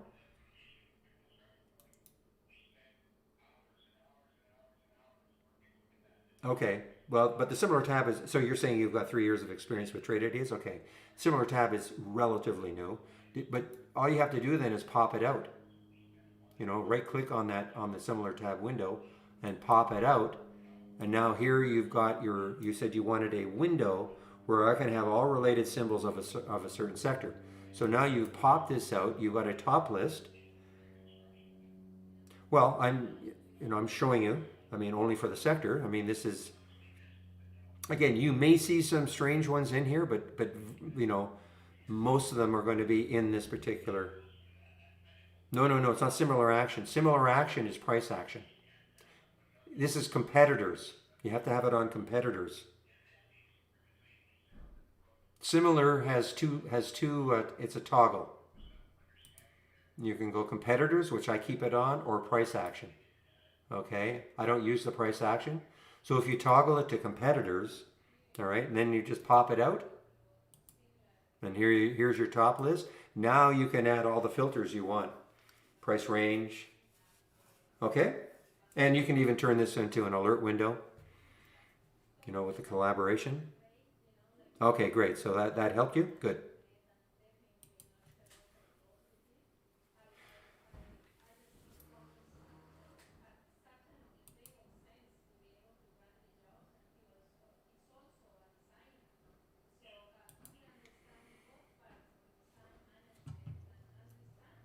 Not quite. I have it at 133.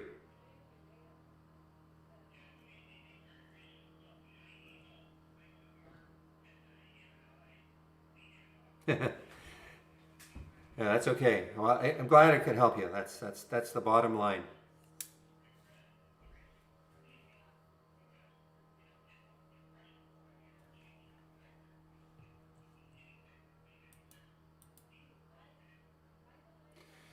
All right, guys. Well, I'm going to be doing my video in a couple of minutes, and what today is Thursday. So, and guess what, guys? You missed the leaf blowers while I was on break. They were right outside my window, so no leaf blowing action today for you. It is Thursday. Wow, it's all nice and clean.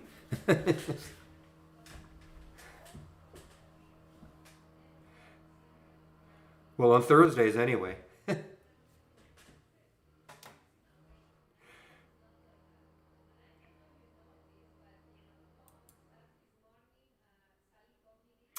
Okay, so Todd, and you can hear me and you can see me. Not see me, but see my screen. You don't want to see me.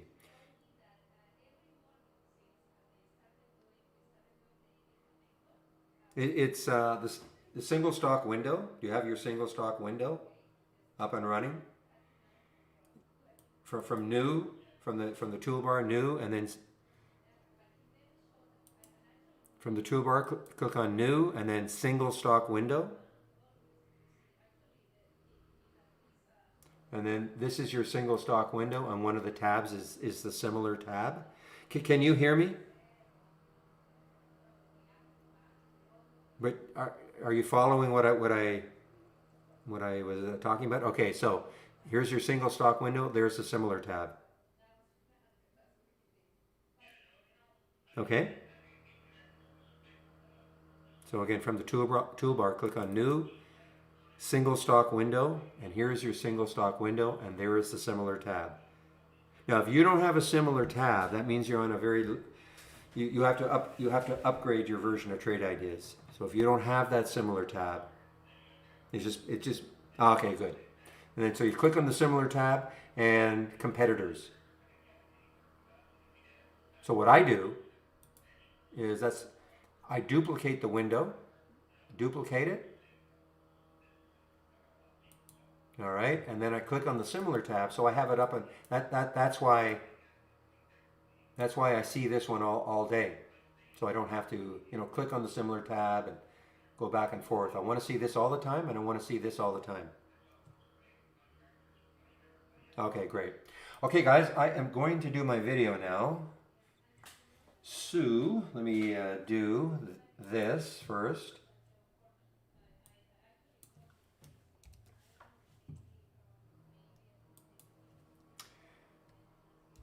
When you say how do you read it, that is the percentage of the float that is short.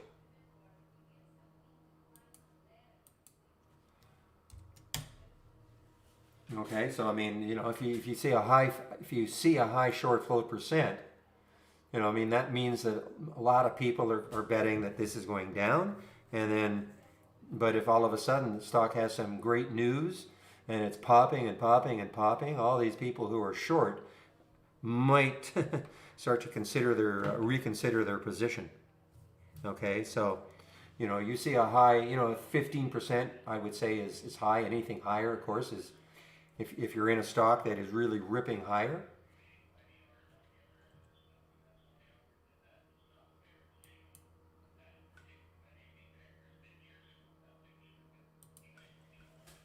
Okay, so if you click on my home page, the link, my home page, and right there, the daily recap videos, so you can click here and you can sign up for it, okay? And by the time I do this, usually it's about 1:20 or so I'm finished. Usually the email goes out about an hour afterwards. Okay, it's all free. Clar, guys, Clar. So they did a financing, and that is the result.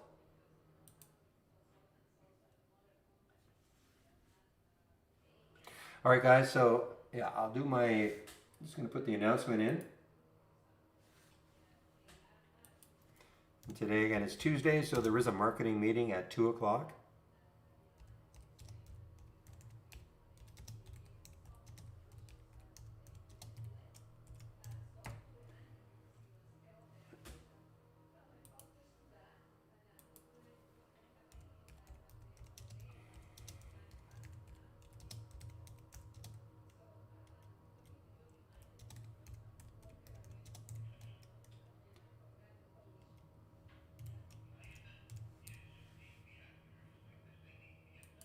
All right.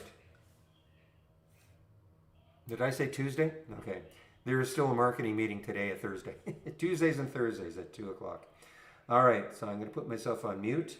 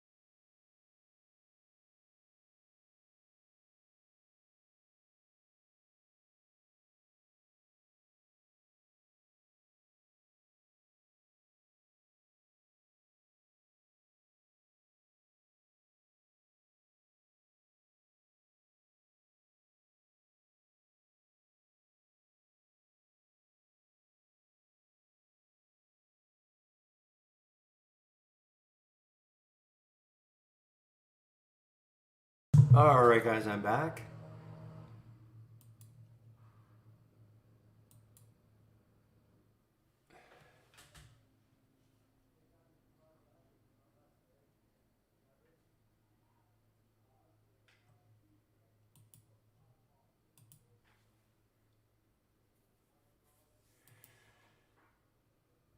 Um, I mean, it has a reputation, but I'm also seeing, for instance, that one was not shortable at IB. It does have a reputation. I'm not sure it has a tremendous reputation at shorting the smaller low float ones. I mean, certainly they do appear from time to time, but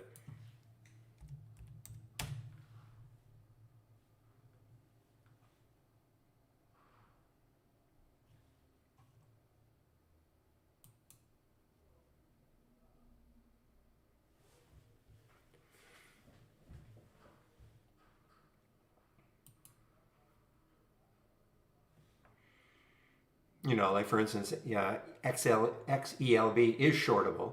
Not that I want to short it, but I'm just saying it is shortable.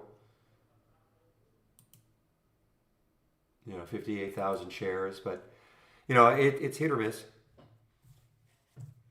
But I would say in general, IB has always had a reputation for having shorts available in general, but not necessarily on these very, very low float stocks.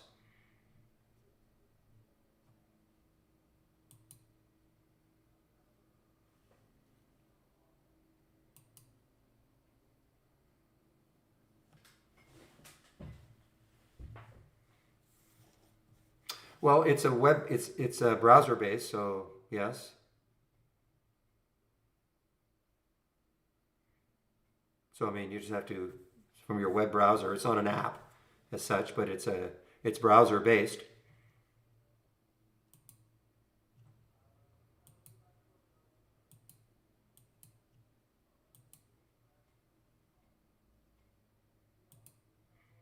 Though if you just want to hear me and maybe if you just wanted to hear me, probably the YouTube feed would be better. Then you can just listen to me if that's what you want to do. I mean, your phone obviously it's going to be small to see anything.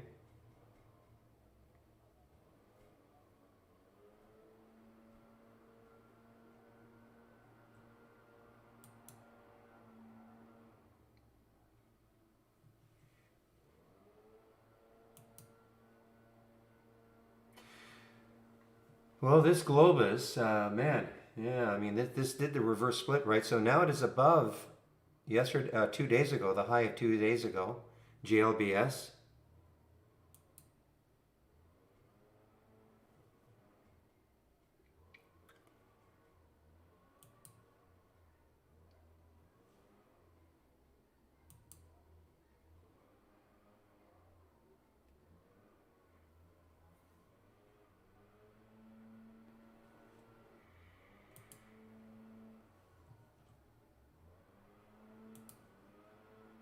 Here's the YouTube.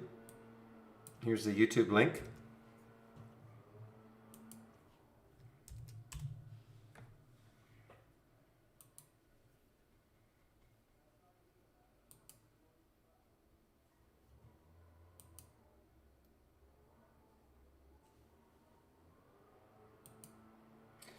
Our stock of the decade. Actually, look at this big volume coming into NTNX. Big volume. Look at this volume coming into NTNX. And it's taken out all this. Sort of. It has a little bit of room. NTNX. Nice little break out of here. Well, especially here on today's, excuse me, today's daily.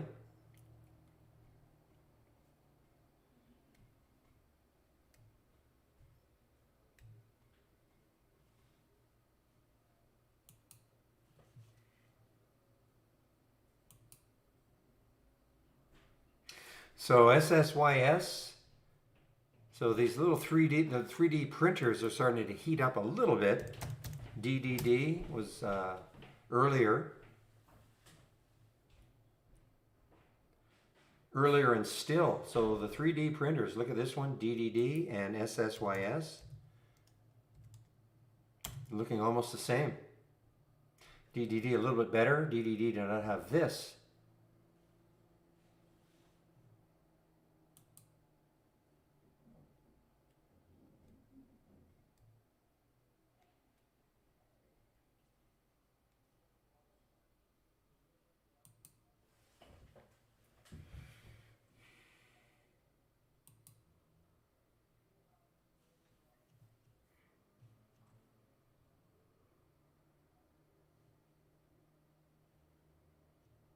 All right, guys, you know what I'm doing? If this OI has earnings next week, 27th,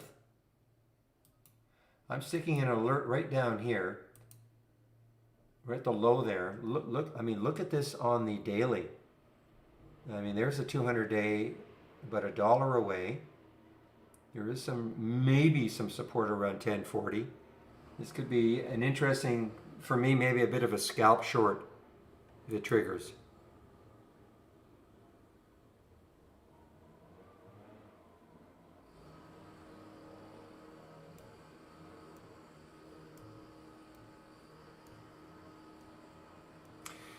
Yeah, I mean, you can put consecutive candles. You know, you can use our consecutive filter. I mean, I don't know what it's going to give you exactly.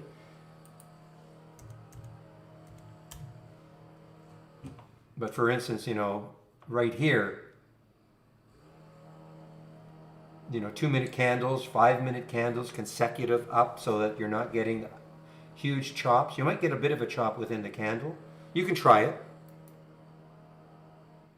If I right click, configure, and type in consecutive candles, so you put a minimum of, you know, pick your time frame.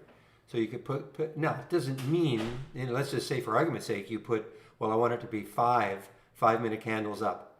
Doesn't mean that the sixth one is going to continue, obviously. But at least you'll get moves that look like this. I mean, they could stall. Okay, does that make sense? You could try.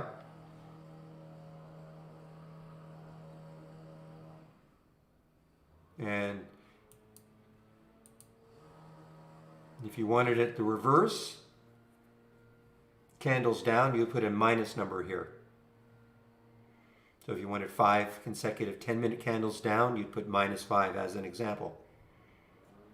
If you want to have it exact, then you put, you know, like say you wanted 5 exactly, then you put 5 and 5 in both these boxes. It is you, Samantha, again.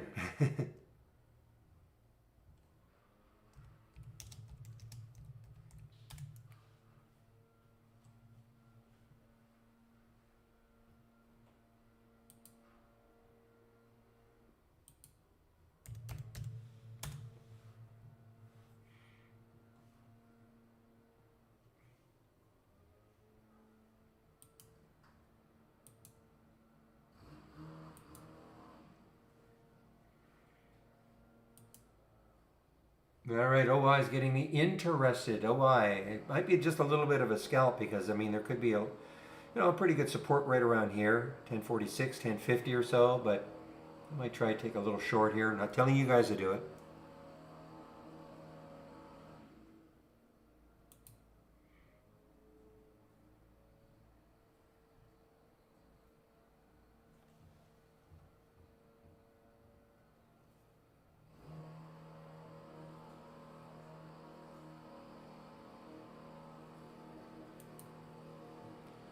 Oh, I don't know. In terms of the shorting, every broker is different. I don't even know what it is at IB. It's a broker question, exactly. I have no idea.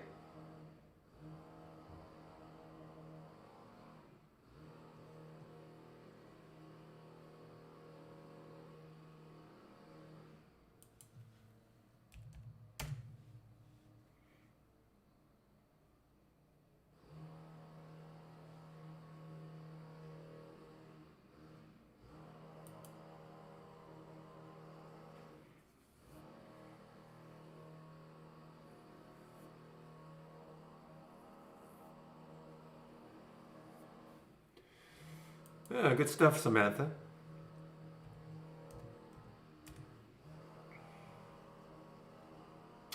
Fast movers under 20. Well, yeah, if you got it right around here, yeah, excellent. It's a earnings play, so it should be active most of the day. Big float, but hey, I'm glad you found it and it made you money. That's the bottom line.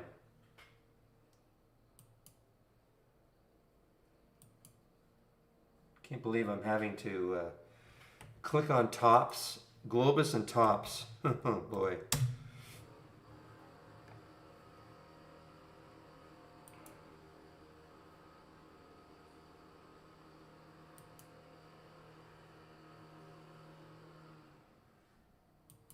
Speaking of Globus and tops, look at Globus continuing here. Now, I don't know what the ratio of their reverse split was.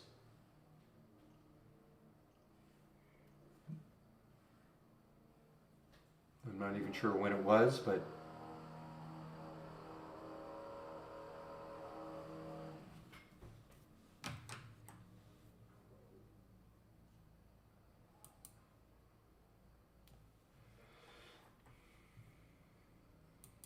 one to 100.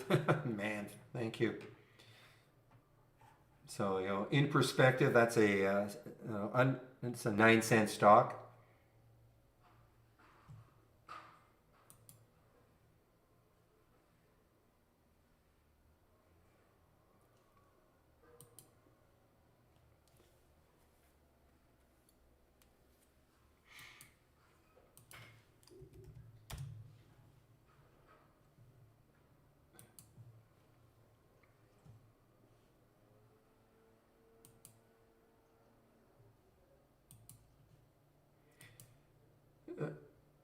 Oh, look at this one, Nova Lifestyle. Look at the little bit of volume coming in.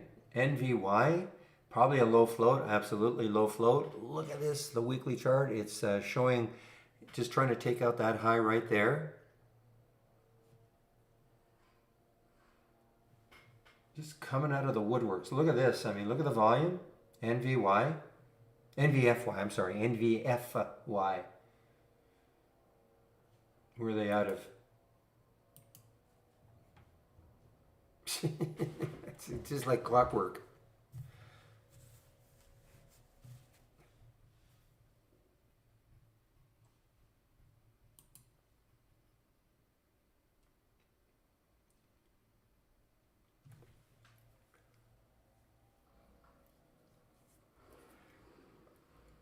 Do you see all these before I talk about them, William, or?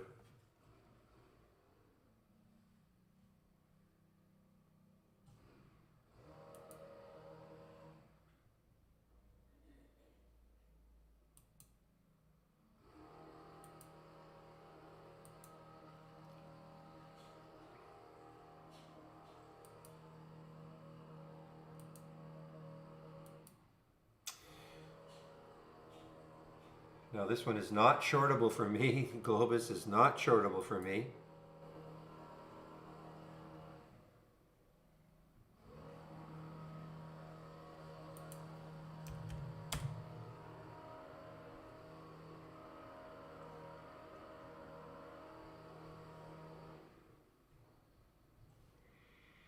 Well, Globus has just gone absolutely crazy ballistic now, and it's not shortable. Not for me, anyway. So remember now, this is a 10-cent stock that is now $10 after the reverse split of 100.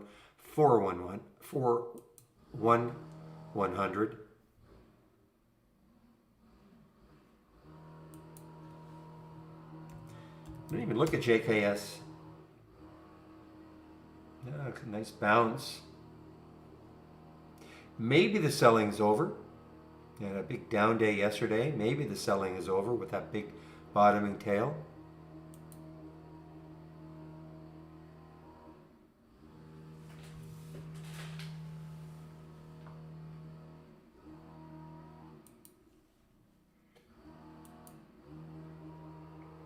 Okay, I think you guys were shorting the gap. Now look at this move.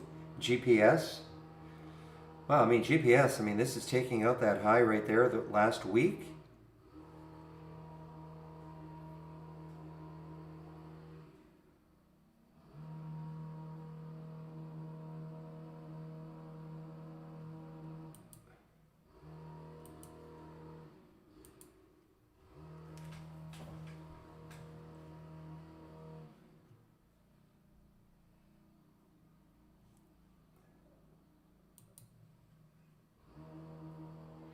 So that had not a bad little move. I was talking about the LQDA. I think then I went on lunch break. LQDA 433, and it got up to 458 before it pulled back.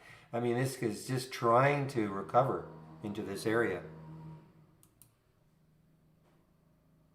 I do see that actually. My IB, it says yeah, $20 call sweep.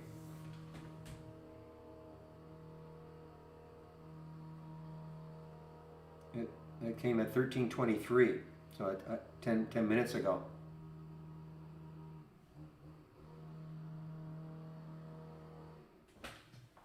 What time did it hit you, Rio? I'm just looking at my IB and it at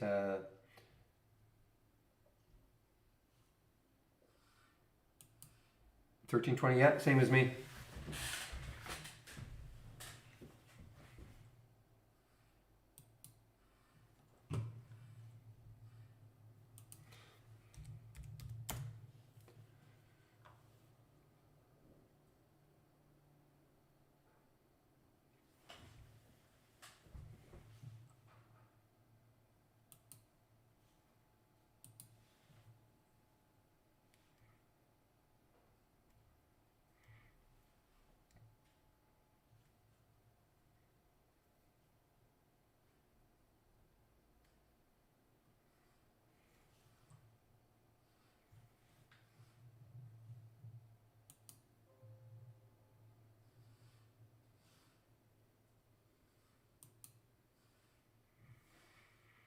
Okay, so that was a live squawk. So then 10 minutes later, it got posted. So get everybody in first and then post it. Nothing wrong with that, you know. It's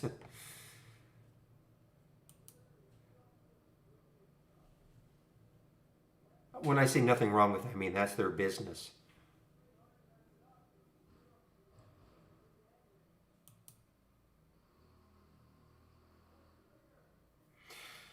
All right, well, this XLEB it's not really wanting to break out. I'd like to see some volume. There was a little bit of volume there, but I'd like to see some volume. Take this out. The volume did come in here, but it came right back down for the XELB.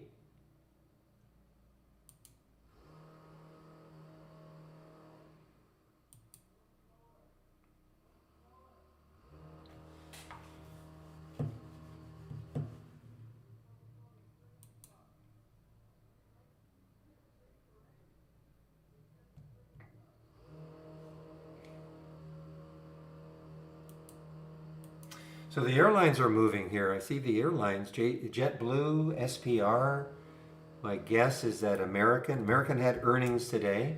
Did it actually? Yeah, look at this. It actually has gone positive. I mean, nobody expected much, of course, but American Airlines actually positive. Ugly looking daily. Oh, man.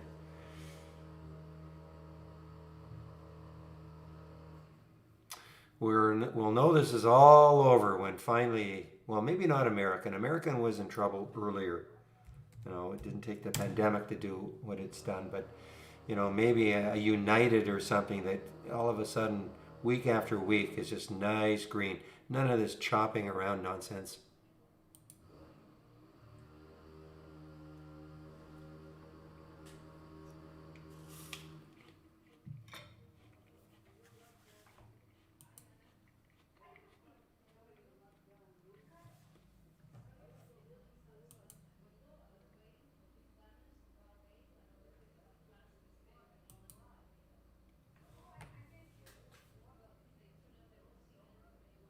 Another one, Hawaiian. Somebody mentioned that one earlier. I mean, yeah, I mean, so these airlines, actually, this is an interesting one. I mean, look at this weekly. Not quite as choppy as all the other ones. There's the high looking left, they're 1810. I mean, this could be really interesting. Taking all this out, looking left on that weekly, 1810, you know, for a potential swing trade if you think that maybe there's going to be some hope for the airlines. I think this is one of the better ones. I mean, it's still ugly on the daily, but at least on the weekly, you can kind of See, it's getting rid of this, maybe.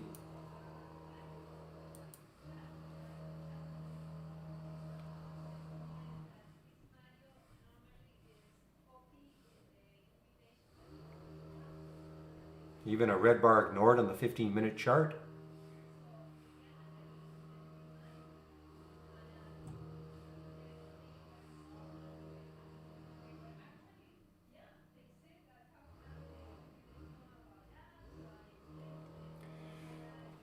Well, hopefully we can start. I mean, they're fun and all that, but get rid of all these crazy little Chinese financials that were just going crazy.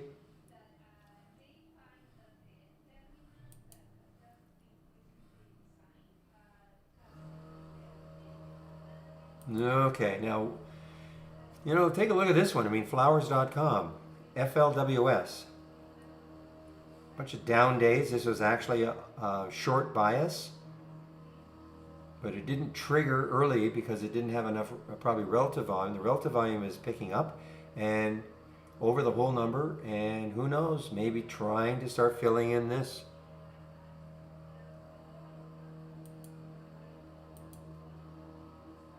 I mean, this is coming from almost $30 down to 25 now.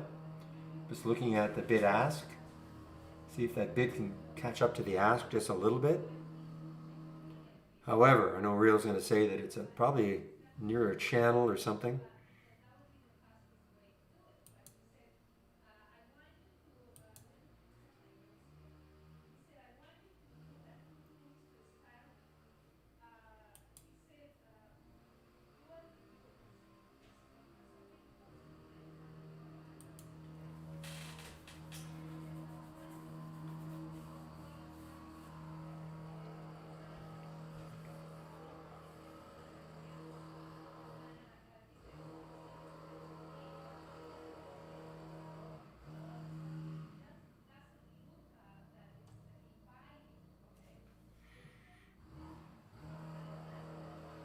There's actually a cross also here.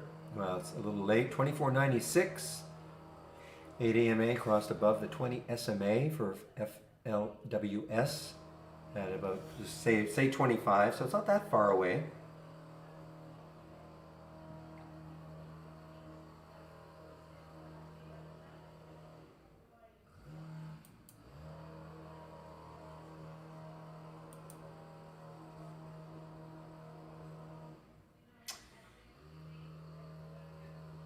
This is a little, this is an earnings play actually.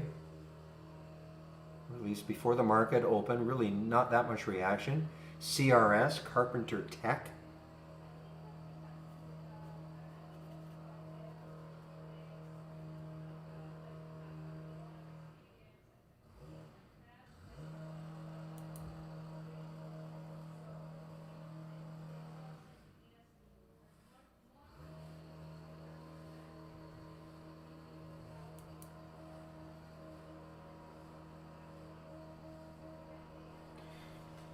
So what is the market doing? So NAS is just up just a little bit. Dow's up a little bit.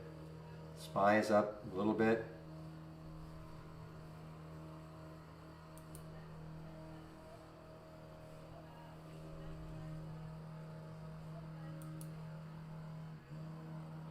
A little bit of volume coming into CRS.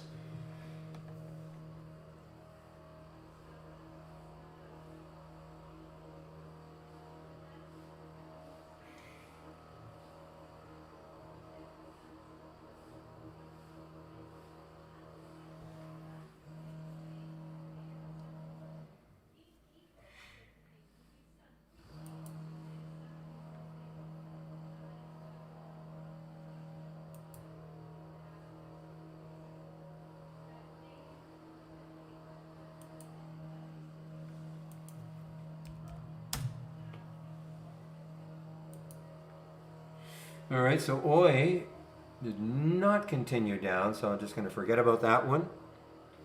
OI.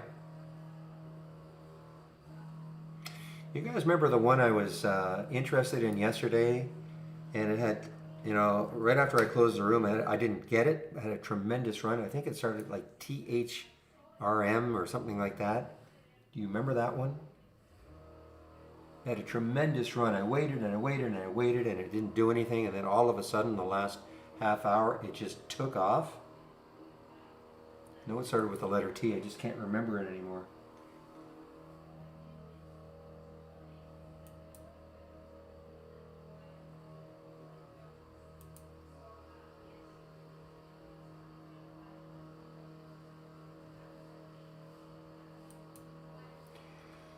Well, I mean, nothing might happen. Okay, Esther, take care.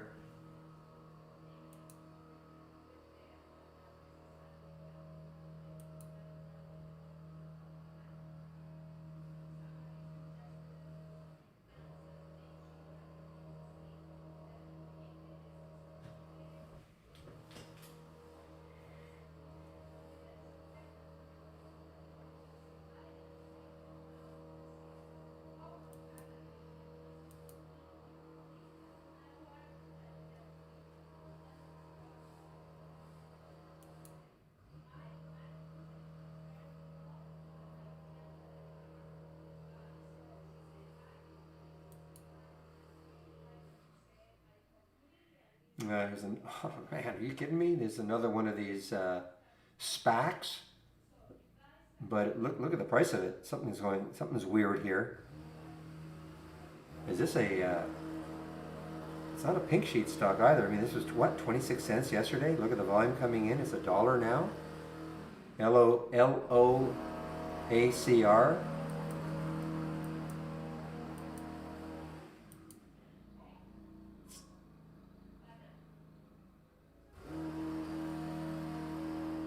What the heck is happening with this one? Be awfully careful. I mean, it just showed up on my, on the compare. Okay guys, I think we're getting a little bit of noise outside my window now. Maybe they're back. Yeah, they're...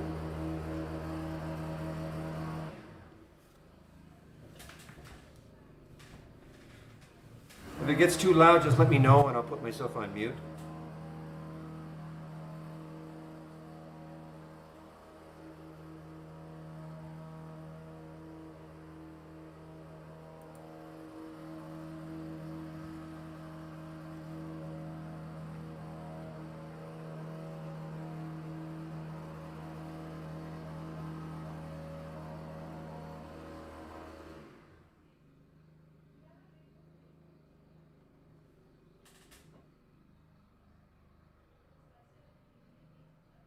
Trying to figure out what the heck is going on with this LOACR. I have no...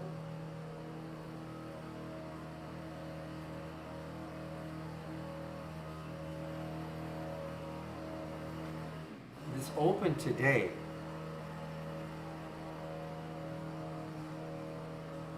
appears that it opened today. I'm just looking...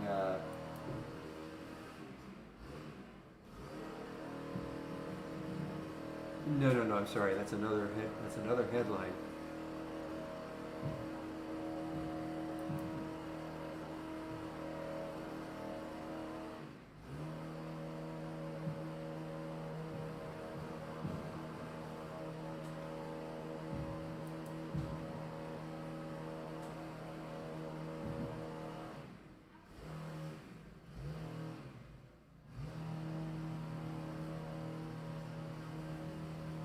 So all I'm doing, guys, I'm just kind of seeing if this has a big pop through $1 and maybe capture some. I mean, it's crazy. It could be one of those absolute insane ones, and it's already insane. I just don't quite understand what has happened on it. I mean, it's a ton of volume.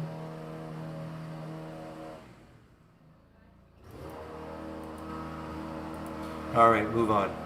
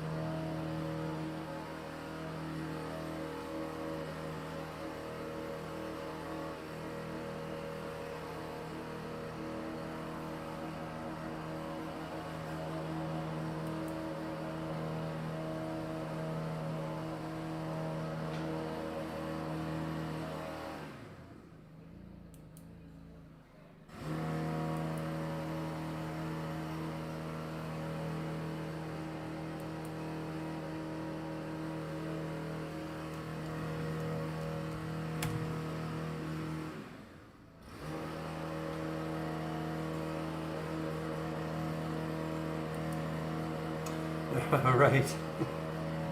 Okay, so this is amounting to not much right now, XELB, but going forward, probably I'll make my watch list for tomorrow in case it takes this area out with a lot more enthusiasm tomorrow.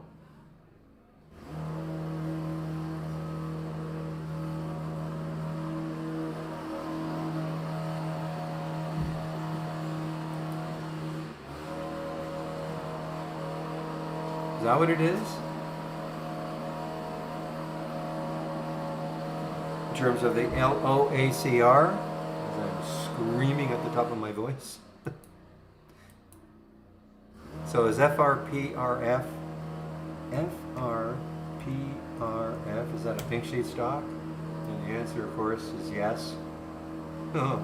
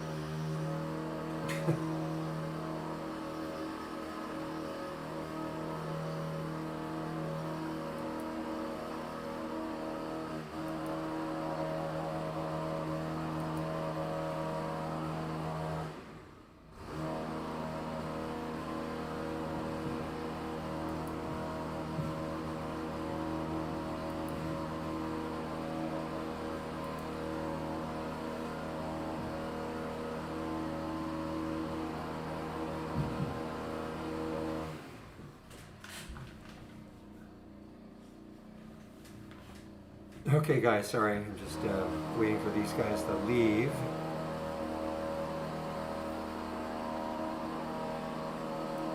Well, this is now wow, this is gaining some traction too. Wow, 303, lots of volume coming in.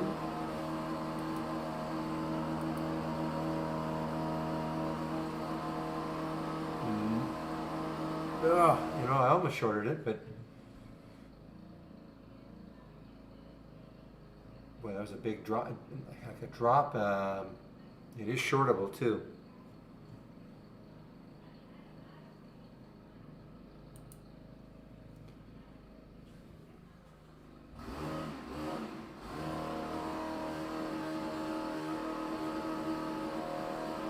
Look at that float, guys. So look at that float, 3.5 million in the float.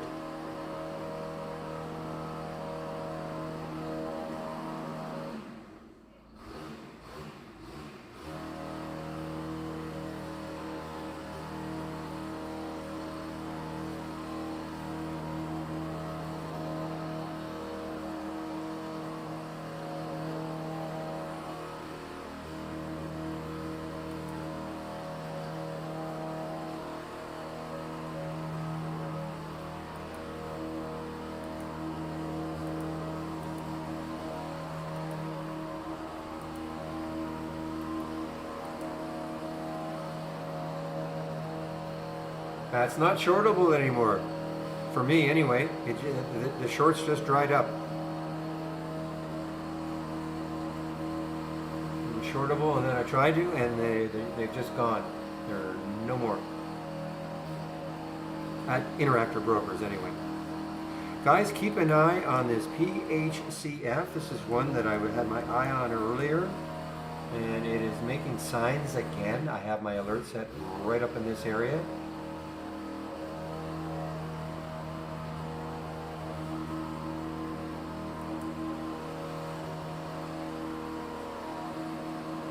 Another China financial stock. No volume though. I mean, some volume on the 2, but I'd like to see a little more on that 5-minute chart. Like a big push.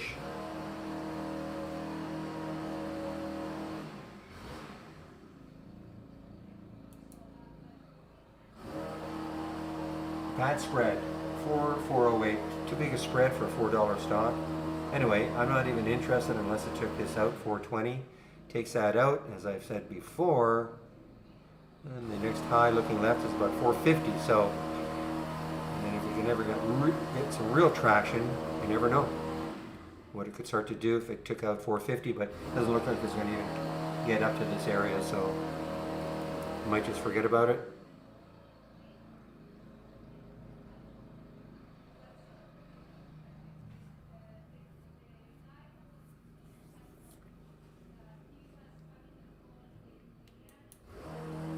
Ah, no. I thought it was shortable again. Not shortable.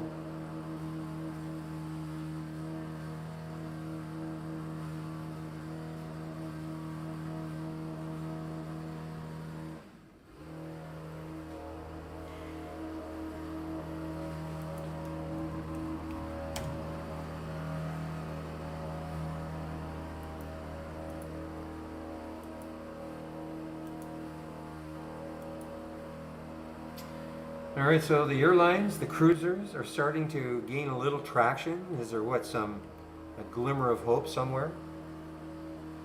Your CCL.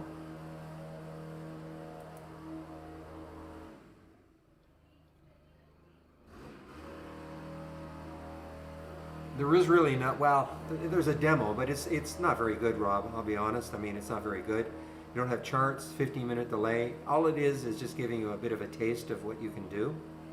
You know, with showing you alert windows and top list windows, but there is a demo. I think if you go to the home page and scroll all the way down, there might be, in fact, I don't even talk about the demo anymore because I really don't think it's that good. We don't really, let me just see if if it's even on my home page. And if I go to get trade ideas, is there,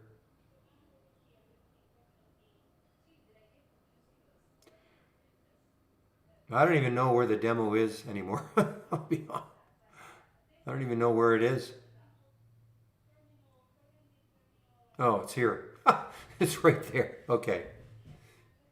Okay, so if you click on my homepage link, I guess there it is. Free trial, okay? But you need a Facebook or Google account, and again, it gives you just a little taste. Okay? So my link.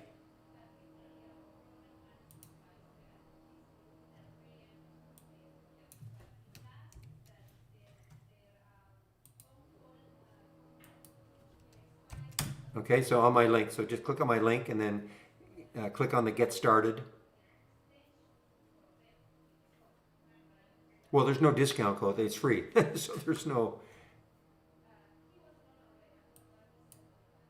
again, just click on the Get Trade Ideas and then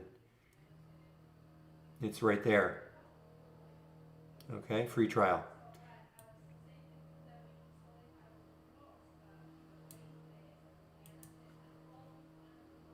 Oh, you want to sign up? Oh, I'm sorry. I thought you said you wanted a free demo. Oh, well then, okay. Well, click on that link, and here's the promo code. Pick your plan. If you're just starting out, you can always just start off on a monthly plan, 118, and you'll get a 15% discount. If you decide you really like it, you can always upgrade to an annual or try premium. We will honor the promo code. Okay, so you're right there, and there is the just before. There is the promo code you can use, Barry for Alpha, all in caps. Okay. So I better get ready for this marketing meeting. So I'm just going to put myself on mute, guys, right now. I'm putting myself on mute, and I'll get the announcement in.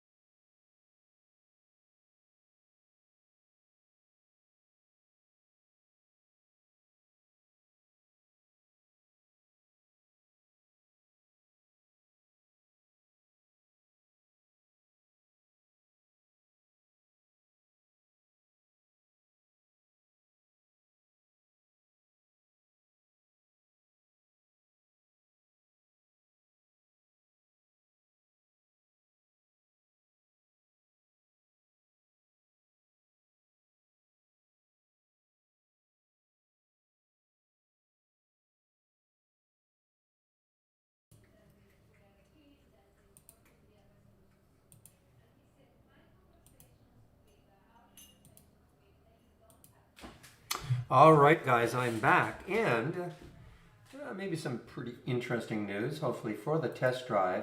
I think you've heard me talk about this sort of new revamped AI. I just want to give you a glimpse of it. I mean, it's not pretty or anything like that in terms of, how it's presented.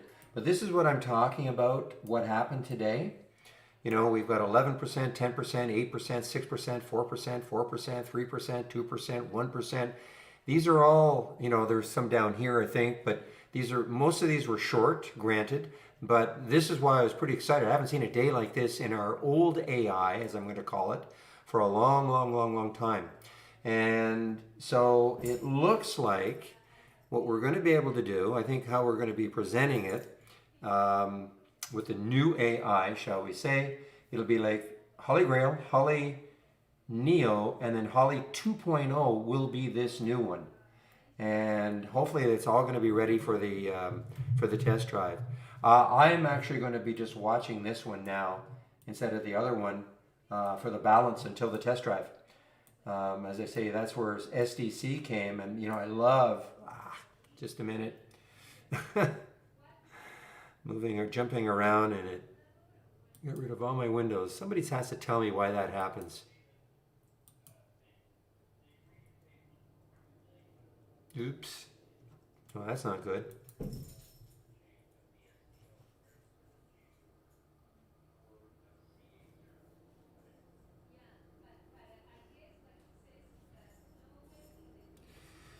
Just give me a moment. I've got to get all you guys back so I can see you.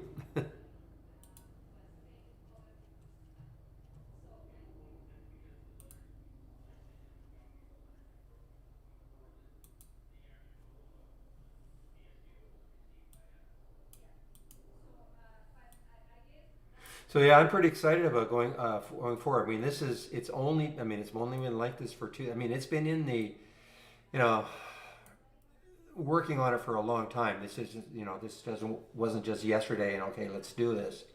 There's a lot of stuff to it, and it's not just it's from the ground up. This Holly, we're going to call it Holly 2.0. I know we have a 2.0, but it's not that. It's literally been redesigned from the ground up.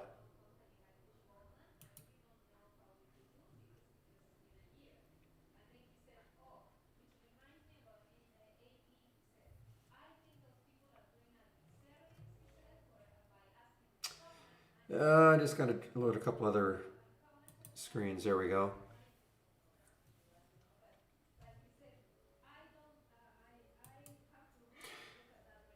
You know what, guys? Keep an eye on this silly little YTRA. This could be one of those crazy ones after hours or towards the end of the day that just catches fire. It's not a low float, 45 million in the float. No, I wouldn't call it swing ideas, no. Definitely not anything specific, no. Not yet, anyway. It's hard finding stops. It's not easy. But I'm pretty excited about what I saw today. To the point that I'm not even going to watch, quote unquote, old AI.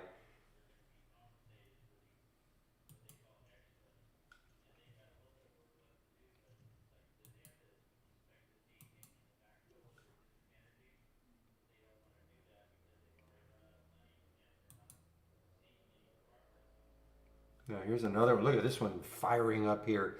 BHTG.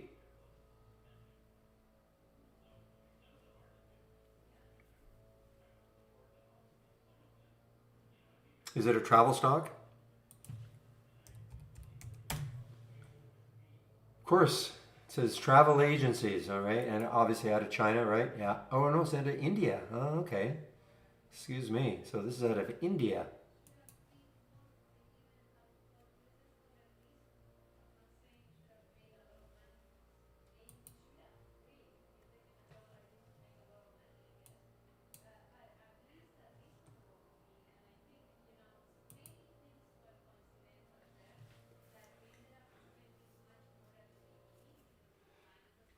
Sure. James, just a minute. Let me bring it up again. I'll answer your question in 1 second, Warren. Okay.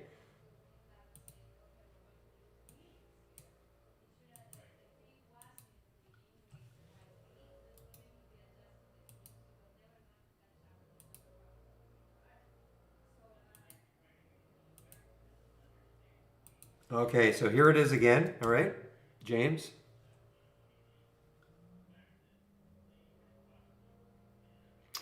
Okay, so Warren, how many? First of all, you can hopefully you can hear me and then you can see me. So, how many monitors do you have?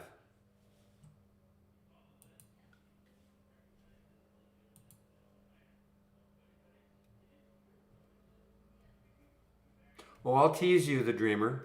I'll have it on another.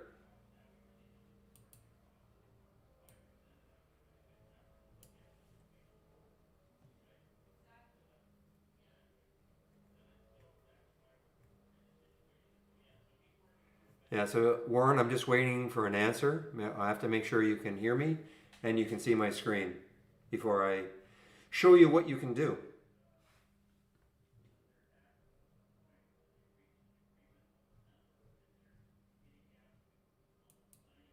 Hmm.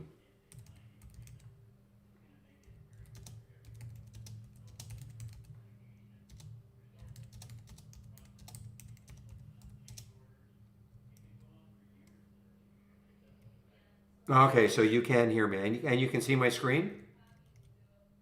You can see my screen before I start showing you exactly what to do?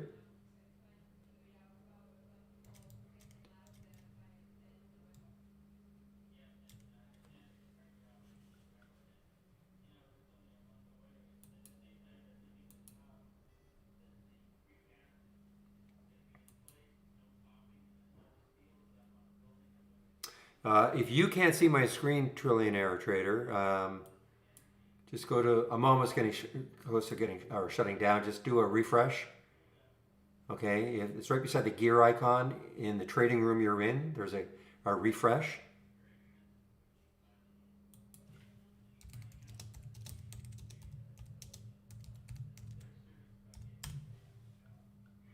Okay, you can see my screen. Okay, good. I'm just waiting before I start demonstrating. This is for anybody else with multiple monitors too. It's a question that we get asked quite a bit. Okay, so for instance, I have 3 monitors. So this is what you should do. Take your toolbar, okay, and place it in the upper left-hand corner of what you will designate as your main monitor. Okay? Once you've done that, then arrange all of your trade ideas windows, of course, on your main monitor. But also, I've got trade ideas windows on my other monitors, you know. So just rearrange them, put them exactly where you want them on all of your other monitors.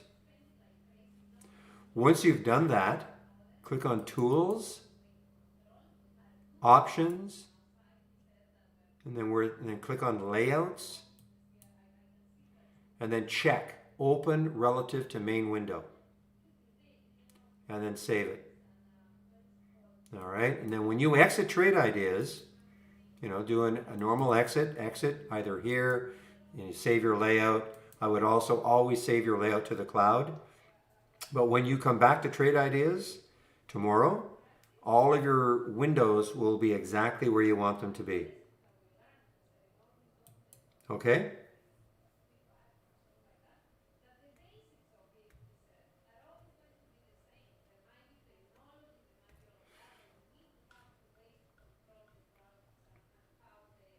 So did you get that, Warren? Did I go too fast, or just let me know?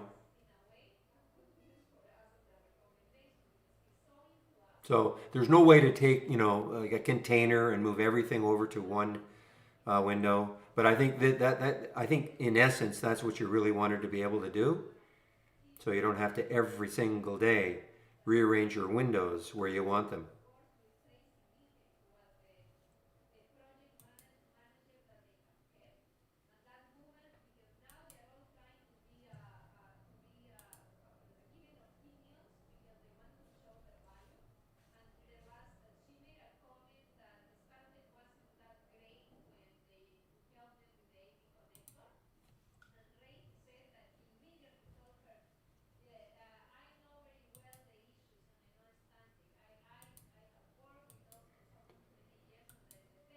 Oh, I've lost all my linking. Oh, that's because, of course, yeah, okay. Well, I'm just about set to shut the room down anyway, so it's not a big deal.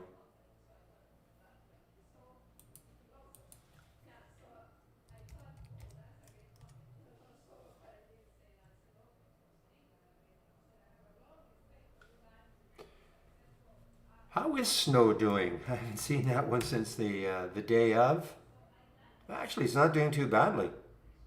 You know, I mean, it was stupid the first day, up to 320, but man, oh man, I mean, it's getting there. Yeah, you can designate whatever you want as your main monitor, Warren. You know, I mean, obviously, you know, this is a monitor that I share, so this is my main monitor. This is the one I stare at most of the time, so I designate that as my main monitor. Don't have to, but actually pretty good. I mean, that's a nice recovery for snow, all the way down to 2, back up to 300.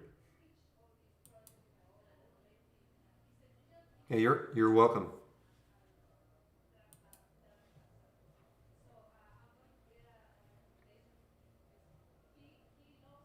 Yeah, well, it got hotter. I mean, that's a great move. 266 up to 300. Wow.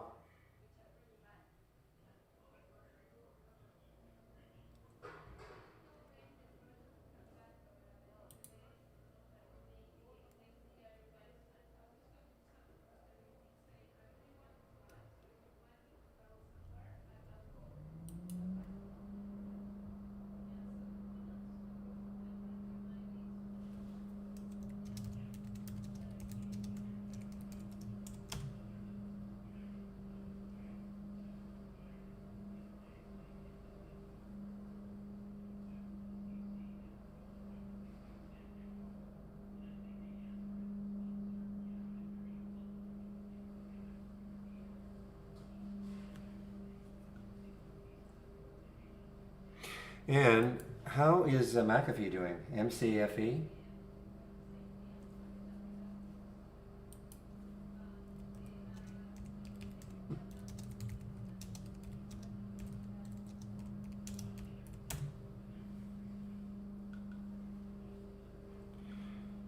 Okay, MCFE. MCFE is. All right, Dreamer. You have to give me your address. I'm amazed. I'm amazed that this did not pop over 22. I would have guessed. You know, if I'd been a real betting man, I would have absolutely bet that this would have opened way over, well, not maybe way over, but 25, 26, 27.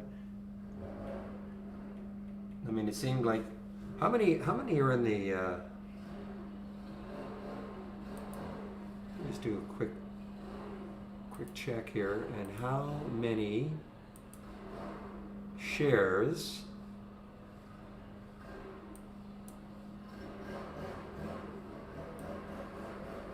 there's 37 million shares. I mean, that's not crazy, but I guess that's kind of at the high end, 37 million shares. I mean, some of the other ones are like 9, 12 and a half, 6, 22, but so 37 million shares. And actually it was at 20. It wasn't even 22, it was at 20. I thought it was at 22.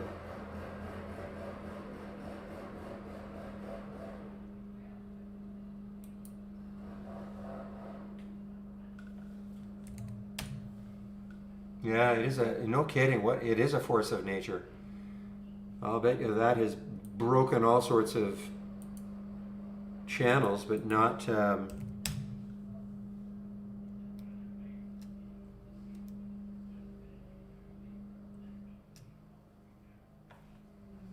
Just straight up. I mean, look at this on the 15s. Wow.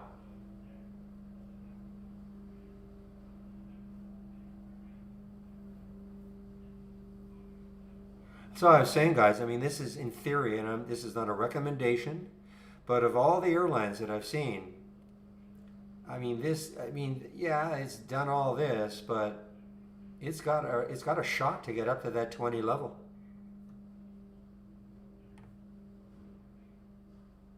I mean, compare that to say American. I mean, yeah, I mean, American gets up here, United. You know, but what's happened is that it's as if these ones were up here already compared to HA. I mean, HA has taken care of all this right now. You know what I'm trying to say here? See? The other ones are still haven't broken out of this area. And this seems to has broken out today.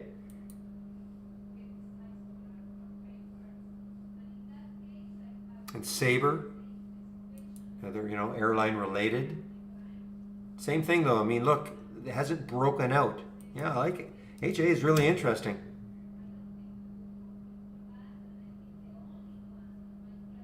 Hopefully you guys can see the difference what I'm talking about.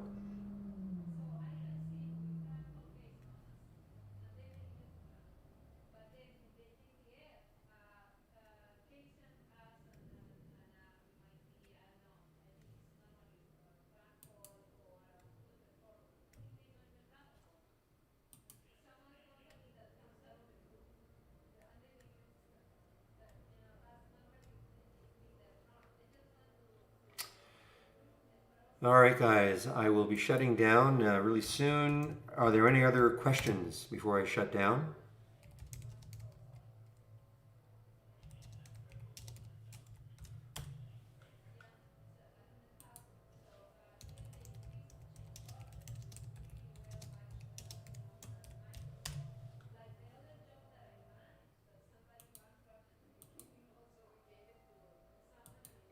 You'll see me for sure. I'll be here.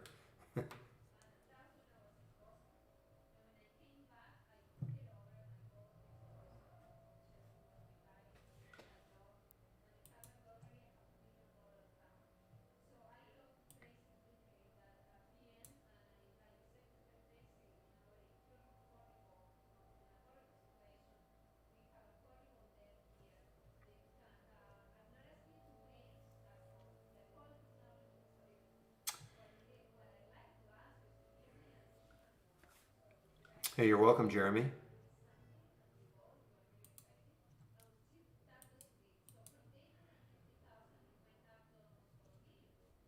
How did that, what was it, KZIN? Was it KZIN? I know it had a little bit of a move, but it never, or ZKIN, right? ZKIN? Yeah. Never really got going. Now, famous last words. You know, if you want to watch this one going into the close, you might want to watch it going into the close. Only 4 million in the float. It just hasn't moved.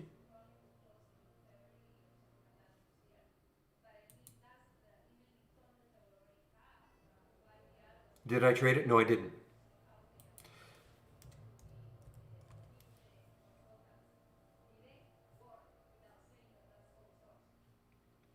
It's hard for me to, a lot what I do. I mean, I get questions, obviously all during the day. So I don't actually trade that much. You know, I try to point things out to people, but you know, I can't devote 100% of my time just to trading.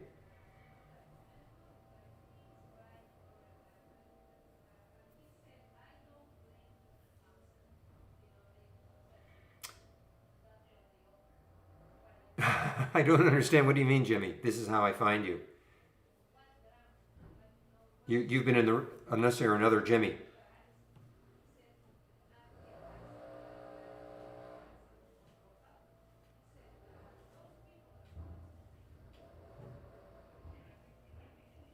Must be another Jimmy, because there is another Jimmy and he's been in the room.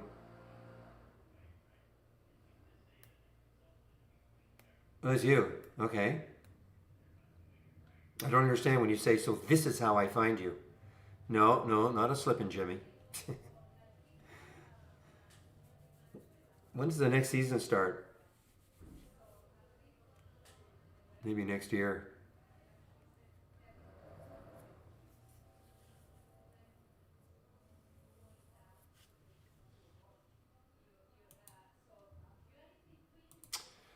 All right, guys, it is now 3 o'clock. So, okay, as I like to sign off like this, thanks a lot for all the help today. And I'll open the room tomorrow at 9 o'clock Eastern.